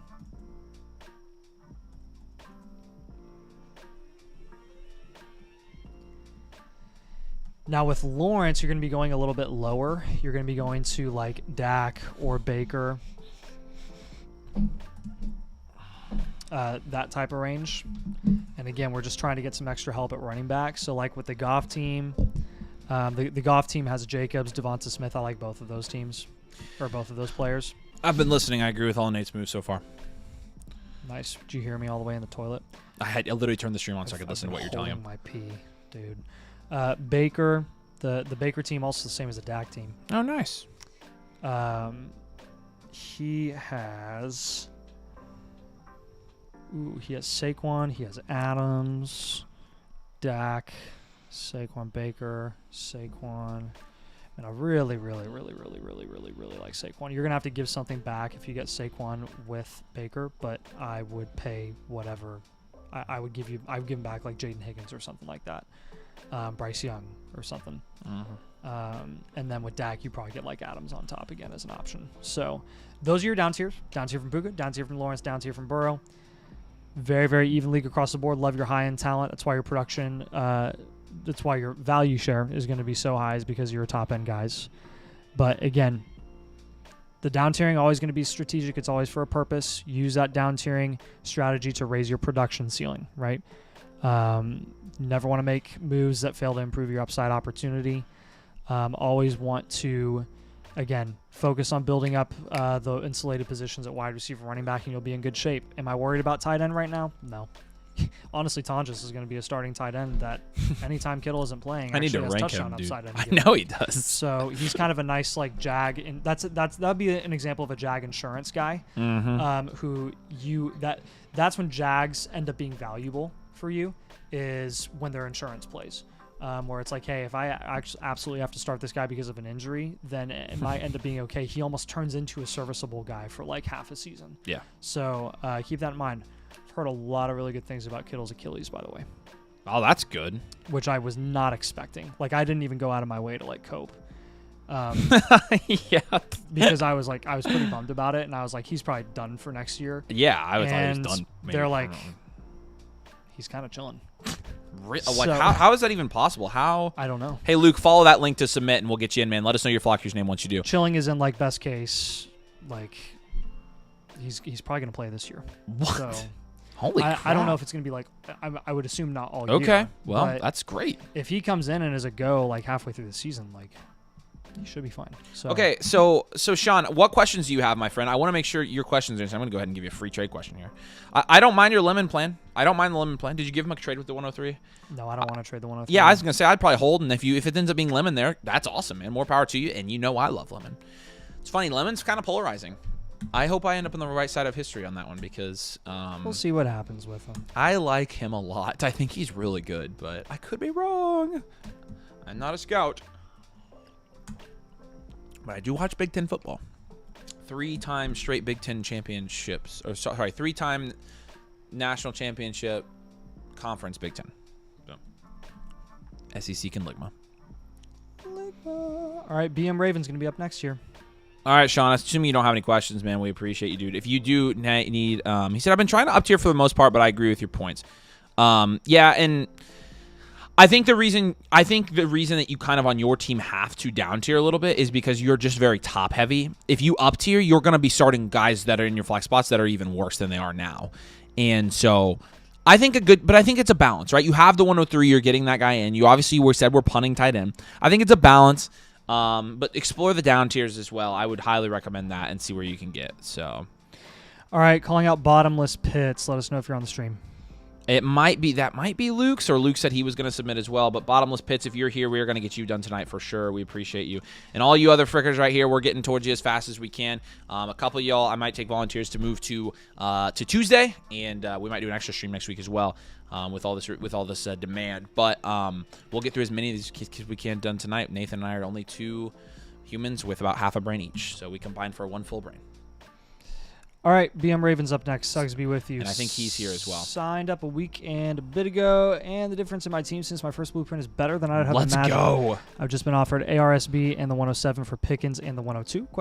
Would rather a player at the 107 if I did it, I think.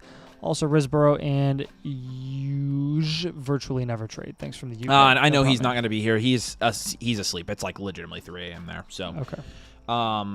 But yeah, he says there's a big difference in his team. He's 3rd in the power rankings right now. I'm very curious what his team was last week. I'm very curious. Do we have his team blueprint from last week?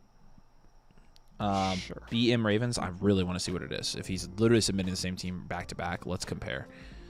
This might be a good little finished thingy. Blueprints.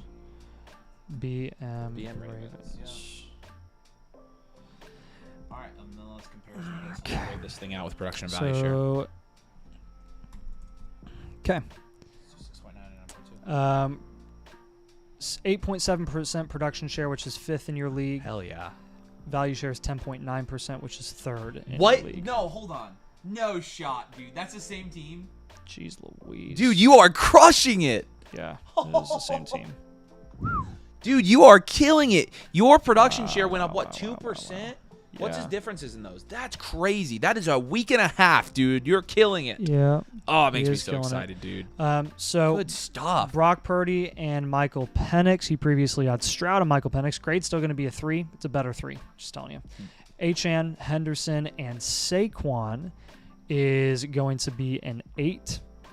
That previously was H.N., Henderson, and Bucky. So still going to be an 8. Still a good 8. Tet, Pickens, Garrett Wilson, Marv, Flowers, and Hunter. Nice. That previously was Tet, Marv, Hunter, Bird, and Golden. You got better. You got way better. Your wide receiver grade then was a 5. It's now going to be at least an 8. Jeez. Aronde Gadsden, he had Colson Loveland last week, so his grade at that point would have been, it was a 6, now it's an 8, but now Gadsden going to be a 5. So gave up a little bit of value at tight Perfect. end, We love which that. we're totally good with. So you down tiered at level 1, and you got a ton of extra help at wide receiver. At that point, his archetype was standard value, well-rounded. You just got yourself a way better standard value, well-rounded. Your overall grade is now a 6, went up a full point. Jeez, It was dude. 5 last week. In 1 week, he did this, y'all. Yeah. He's a baller. There's no other way around this. He's a baller. Yeah. Oh, come on. Good stuff. Good stuff. Apologies for my freaking computer being dumb right now. So he has the 102 right now. He said he was offered Amon-Ra St. Brown in the 107 for Pickens in the 102. Are you doing that deal or are you not? Let's just establish it right now. Yeah, I'm trying to get the freaking flock to freaking load again. It's not even working. I can't even see the deal. Dang it. Sorry, I'm fixing this. I'm fixing it. Man, the value and the production and value share jump there is... That's crazy to me. I don't think I've ever seen that quick of a jump in a week. Mm-hmm. That's crazy. Yeah, Come on, dude. What is the deal right now? So one thing that we didn't suggest that you do last time is I would try to mess around with Penix and see what you can get here. I would rather have Shuck if you can up tier and get to him. I would pay Penix in 27 seconds to get to Kyler Murray. I'd pay Penix in 27 seconds to get up to Matt Stafford. I know you can get him for cheaper than that. I'm being like conservative there. Goff is another guy that I would look for. Goff is super cheap at the moment. Some other moves that we had last time. Again, the Stroud move you did, the Bucky move you did, the Jaden Reed and Golden move you also did. Like you crushed it, dude. Wildly and look impressive. Look at your how wide your receiver room is insane. I wish I could show everybody this. I wish you could be like, look, yeah, this is possible. This is how easy it is sometimes. Yeah. So wide receiver is where some of these moves are probably going to. Right now, you literally have Flowers and Hunter. Two of Flowers, Marv, and Hunter on your bench every single week. Like, you are getting to a point where an up tier almost makes sense for this team because Saquon's going to be flexible every week. Right. Let's take Hunter and Flowers and what's up tier, because as much as we like Flowers, he does have a cap value ceiling. Man, you crushed I would try to get a little more certainty there, and you should be able to get quite a bit here. I mean, I would try to get... I would be gunning for London. I would be gunning for... I mean, call me crazy, but see how high you can get. I mean, someone would easily take Zay Flowers and Hunter over Nico. Like, that's just too low. Try Hampton, man. See if you can swing it. Even if you have to give something back. Yeah. Tet you already have, but he's a good guy to go for. Henderson you already have. But, yeah, like, do Nico get something back in that up tier. And then your third move here. Again, I've got the Penix move already recommended for you. If you would rather just do a pivot, which is also something that you can look into here. Like, feel free to, since you have so much value at wide receiver, like, you could take Henderson and Flowers and up tier to Genty or Gibbs or the 101. I wish Jeremiah Love was there. Okay, I'm going to do this thing called 2026 first for Henderson and Zay Flowers. That first being the 101 and only the 101. So when you're watching a recording of this, Henderson and Flowers for Jeremiah Love. Like, that's what I would do if I were you. In a potential up tier. So 2 up tier options there, Henderson and Flowers, or Flowers and Hunter, and then the up tier from Penix and a second. You have done an absolutely phenomenal job. You killed it, dude. I can't believe you did this in a week. Wildly impressed. I like almost want to save this and use it as an example sometime because this is incredible. Mm-hmm. I mean, you literally did all the moves, and it raised your production value share so much instantly. Mm-hmm. I don't think I've ever seen somebody execute so flawlessly on a blueprint ever. Yeah, like, this is crazy. With that 102 trade, honestly, Steely, maybe. Honestly, I mean, my goodness. I love Amon-Ra, but that 102 I want to stick with right now.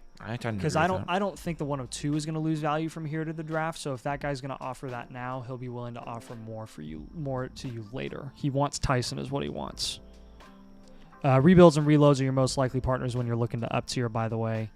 And again, don't super load one position at the expense of others. But I mean, as a whole, man, you're looking incredible here. So well done. Congrats. Yeah, I know you're a UK boy. So, but man, I'm so proud of you, dude. You're freaking killing it, man. I'll give you a couple free trade questions here. I'm stoked to see this. I love it when you guys are able to turn around some good Dynasty teams here. So I'm trying to give you a trade question. It won't freaking work. Oh my god. So why did the hotspot crash out on us? didn't. The upload is just terrible. The upload here at the house is not bad. Is there a way to, like, but the download is awful for some reason. It's so spotty. But the upload is solid, dude. It's so weird. I can't get any. I legitimately, it's taking so long for the site to load. It's driving me nuts. Hey, Luke, I'm assuming you are. Yeah, I'm working with him in the comments. El Tanas. Oh, so you already told him it's not. Yep, and I told, hey, Luke, if you're listening, buddy, where you at, Lukey? There you are. So just submitted, paid for it by accident. You submitted a 1.0. You're not a member. Your cheapest way is going to be to pay the extra $15, be a member, and then we can do the live one for free, and you can skip the line. So I've got Tommy here in the comments, and he said, hey, if you want to go ahead and open a ticket over on the Discord and then the Blueprint help under domain, we can take care of you there. So just, again, go join the Discord, Dynasty domain section, Blueprint help. Tommy will help you. He'll walk you through it, and we'll get you on the membership. We'll get you resubmitted as a free one, and it will be live for you. We'll refund you what you just did. If you could do that for us, Luke, that would be great. That way we can do yours live. I saw Arion Josh ask a question to David, but I'm going to answer it. I've got to be the next best thing behind David. And he just answered it. So, yeah, you for the free Blueprint, you made code about domain, and David did say you need to become an annual mother flocker. Cost up front, you get a free Blueprint plus the Infinite plus the Discord. It's amazing value. There you go. So, annual mother flocker to your code domain, and we can take care of you on tonight's stream. Luke, what's up, man? Yeah, get with Tommy on the Discord, and we can help you get the live Blueprint submitted. It will come free with your membership, and you're right. You're literally $15 from a membership, and so we'll just get you on that and refund you your review if that's all right. So, oh my gosh. Okay, hey, Nate B. You literally have comments on this Blueprint that would drastically change the outlook of your team. I'm going to give you answers on these trades like right now. And if you end up actually making these trades, do you want us to wait until you actually get them done for us to review it? That's a great question. Coming off third place, he moved Dart for Baker and Marv. I'm totally good with that move, getting Marv and Baker. You have 2 offers waiting for this to hit accept on. Trevor and the 110 for Caleb. I'm taking Caleb. You would be getting Caleb. T, Baker, and a 27-second for Jefferson and Goddard. Take that right now and run. Like, literally, the reason I don't want to do the Blueprint is because I want you to accept that literally right this second. Well, let's see if he's here. If he's here, then we'll just tell him and make sure it's okay with him. If he's not here, I'm going to default and say, I think you would want to wait until these trades are done to do a new Blueprint. And so we're just going to save it for you, and we'll keep you in the queue. High-end running backs are difficult to get a hold of. He's here. Both big-time trades ready to do both. Perfect. Do them right now. Go do both of them. Literally do. Right let's go ahead and do them. And then we want to do the Blueprint after they've processed. Yeah. That way your production share and value share is calculated with brand new trades. Yeah. Let us know when they process. All right. He said he'll do it and wait till Wednesday. Perfect. Appreciate it. Tuesday, by the way. So.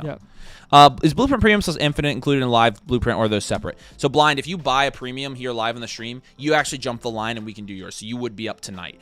So yes, that is included. We appreciate you, man. Hey Becca, what's up? Yes, we are.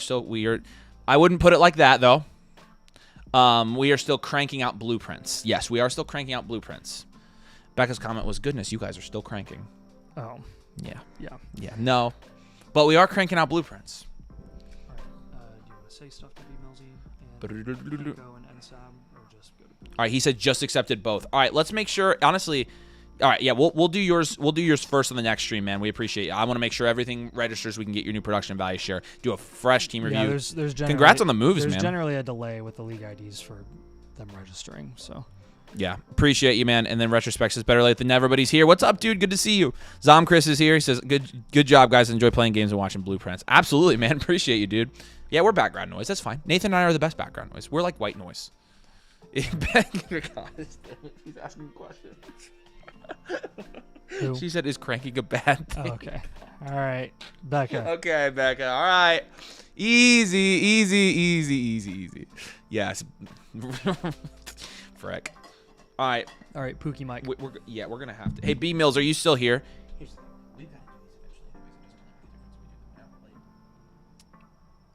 Yeah, unless we cut. I would rather not cut for the people that actually bought all the cards tonight. These ones are voucher upgrades from vouchers that are super old. B. Millsy's here, so we all right, B. Mills, you're up, man. We appreciate you.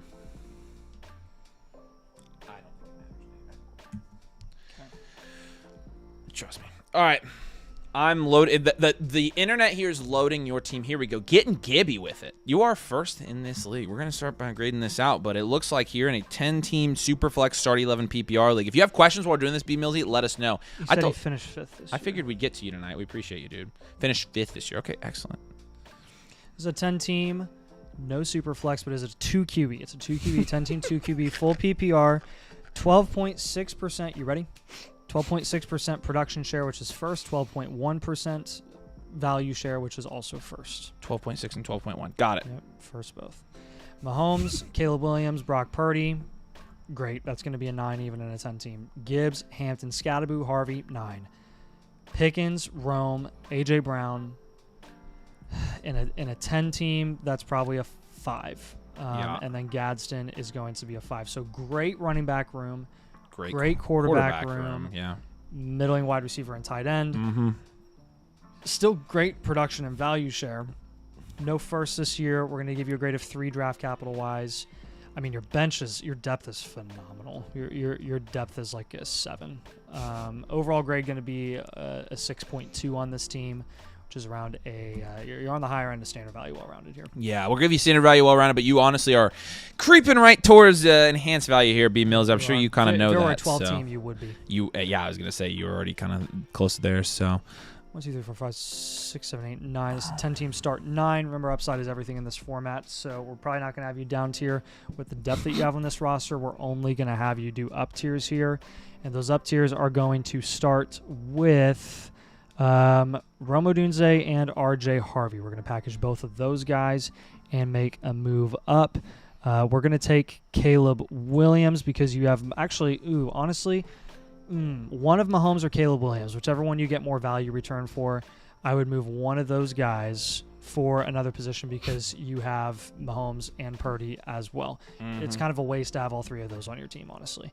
Then another up tier that we're going to go with here is going to be Ricky Pearsall and Quentin Johnston, basically your next most valuable guys that are not in your starting lineup.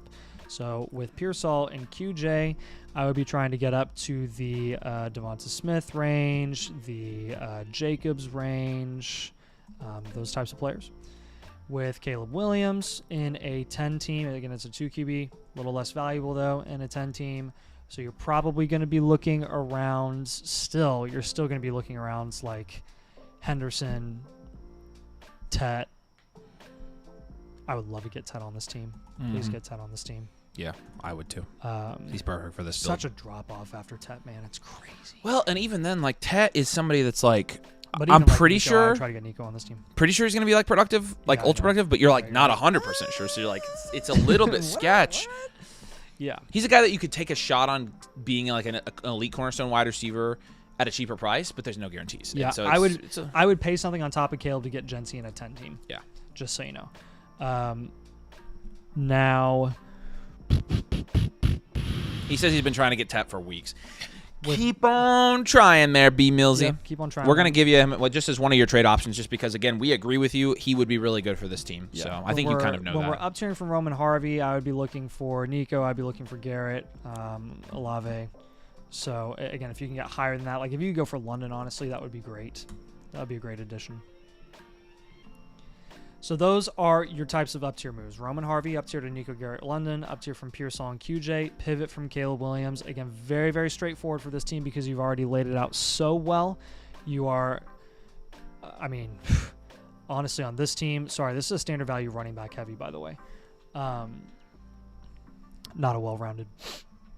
Because he's got so many running backs already, and I would love to continue to go running back heavy here. If you can flex, if all your guys that you're flexing are running backs in a 10-team start 9, I am all for it. Don't be afraid to add some productive vets to this team. If you can get them at a discount before they gain value closer to the season, I would go for it. What's your rookie pick? The 206? Use your 206. 206, 306, 406. Move ball 3 of them. Yeah, when you're looking up to your rebuilds and reloads are your most likely partners. And again, in a 10-team, upside opportunity, upside opportunity, upside opportunity. That's all I care about. That's all I want to improve. And he did say, would you trade Scattaboo and Pearsall and Harvey for the 101? Oh my gosh. Yes. Oh my gosh. Brother. yes. Yes. Please do that. If you had that on the Oh table my in a gosh. 10-team start 9, that is highway robbery. Yeah, you're about to be an enhanced value really quickly if you do that. Yeah. It's yeah, really you are. pretty essentially. So. Yep. What other questions you got though, brother? A good team, man. You know we love you, dude. We appreciate all your support. I think, yeah, I mean, again, you're knocking on enhanced value's door. So, like, You are. hey, yeah. Blind says he just brought the premium. Love what you guys do. Appreciate you, Blind. You've been a long time supporter. We really appreciate that, man. He just said, "What does the infinite part mean again?" It just means that you're gonna be signed up to where you're gonna get a new team review for that team. If it's a condensed team review with new buys, new sells, other things to track every single month, and so you're just gonna get a new team review for that every month. It's part of what's included with the premium. So we'll send you a sign up link and you'll get it to you. So I think you'll enjoy it. So All right, Blind jumps the line. He's up next. yes. That's right. Okay, hold on one second. All right, B Millsy says he's good for now. All right, appreciate you. There was another question I need to answer. Yeah, because Liam's here. Hey, Liam, what's up? We did your blueprint. We did it up front. And you can go watch it. If we're still live, you can ask us any questions now. If not, we gave you multiple trade questions. I think you have like legitimately 10 or 12 in there. So you should be good. But go watch. Go see if you have any questions, and we'll take care of you, man. We appreciate you. All right, B Mills, let's try our luck here. Oh, Wi-Fi's working at the moment. Blind's got a premium. Let's freaking do this, Blind. We appreciate you, dude. Thanks for getting a premium. I think you're going to like it. I don't know if you've seen these yet, but they're sick, and I think you'll really enjoy all the different analytics on here. Toe Drag Swag is the name on here. We've got you ranked 3rd in your league. So let's go ahead and take a look, and let's do your production value share and your grades here, and then we're going to get into some of your advanced analytics on the Infinite Blueprint, or sorry, the Blueprint Premium Infinite Blueprint. Both. We're cutting into this queue a little bit, Nate. We're getting there. Yep. We're making good progress. All right. What was this team Toe Drag name? Swag is the team name. This is a 12-team Superflex full PPR half tight end premium. You ready? I'm ready. Okay. 7.9% production share, which is 8th in your league. Okay. 10.7% value share, Nice. which is 3rd in your league. Better, yeah. Mahomes and Hurts going to be an 8 at quarterback. Bijan and Kyron going to be a 6 at running back. Yeah. JSN, Devonta Smith, Terry, Downs, and Reed also going to be a probably 5, and then Tyler Warren going to be an 8. So 8, 6, 5, 8. And you got some 26 picks here too, the 103 and the 107, plus a couple thirds. You get your first in 2027 too. Draft capital grade going to be a 6. Bench grade going to be a 1. This is going to be an overall grade of 6.6. You, my friend, are also in the 69th percentile. Nice. And this is going to be a, guess what? Standard value well run. Good job. Contend. So that's your typical stuff. Again, your production share, the overall production of your team compared to the entire league, 8th in your league. However, your value share, 3rd in your league. You've got a lot of value on this team. I'm going to talk about how your team is built here a little bit with some of our advanced analytics. If you have any questions on any of this as I go through it, drop in the comments. We can answer it. But yeah, I want to go through some of this. Is my favorite part of this. So let's do this. Owen, come on, please show me the things. Please calculate them. Please calculate. Please calculate. Nate, is yours calculate? Yeah, yours is calculate because you just did it. My hotspot. Dude, mine is being so slow. All right. What do you start with? Well, I always start with the value proportion chart. Okay. Value proportion chart. Looks like you've got... Man, I love that we've added the draft capital to the value proportion. It's very helpful. 26% of your values at wide receiver. Again, a lot of that's just going to be JSN. You got the same amount allocated to running back.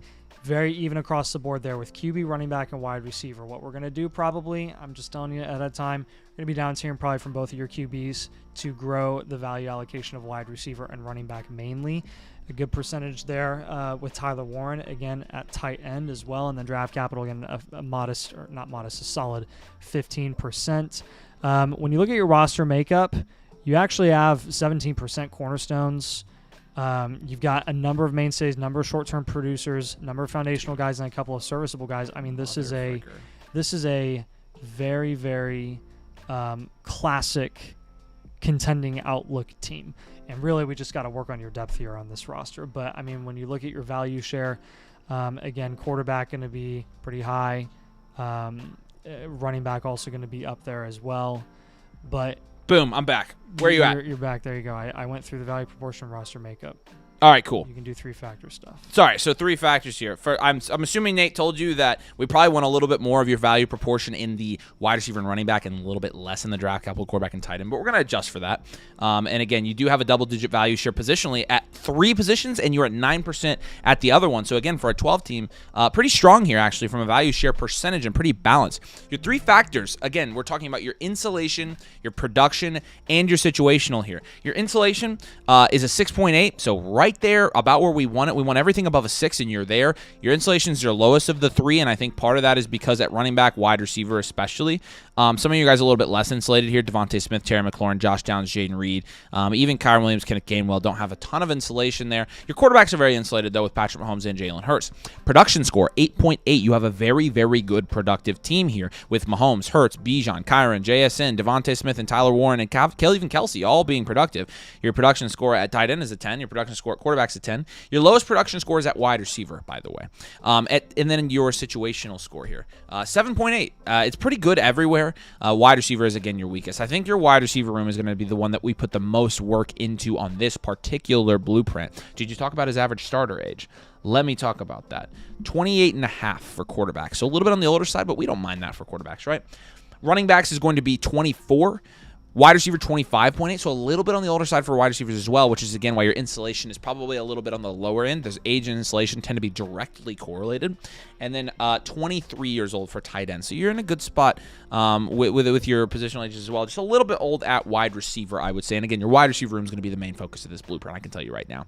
But we've got, third here in our power ranking, so you're in a good spot. And your roster makeup, okay? So this is talking about your different player categorizations, things like that. You've got 4 cornerstone assets on this team, which is fantastic, and a foundational. You hit that 5 to 7 threshold for a combination of cornerstone and foundational pieces that we like to see. You follow that up with 2 mainstays and 2 short-term productions. Your short-term production is being Terry McLaurin and Travis Kelce. Your mainstays being Devontae Smith and Kyron Williams. Overall, your cornerstone is the highest after your Jags, and then your mainstays are next, and then you, of course, only have 1 foundational here. But we're going to look at probably solidifying this wide receiver room and maybe, just maybe, filling this whole team out with a little bit more depth altogether. Pretty top-heavy here with 4 cornerstones and then only 1 foundational, and like I mentioned, 2 mainstays. Really no upside shots on this team as well, and that might be something we look at and try to get some of these Jags into upside shots just to make sure that we're taking shots on guys that could end up breaking out in Dynasty Fantasy Football. Overall, though, again, with your value share, much higher than your production share, we're just going to get the production up. We're going to do that with some down tiers, and Nate's going to start with some of those moves right now.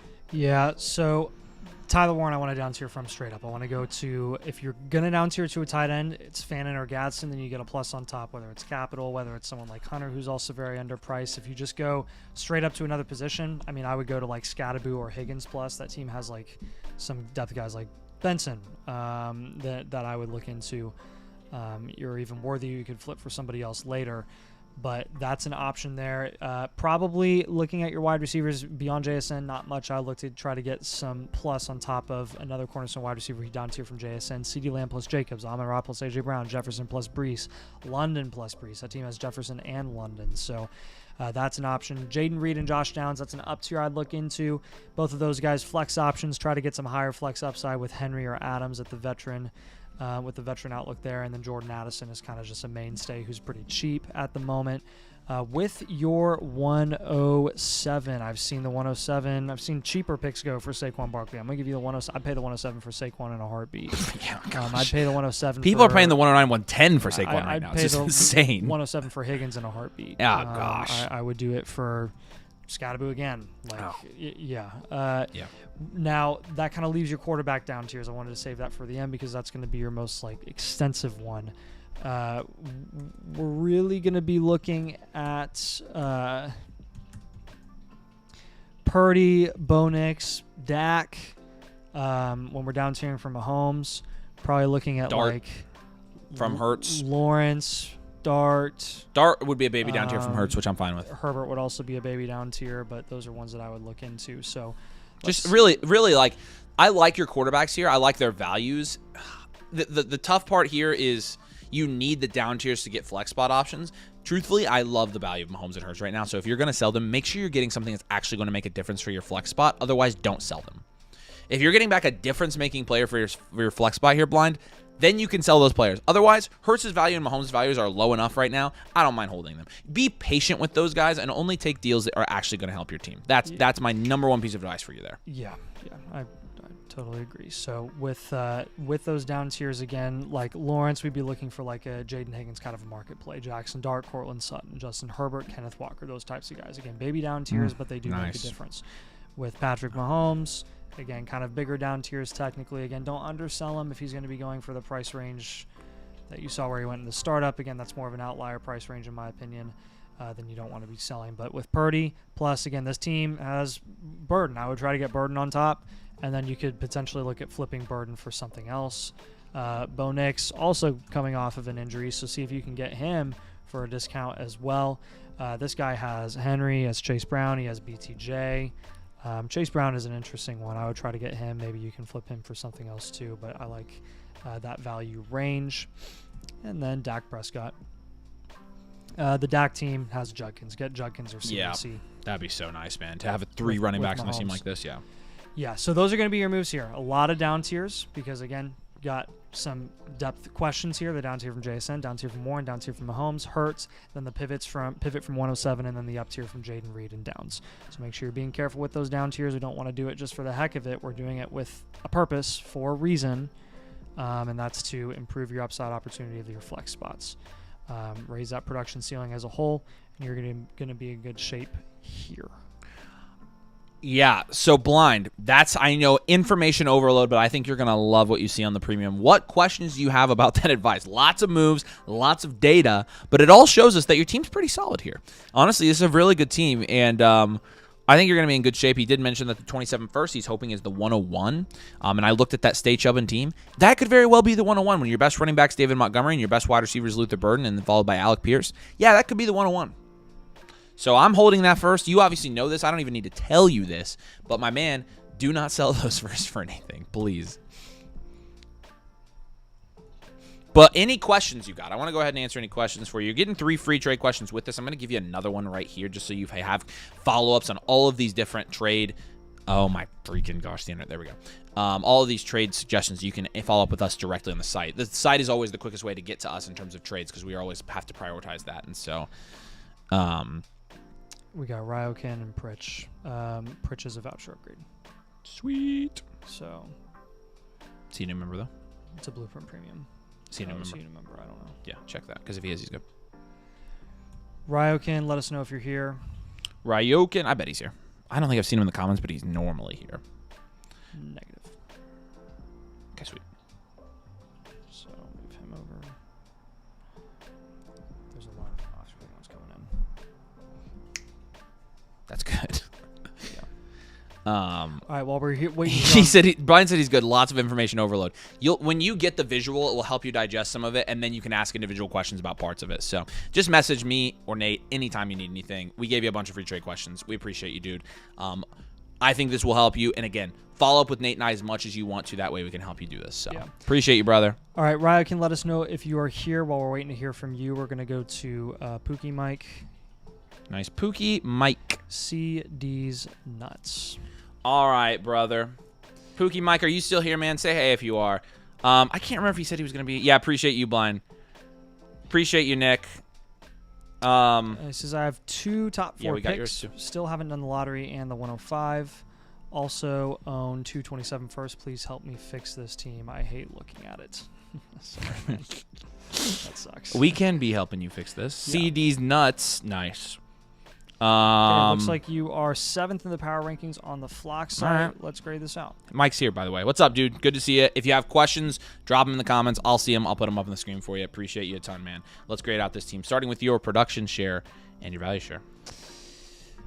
All right, production share is going to be 8.1%, which is 9th in your league. Value share is 9%, which is 6th in your league. Baker Mayfield, CJ Stroud, Samuel Darnold is going to be a 6 at QB. Solid 6, honestly. It's almost a 7. Not bad. Jahmyr Gibbs, Harvey, Charbonnet. That will also be a 6, Yeah. almost a 7, not bad. Marv, Yep. Hunter, Addison, Pearsall is a 5. Yeah. And then Hawkinson is a 2. How do your 26 first look? You said you have the you have 2 of the top 4 picks. Still haven't done the lottery, and then you have the 105. That's pretty nice, dude. And your team's not bad here, bro. No, it's not. We gonna go future value here on this team. Draft capital grade is gonna be like a 9. Yeah, it's a high draft capital grade, but a lot of draft capital value is this year is the thing. Yeah, I know. We're flexing Like Charbonnet, Addison, and Pearsall. Pearsall, shit. Yeah, let's just go 1 year. Let's give him some buffer. We're gonna give you some buffer here and go 1 year reload. Because those are your dude. flexes, and then your solid starters are Marv, Hunter, and Harvey. What's overall here? Overall grade's gonna be 5.6. Yeah, this is standard. 1 year reload, well rounded here. Yeah, this one's really close, man. Yeah, so you're close, and here's what I'm gonna say to you, like just right off the rip here. If you make enough moves where you get value wins here, I think you could contend. But I think the most comfortable thing to do with you only having, I think, 1 cornerstone asset here, plus, maybe having another one with a top 4 pick, depending on which picks you get, that's kind of a big indicator as well. I don't want to down tier from everybody here because you're not in a hard rebuild. I think the best thing to do is see what Marv, Hunter, Addison do, see what Harvey does, maybe move off a couple of those guys, get some upside shots, and then Stroud. And then let's see for next year. So yeah, no, I think we're going to start with quarterback as well. We kind of want to get out on the middling quarterback value, and so I think that's going to be a big part of this for us. But yeah, we're going to give you a 1 year reload. Again, you could end up contending this year, but we're going to call it safe. We're going to play it conservative, and we're going to give you a 1 year reload. So yeah, so with Stroud, when we pivot off of him, we're gonna try to go for like a Brees, a Judkins, or a high end. You can try for an Olave, depending on how he's priced in your league. Is Stroud still priced that high? Yeah. What in the world, dude? Yeah, it's ridiculous. I mean, heck, I'd rather have Bucky and Rome. I'd rather have BTJ. Oh my, that's not even debatable. Like, I'd try BTJ. Did he really go that high in the startup tonight? I will fact check that. I don't know. Okay. Then the 105. When we are looking to shop the 105, I don't know how much stock you want to put into this. He went in the 7th round tonight. How much stock you want to put into Mahomes going in the 4th? He's been going in the 3rd. That was the craziest startup I've seen all day, or all I know. Season, I just think I don't know. It just depends on the league with Stroud. So I would just give him a low end target as well, just in case. Yeah, I did. Okay, cool. So yeah, I'll also be looking to up tier from Pearsall and Downs. Try to get up to like Walker. Javonte, Etienne. Yes. Just off-season market plays. Yeah, Pearsall is a hard sell for us. And then with the 105, that's kind of a mid-ish first. James Cook, we've seen go for the 105. That would be kind of like the high end. Rome, I would take Rome over the 105 personally. Yeah, I would too. We've had that discussion a lot recently, and I just would. Yeah. And then he already has Marv, doesn't he? He does have Marv. He has Marv, Travis Hunter, and Jordan Addison as his top 3 wide receivers there. So yeah. See if you can move the 105 for Olave too. Yeah, MJ Jolly. I saw that too, man. Like, I don't know what his real value is. It's kind of hard to tell. So. Yeah. So those are going to be your 3 moves. The up tier from Pearsall and Downs, the pivot from the 105, and the pivot from Stroud. The reason we're having you pivot from the 105 is you already have 2 top 4 picks. And remember, we don't want to use all of our picks just to fill all of our holes and all of our needs. We want to use them to build value wins. Right. And to kind of spread it out between like, hey, you can take a shot on a rookie, or you can use that rookie pick to get a guy that's, a veteran with value upside. Yep. So keep that in mind when you're making these moves. Look, if you want to get rookie picks at a discount from contenders in your league, go for it. Like future picks, 27 picks from contenders in your league who think they're contending but actually might not in 2026. And that could end up being earlier than they expect. Like, I would go for that. And don't be afraid to get productive vets at a discount before they gain value closer to the season. Hence why we have you targeting Walker, Javonte, and Etienne. So does that make sense for you, man? All right, yeah. Mike, I want to just go ahead and what questions do you have on this? Let's go ahead and answer any questions you've got now. I'm going to give you a free trade question, of course, but I want to make sure if you have questions, we just answer them right here on the stream. So drop any in the comments right now. We can put them up. But overall, again, I mean, I think you're right on the verge. Like, it's a reload. We're being conservative. You could end up contending. Hopefully this kind of matches how you feel about it. I hope you get the 101 and the 102 because that would really speed things up here. But the lottery system is, you're at the mercy of that. I haven't seen Ryokin tonight. I don't know if he's on. I'm just going to move him over. Hanko, are you here? Insab, are you here? I think Nick I saw. Hanko, I want to make sure you're here as well. Boop-a-doop, boop-a-doop, boom. Yes, thanks. Didn't know if I should make a move at tight end or not since it's a tight end premium. From Mike. Did you end up giving him a tight end target there? Because he's got Hawk, Ingram. Well, you're a reload. So here's the thing. You're a reload. It doesn't matter. Yeah, so we'll fill that out next summer. If you end up contending midseason, what you'll do is you'll pick up like equivalent to this year's like Juwan Johnson or Hunter Henry and plug and play there. But nope, since you're reloading, we're good with that. So we're good rolling. So Hanko's here. Nick is here. Perfect. Or use the 105 for Sadiq. I wouldn't necessarily like lock that in because you might end up getting a wide receiver there that's going to have a ton of value. So both good options, but again, don't worry so much about positional value as you're reloading, and you don't actually have to field a lineup next year that's complete. So you can just have all your value in one position if you want to. So that's a good question, though. Yeah, and since you're reloading, yeah, we're not super worried about it at the moment. So all right, Hanko going to be up next here. Yeah, and Luke, I saw you got it sorted out. Appreciate you, man. Make sure you submit your new your voucher that you got with your membership, and we'll refund you the. So I'll tell Tommy to have him help you do that as well. So cool. All right, Hanko 6363 Hank's Tanks is the team name here. Looks like on the Flock site in a 10 team, you are 8th in the power rankings. But let's see what our production and value share say for this team. Right now, it looks like your production share. Ooh boy. Ooh boy. Ooh. Oh, Nathan's oohing. Here we go. 12.4%, which is 2nd in your league. Wow. 8.5% value share, which is 9th in your league. That's a crazy gap. What does that often mean when we see that? Aging value. Yeah. Baker Mayfield, Michael Penix, JJ McCarthy, Geno Rogers. It's funny. It's going to be a 3 at QB. Jency, Henderson, Saquon. Give you a 7 there. Yeah. Jefferson, A.J. Brown, DK, QJ, McLaurin, Diggs is going to be a 5. And then George Kittle is now like a 4 or 5. Sucks that George Kittle just did that. Suck. He has the 101. Draft capital's great here. Brother, you have the 101. You're yeah, you're contending here, man. Holy cow. He's got the 101 and the 110. Give you draft capital grade a 7 there just because you have those picks. Actually a 6 because you don't have picks next year. Bench grade, I'll give you a 2. He has Kamara too. This overall grade 5.2. This is an aging value. So he's rebuilding or reloading next year, but he doesn't have his pick. So that might change the calculus of things here. Do we drive this team to the ground before we give up? Like, because he does have Henderson and Genty and Jefferson and Love. So he has 4. He's a combination of 5 cornerstones and foundationals. We could call it a reload if you want. I don't. No. I don't. I think what I'm saying is I think we try to contend for 2 years since he doesn't have his 27. So standard value. Yeah, I think you go. Right. I think we go with standard value. Standard value is fine. Because that second year, I actually don't want to reload since you traded away your 27. I want to contend both years here with your value share. So what we're looking at here and why your team's an interesting diagnosis here is because your production share is 4% higher than your value share. Your value share is saying, help me, please, I'm going down. And your production share is saying, let's freaking do this. Let's contend. Yeah. And so, and they don't actually talk, but if they did, it'd sound like that. Yeah. So usually with this, we're like, okay, contend for 1 more year with your production share being this high and then reload. Since you don't have your first, yeah, we're going to tell you just contend.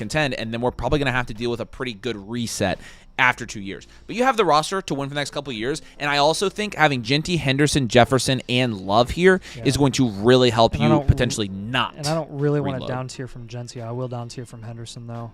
Yeah, I agree with that, yeah. What we're going to do here, excuse me. Wow.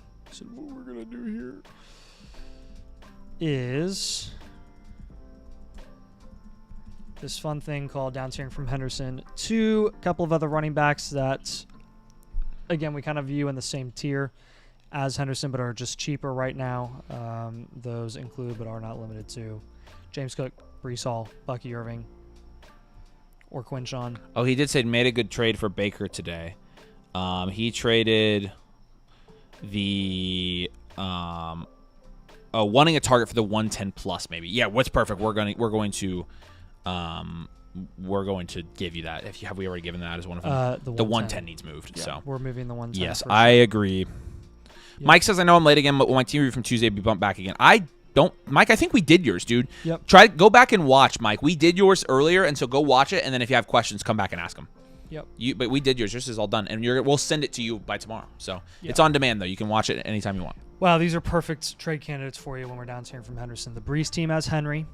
The Bucky team has Etienne. The James Cook team has he has Scatteroo. Like, even if he gives something back, I would get it done. He also has Harvey. He also has Devonta Smith. There are some interesting wide receivers there that you could get pluses on top to get some extra wide receiver help. But honestly, I don't mind you just flexing running backs in this scenario.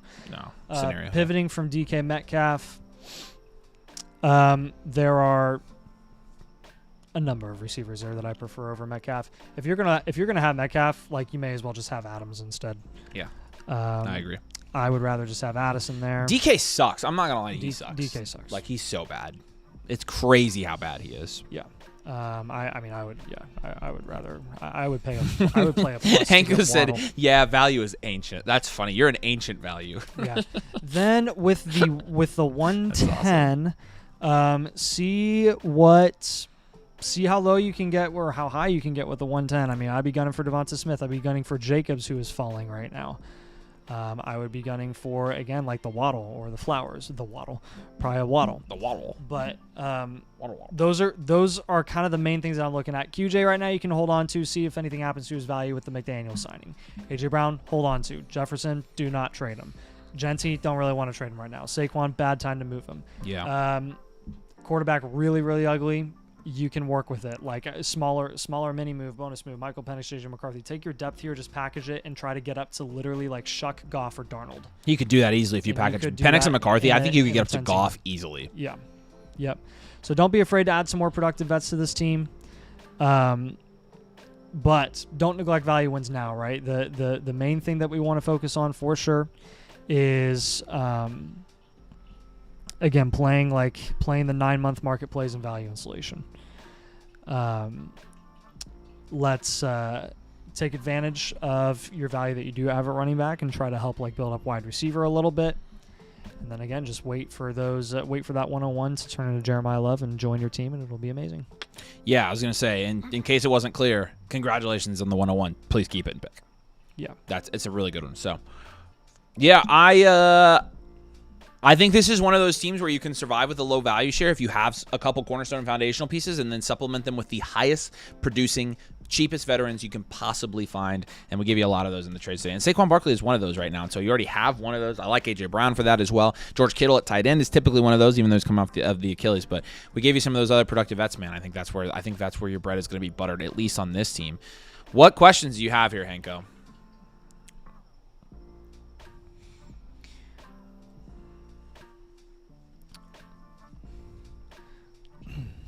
We appreciate you, dude. And I'm going to give you a trade voucher here. Type any questions you have. We'll wait, and I'll make sure we get anything answered. Give you another trade voucher here, though. Sorry for the wait tonight. A little bit longer, but we're glad we got to you. We appreciate you, man. And, yeah, we'll be good to go. It's freaking voucher. Come on. All right, just give me a minute. He says he's good. All right, thanks, man. We appreciate you. Yeah, anything you need, just let us know. We'll be around for follow-ups and things like that, so. All right, Luke. Tom, Luke needs to resubmit his as a voucher, I think, unless he already has, and I'm just not seeing it yet. Because, of course, my computer is... I'm not seeing it either. Being dumb. NSAB is up next. Bing Bong's Ballers. Yeah, give me a minute. Motherfricka. Yeah. All right, we're going to wait for the Flock site to load on averysslowwifi.com. Next stream, we'll be back in the studio where I have gigabit internet. So, but this drives me nuts. I don't have the patience for this. I'll still give you a trade question here, Hanko. It's freezing out on me. Frick. Come on. Oh, man. This team is so good. Wow, that actually worked. Oh, this team is so good. Oh, I'm excited for this one then. This team is so There we go. Hanko, good. Trade question for you, buddy. Appreciate you. Boom. Now we're putting this back up. Thanks, guys, for being patient. My computer's being so slow tonight. It's ridiculous. Let's do this. Oh, yeah, Dart trade I sent earlier. Dart for Barkley, Terry, and the 110. Ew. Yeah, you did send that earlier, and it's got to be Dart there. Yeah, try. I would still do that. I'd still do that. If you make that trade, come back and get some more trade suggestions from me in my DMs. Okay. All right. Insab is going to be up next. This is the good team. Bing Bong's Ballers. Bing Bong, Bing Bong, Bing Bong. He's currently trying to downtier from Allen Bowers. Not sure where to go to or who to go for. Have some tentative talks happening. Well, let's give you some ideas. Oh, Great very team. nice. I like this team. Yeah, let's boot scoot and boogie on this one. That's a good team. Nate, what's his production share and value share on this one? Production share is 8.7%, which is fifth. That's not value that's share not is surprising. 14%. Good Lord. Which is first. Yeah. All right. We know again. This is a 1 look QB. at the gap. We know what to do with this team. Yeah, this is a 1 QB. Josh Allen 10. Yep. Jacobs Javante is really like a 4. Yep. Chase Amon-Ra London Olave is a 10. And Bowers is a 10. You also have the 101, which is and you know 27 first, so I'll give you an 8 there. Wow. Grade here 8.4. Wow. I think we give him elite value. I mean, with the 101 and how many first rounds? 1, 2, 3, 4. That's 1, 2, 5, 3, 4, 6. 5, 6 cornerstones. In a 12 team. Yeah. Yeah. I'm good with that. Let's give him an elite value. Congratulations, your first elite value in a while here, bub. Appreciate you, Nick. If you're here, I know you're here, Nick, actually. Just drop any questions or comments you have during the review. This is an elite value, and I would say I'm going to give you well-rounded. You have a tight end. You have a quarterback. You have wide receivers. You really just don't have running back. So we'll say well-rounded. You could be a wide receiver factory theoretically, but definitely contending. And with a 14% value share in a 12-team league, that's right there on the bottom in threshold of getting an elite value team. We're going to give it to you. Congratulations. You're a special dude, my friend. The 27 first I have also has a high chance of being the 101. So I think even it will be the one. That team is awful. So we're looking at another. Oh my 101. gosh. Yeah, that's yeah. Oh, that's icky. Yeah. Okay. Well, yeah. No, you're that even further solidifies your elite value status. So very good. At this point, with the trades that you're making, with the trades that I have you making, I would just have you keep playing the market and get the best possible running backs that you can remaining on this team. So basically, Allen, you have Jordan Love. You said you were in talks to move Allen, looking to potentially down tier from him. If you're going to move Allen, I'll give you that as an option. We're not going to down tier from him in a 1 QB. We're going to move him for Hampton, Achane, or Genty, straight up. When we're going to get an elite running back to pair with Jeremiah Love, and it's going to be beautiful. And then what you can do later after that is just get like a cheaper rushing QB, like a Hurts or a Dart in a 1 QB. They're a lot cheaper. Drake London and Gadsden, I would up tier from both of them. Get like Lamb, Gibbs, or Puka. Again, get as high as you possibly can. And then another up-tier option instead would be like Gadsden and Olave, where you would essentially get like the lower end of that awesomeness. So like it's a good spot to be in. Yeah, I would be aggressive. You're going to have a window of like Henderson to Jefferson, depending on where Jefferson is being priced in your league. You're going to have like, golly, you can play the market with Tet, see if someone's big on him. You could even flip him. So again, like we're just trying to get the best players possible on this roster. And I think you can do it. With the number of these up tiers, you built this very, very well. With the 101 coming up here, I would be aggressive, like getting the best players at every position, winning your league. You absolutely have the value to comfortably take on some volatile assets. Yeah. With the productive vets, like don't be afraid to pay the price for highly productive vets. Adams, CMC, find a way to get them on this team. You know, get them included in these types of moves, these types of deals. So. Very straightforward as an elite value team. Like these are so fun to review because you basically have the freedom to do whatever you want. Do whatever, dude. You're rich. You're dynasty rich, dude. You are dynasty rich. You're white girl rich. Yep. Is muy bien. Yeah, it's awesome. Do you have questions on those moves? The pivot from Allen, the up tier from London and Gadsden, the up tier from Olave and Gadsden, like just different ideas there. I know you said you were looking into potentially moving Bowers. I'm not moving Bowers on this team. Yeah, I don't really want to do it. Nope, I think you're fine. I think you can hold here. So if you do, My favorite move right now, Loveland Plus. Yep. I like trading for Loveland at his current price because I think he could go up. All right, Nick, what questions you got, bub? I'll give you a free trade question here. We're going to knock out Steely. If you're still here, I'm going to save yours for Tuesday. We'll knock out Ciarda real quick because Carter's been here the whole time. Can you give me some more ideas for the Allen down tier? Which ones did you give him already? Yeah, I'm not having you down tier from Allen. I'm having you move him straight up for another cornerstone player at a different position. So Hampton, Achane, and Genty. Get one of those, and you should be able to. He says the Loveland owner has Genty and doesn't want to stack Raiders. Ooh. Oh, okay. Well, don't. Bowers. Yeah, I don't want you to then move it's Bowers. Fine. Then it's fine. You can hold Bowers. I was just saying, like, that's the move. I'm like, oh, I'm kind of interested in that. Yeah, I would hold but Bowers. Outside of that, not a ton we can do there. So no, I'm good with both of those. Again, I don't think you have an elite value team. You don't need to move those guys. Yeah, those are the difference makers at your onesie positions that we actually kind of need to maintain there. So, again, Luke, make sure that you resubmit your team with the voucher that you got. Yep. I'm still not seeing that yet. Tommy, help him do that. All right. And I am trying to. There we go. Nick, if you have any more questions, just drop them in the chat. I said Olave and Gadsden, what do you think I could get there, running back or wide receiver? I've got kind of a range for you there. Yeah. But, again, I mentioned these are all going to be on the blueprint for you, all of the moves and all the targets. But Henderson, Hampton, Jefferson, I would be aggressive. See how high you can get.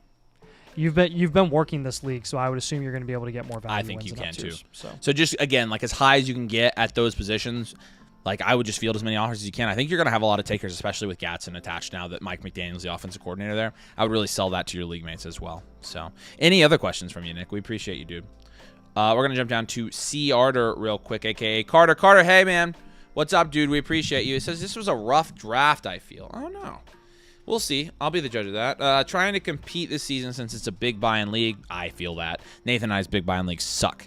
Currently have an offer in to send Lamb for London and Judkins. That's a good deal. That's a deal. Like you take that right now. Yeah, we like that a lot. Washed by the Lamb. You're fifth in your league in value according to the Flock. I'm gonna plug you in here, but this is straight out of a startup, right? Tell me in the comments, Carter. Yeah, this is straight out of a startup, right? He said, and Nick said, if I'm able to trade Allen straight up, what do you think I should do at QB then on that team with Allen and Bowers?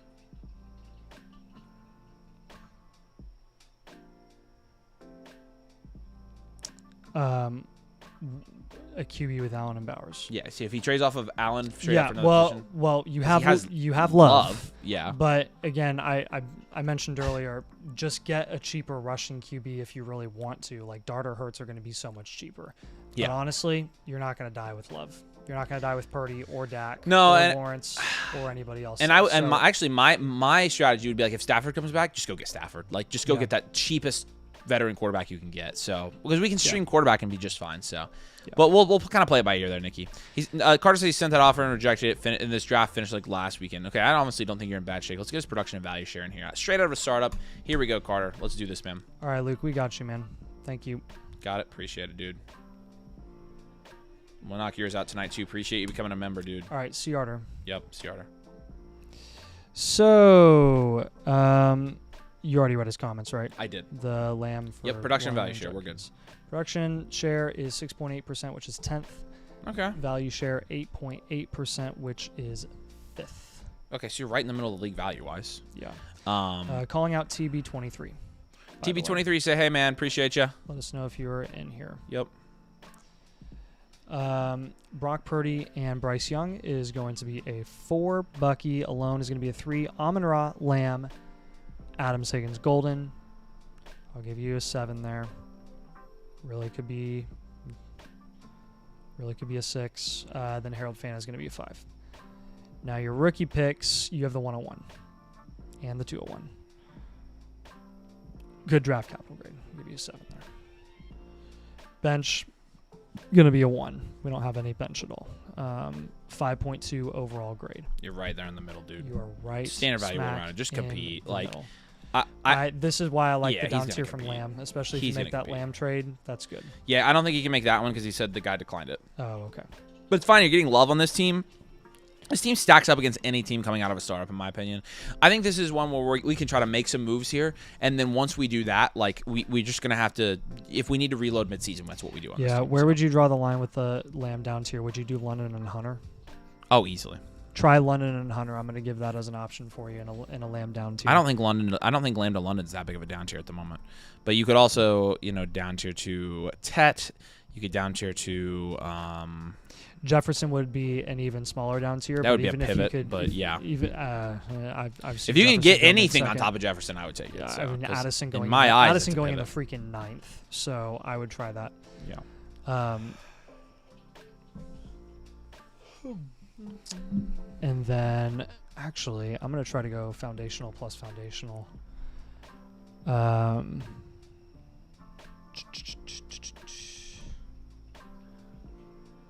Try the Pickens team. See if you can get a plus on top there. Yeah, Pickens a BTJ, Pickens and Scottaboo plus something. Don't move Amon-Ra. I'm going to have you hold on to Amon-Ra. We're going to take Golden. Golden still has enough value where you can get a productive guy in exchange for him. I would look for Wandell. Yeah. I would rather have Alec Pierce. Honestly, have we given him a trade with the 201 yet? No. We'll take Golden and the 201. Yeah, we're going to package those two together for a little bit of a better player there. Yeah, so that... Beautiful. At that point, we would be going for... What, Carter, was this a domain league or was it a not a domain league? Walker, Javonte, Etienne. Or maybe even higher, honestly. If you get higher, that'd be awesome. Then your third move here is probably going to be this is where I would down tier from Bucky Irving. I would try to get Kyron plus, Scatterboo plus, Saquon plus. What? I accidentally had it on full screen. I wasn't showing my teams. Oh. I switched it now. Sorry about that, dude. See what plus you could get on top of Saquon, depending on, again, what the value gap is between both of those guys. Even if you can get like a... oh, gosh, if you could get Darnold on top, that would be amazing. Yes, it would. Because Bryce Young right now is your QB2, and I don't super duper trust that. The Kyron team has Wandell. I would try to get Wandell. And then the Scatterboo team, I'm literally like, my bladder's about to burst. You can pee anytime. No, I can't. See if you can get a pick on top of Scatterboo, and then just flip that pick. Yeah, I agree. Try to flip the pick. So those are your two down tiers, and then that up tier from Golden and the 201. So the down tier from Bucky, down tier from Lamb, up tier from Golden, and the 201. Make sure that, again, try to insulate QB, but don't break the bank for a premier option. Rebuilds and reloads, your most likely trade partners when looking to up tier. They're going to be the ones interested in the 201 most likely. Yeah. Feel free to get productive vets at a discount before they gain value closer to the season. Fannin is a good tight end to hold on to right now. I'm fine with you sticking with HN or neighbors straight up for Allen and that one QB from Nick? Yes. Yes. Good gosh. Yes. That's exactly why we have teams like that move off of a top QB.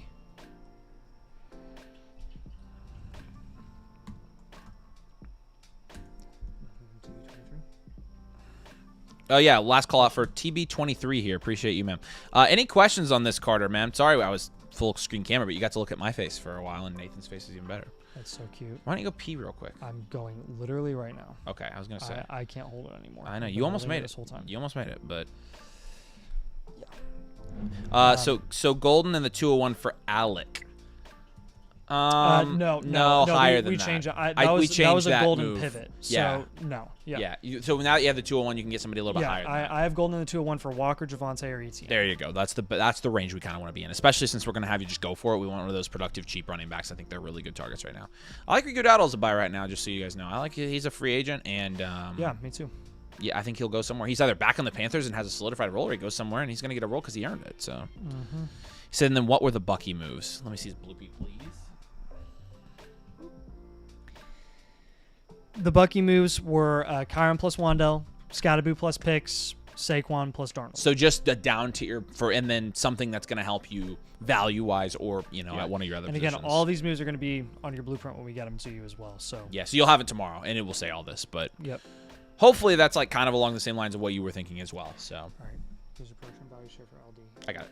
Get going. Okay. All right. Okay, Nate's got to go PP. He can't even walk. What?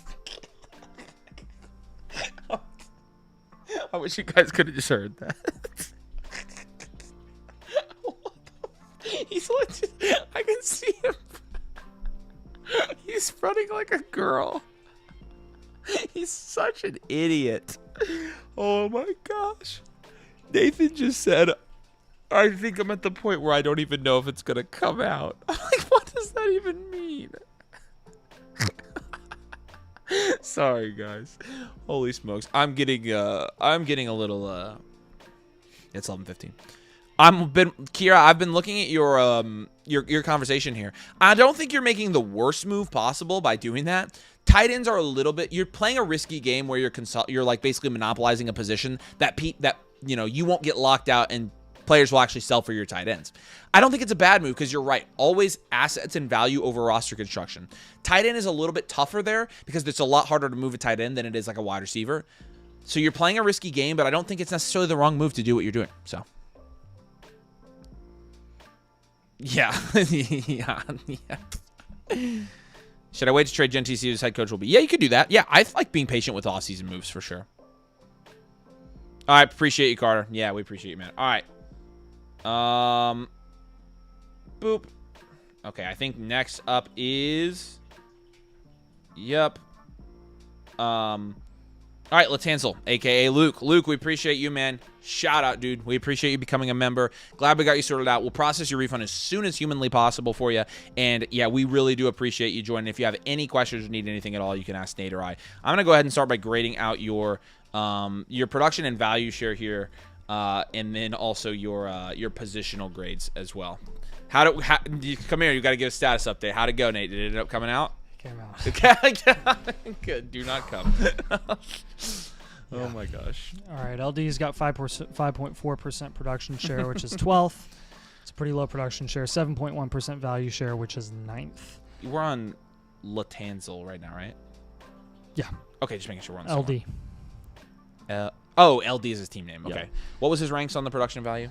5.4, which is 12th and 12th 9th. and 9th. Okay, wow. Sam Darnold and helps. Cam Ward and Penix is going to be a 3 at QB. Genty alone is going to be a 4. Yep. Marv, BTJ, Worthy is going to be a... Man, what is that? Even a 4 at this point. Loveland, an 8. Yep. 26 first. You have the 101 and the 103. No first in 2027. Give you a 6 there. Bench is going to be a 1. Yeah, we're gonna go hard rebuild player deficient here on this team. Yeah, I'm glad you submitted this one, man. This is a good one for us to look at, and honestly, one I think we can help you a lot with here. Go 2-year rebuild for you here. I think you kind of know that you're a little hurting for value a little bit, and so we're gonna try to nothing. We're gonna try to get you in a little bit of a better situation here. So, yeah, it was quick, wasn't it? Hall of Fame log pincher Nathan Schmidt. There you go. That's a good one. Man, I started like feeling sick because I had to pee so bad. Nick says, this is the one QB. Would you do Allen in London for Puka? I don't think I would do that one. No. I think it's too much. Yeah.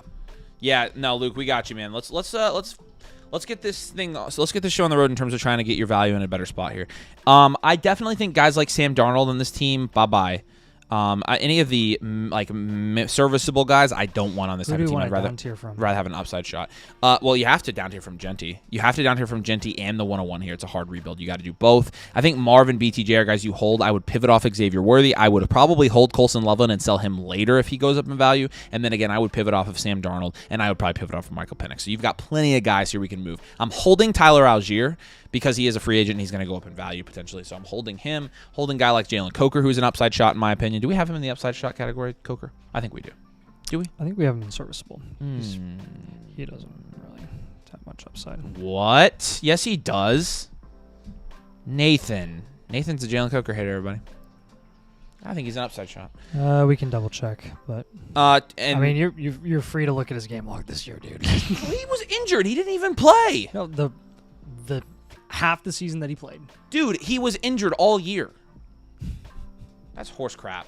I'm not taking the Jalen Cooker hate. He was fine when he played. Pretty sure I have him in serviceable, which is fine. Serviceable is a good tier. Well, he's kind of an upside shot. But yeah, I mean, I think those are the main things. I'm kind of categorizing these assets here, and I've got kind of the ones. He also has the 103. I think upside shot is like the tier of guys that are capable of like getting up to foundational. Like, I don't think that's true for all of them, based on what I've seen. okay. I don't think that applies. I think it applies to most of them. I think you should target upside shots that have the foundational upside, but. Okay, so down tier from the 101, down tier from Gency, and then our third move. Are we moving Loveland for a wide receiver or running back?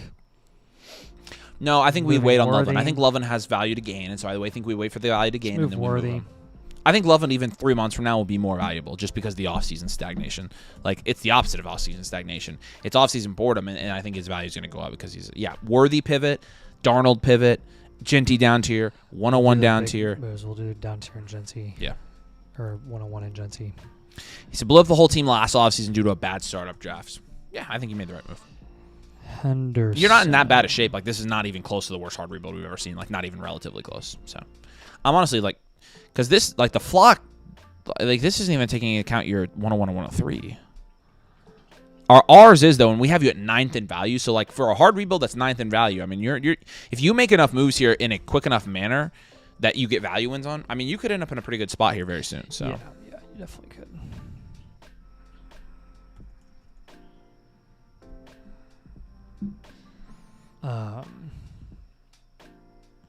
The Henderson and Judkins team has Henderson and Judkins, so that's an option for you.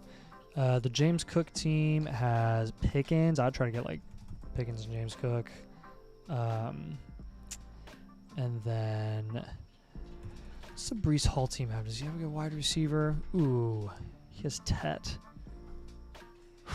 You might have to do like Tet and Jacobs there if you're down tiering from. Which one's more valuable right now, Gency or the 101? Often the 101, right? Yep. All right, let's try Tet and Jacobs. And then we can try. There's not really a good plus with Breece. Marvin BTJ.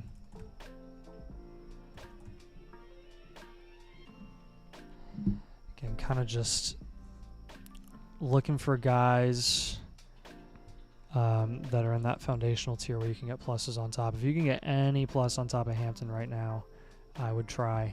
I'd try like Hampton and Kraft, just use it 7th round prices. Hampton and 27 picks.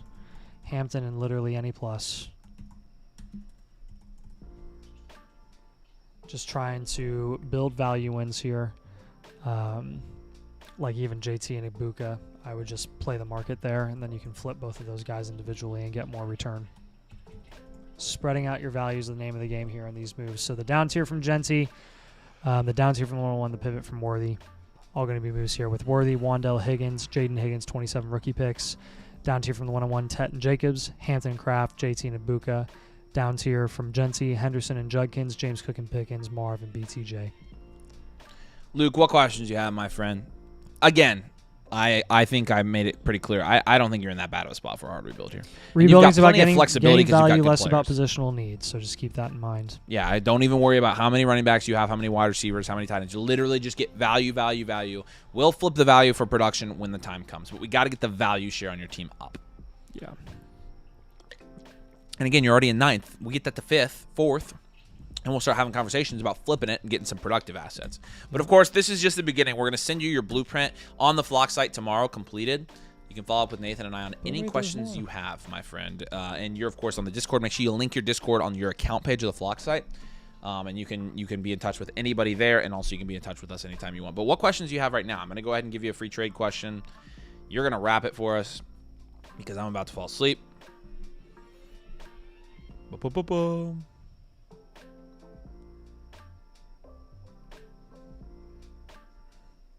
You can do whatever you want, David, but it's wraps for tonight.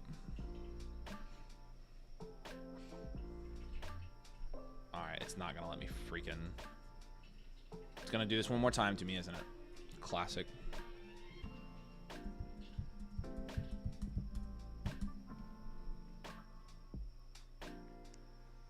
Okay, well, I'll give you your other free trade question here, Luke. I figured you were kidding. All right. Shout out to the Wi-Fi here. Next time, what would you do specifically for a Darnold trade, he said. Did we give him that one on the blueprint? The Darnold one, or was that one we left off? And would that help at all? I think it would, just because he's like a serviceable guy that I think we want to get to an upside shot. I would just trade him for an upside shot player. Like, that's really what I'm trying to do there. And so, just shop him and see what a contender will pay. It honestly might be mid-season you sell him next year. So, be patient with him, but I just like moving him for a younger upside shot guy. If that makes sense. So, thanks, Mike. We appreciate you. All right. Sweet. I love the internet here. All right, next time you see us, we'll be hopefully home. There's a snowstorm coming in. Hopefully we get in before the snowstorm. It looks like we will, by the way. Looks like it's going to start at 8. We should be home at 7.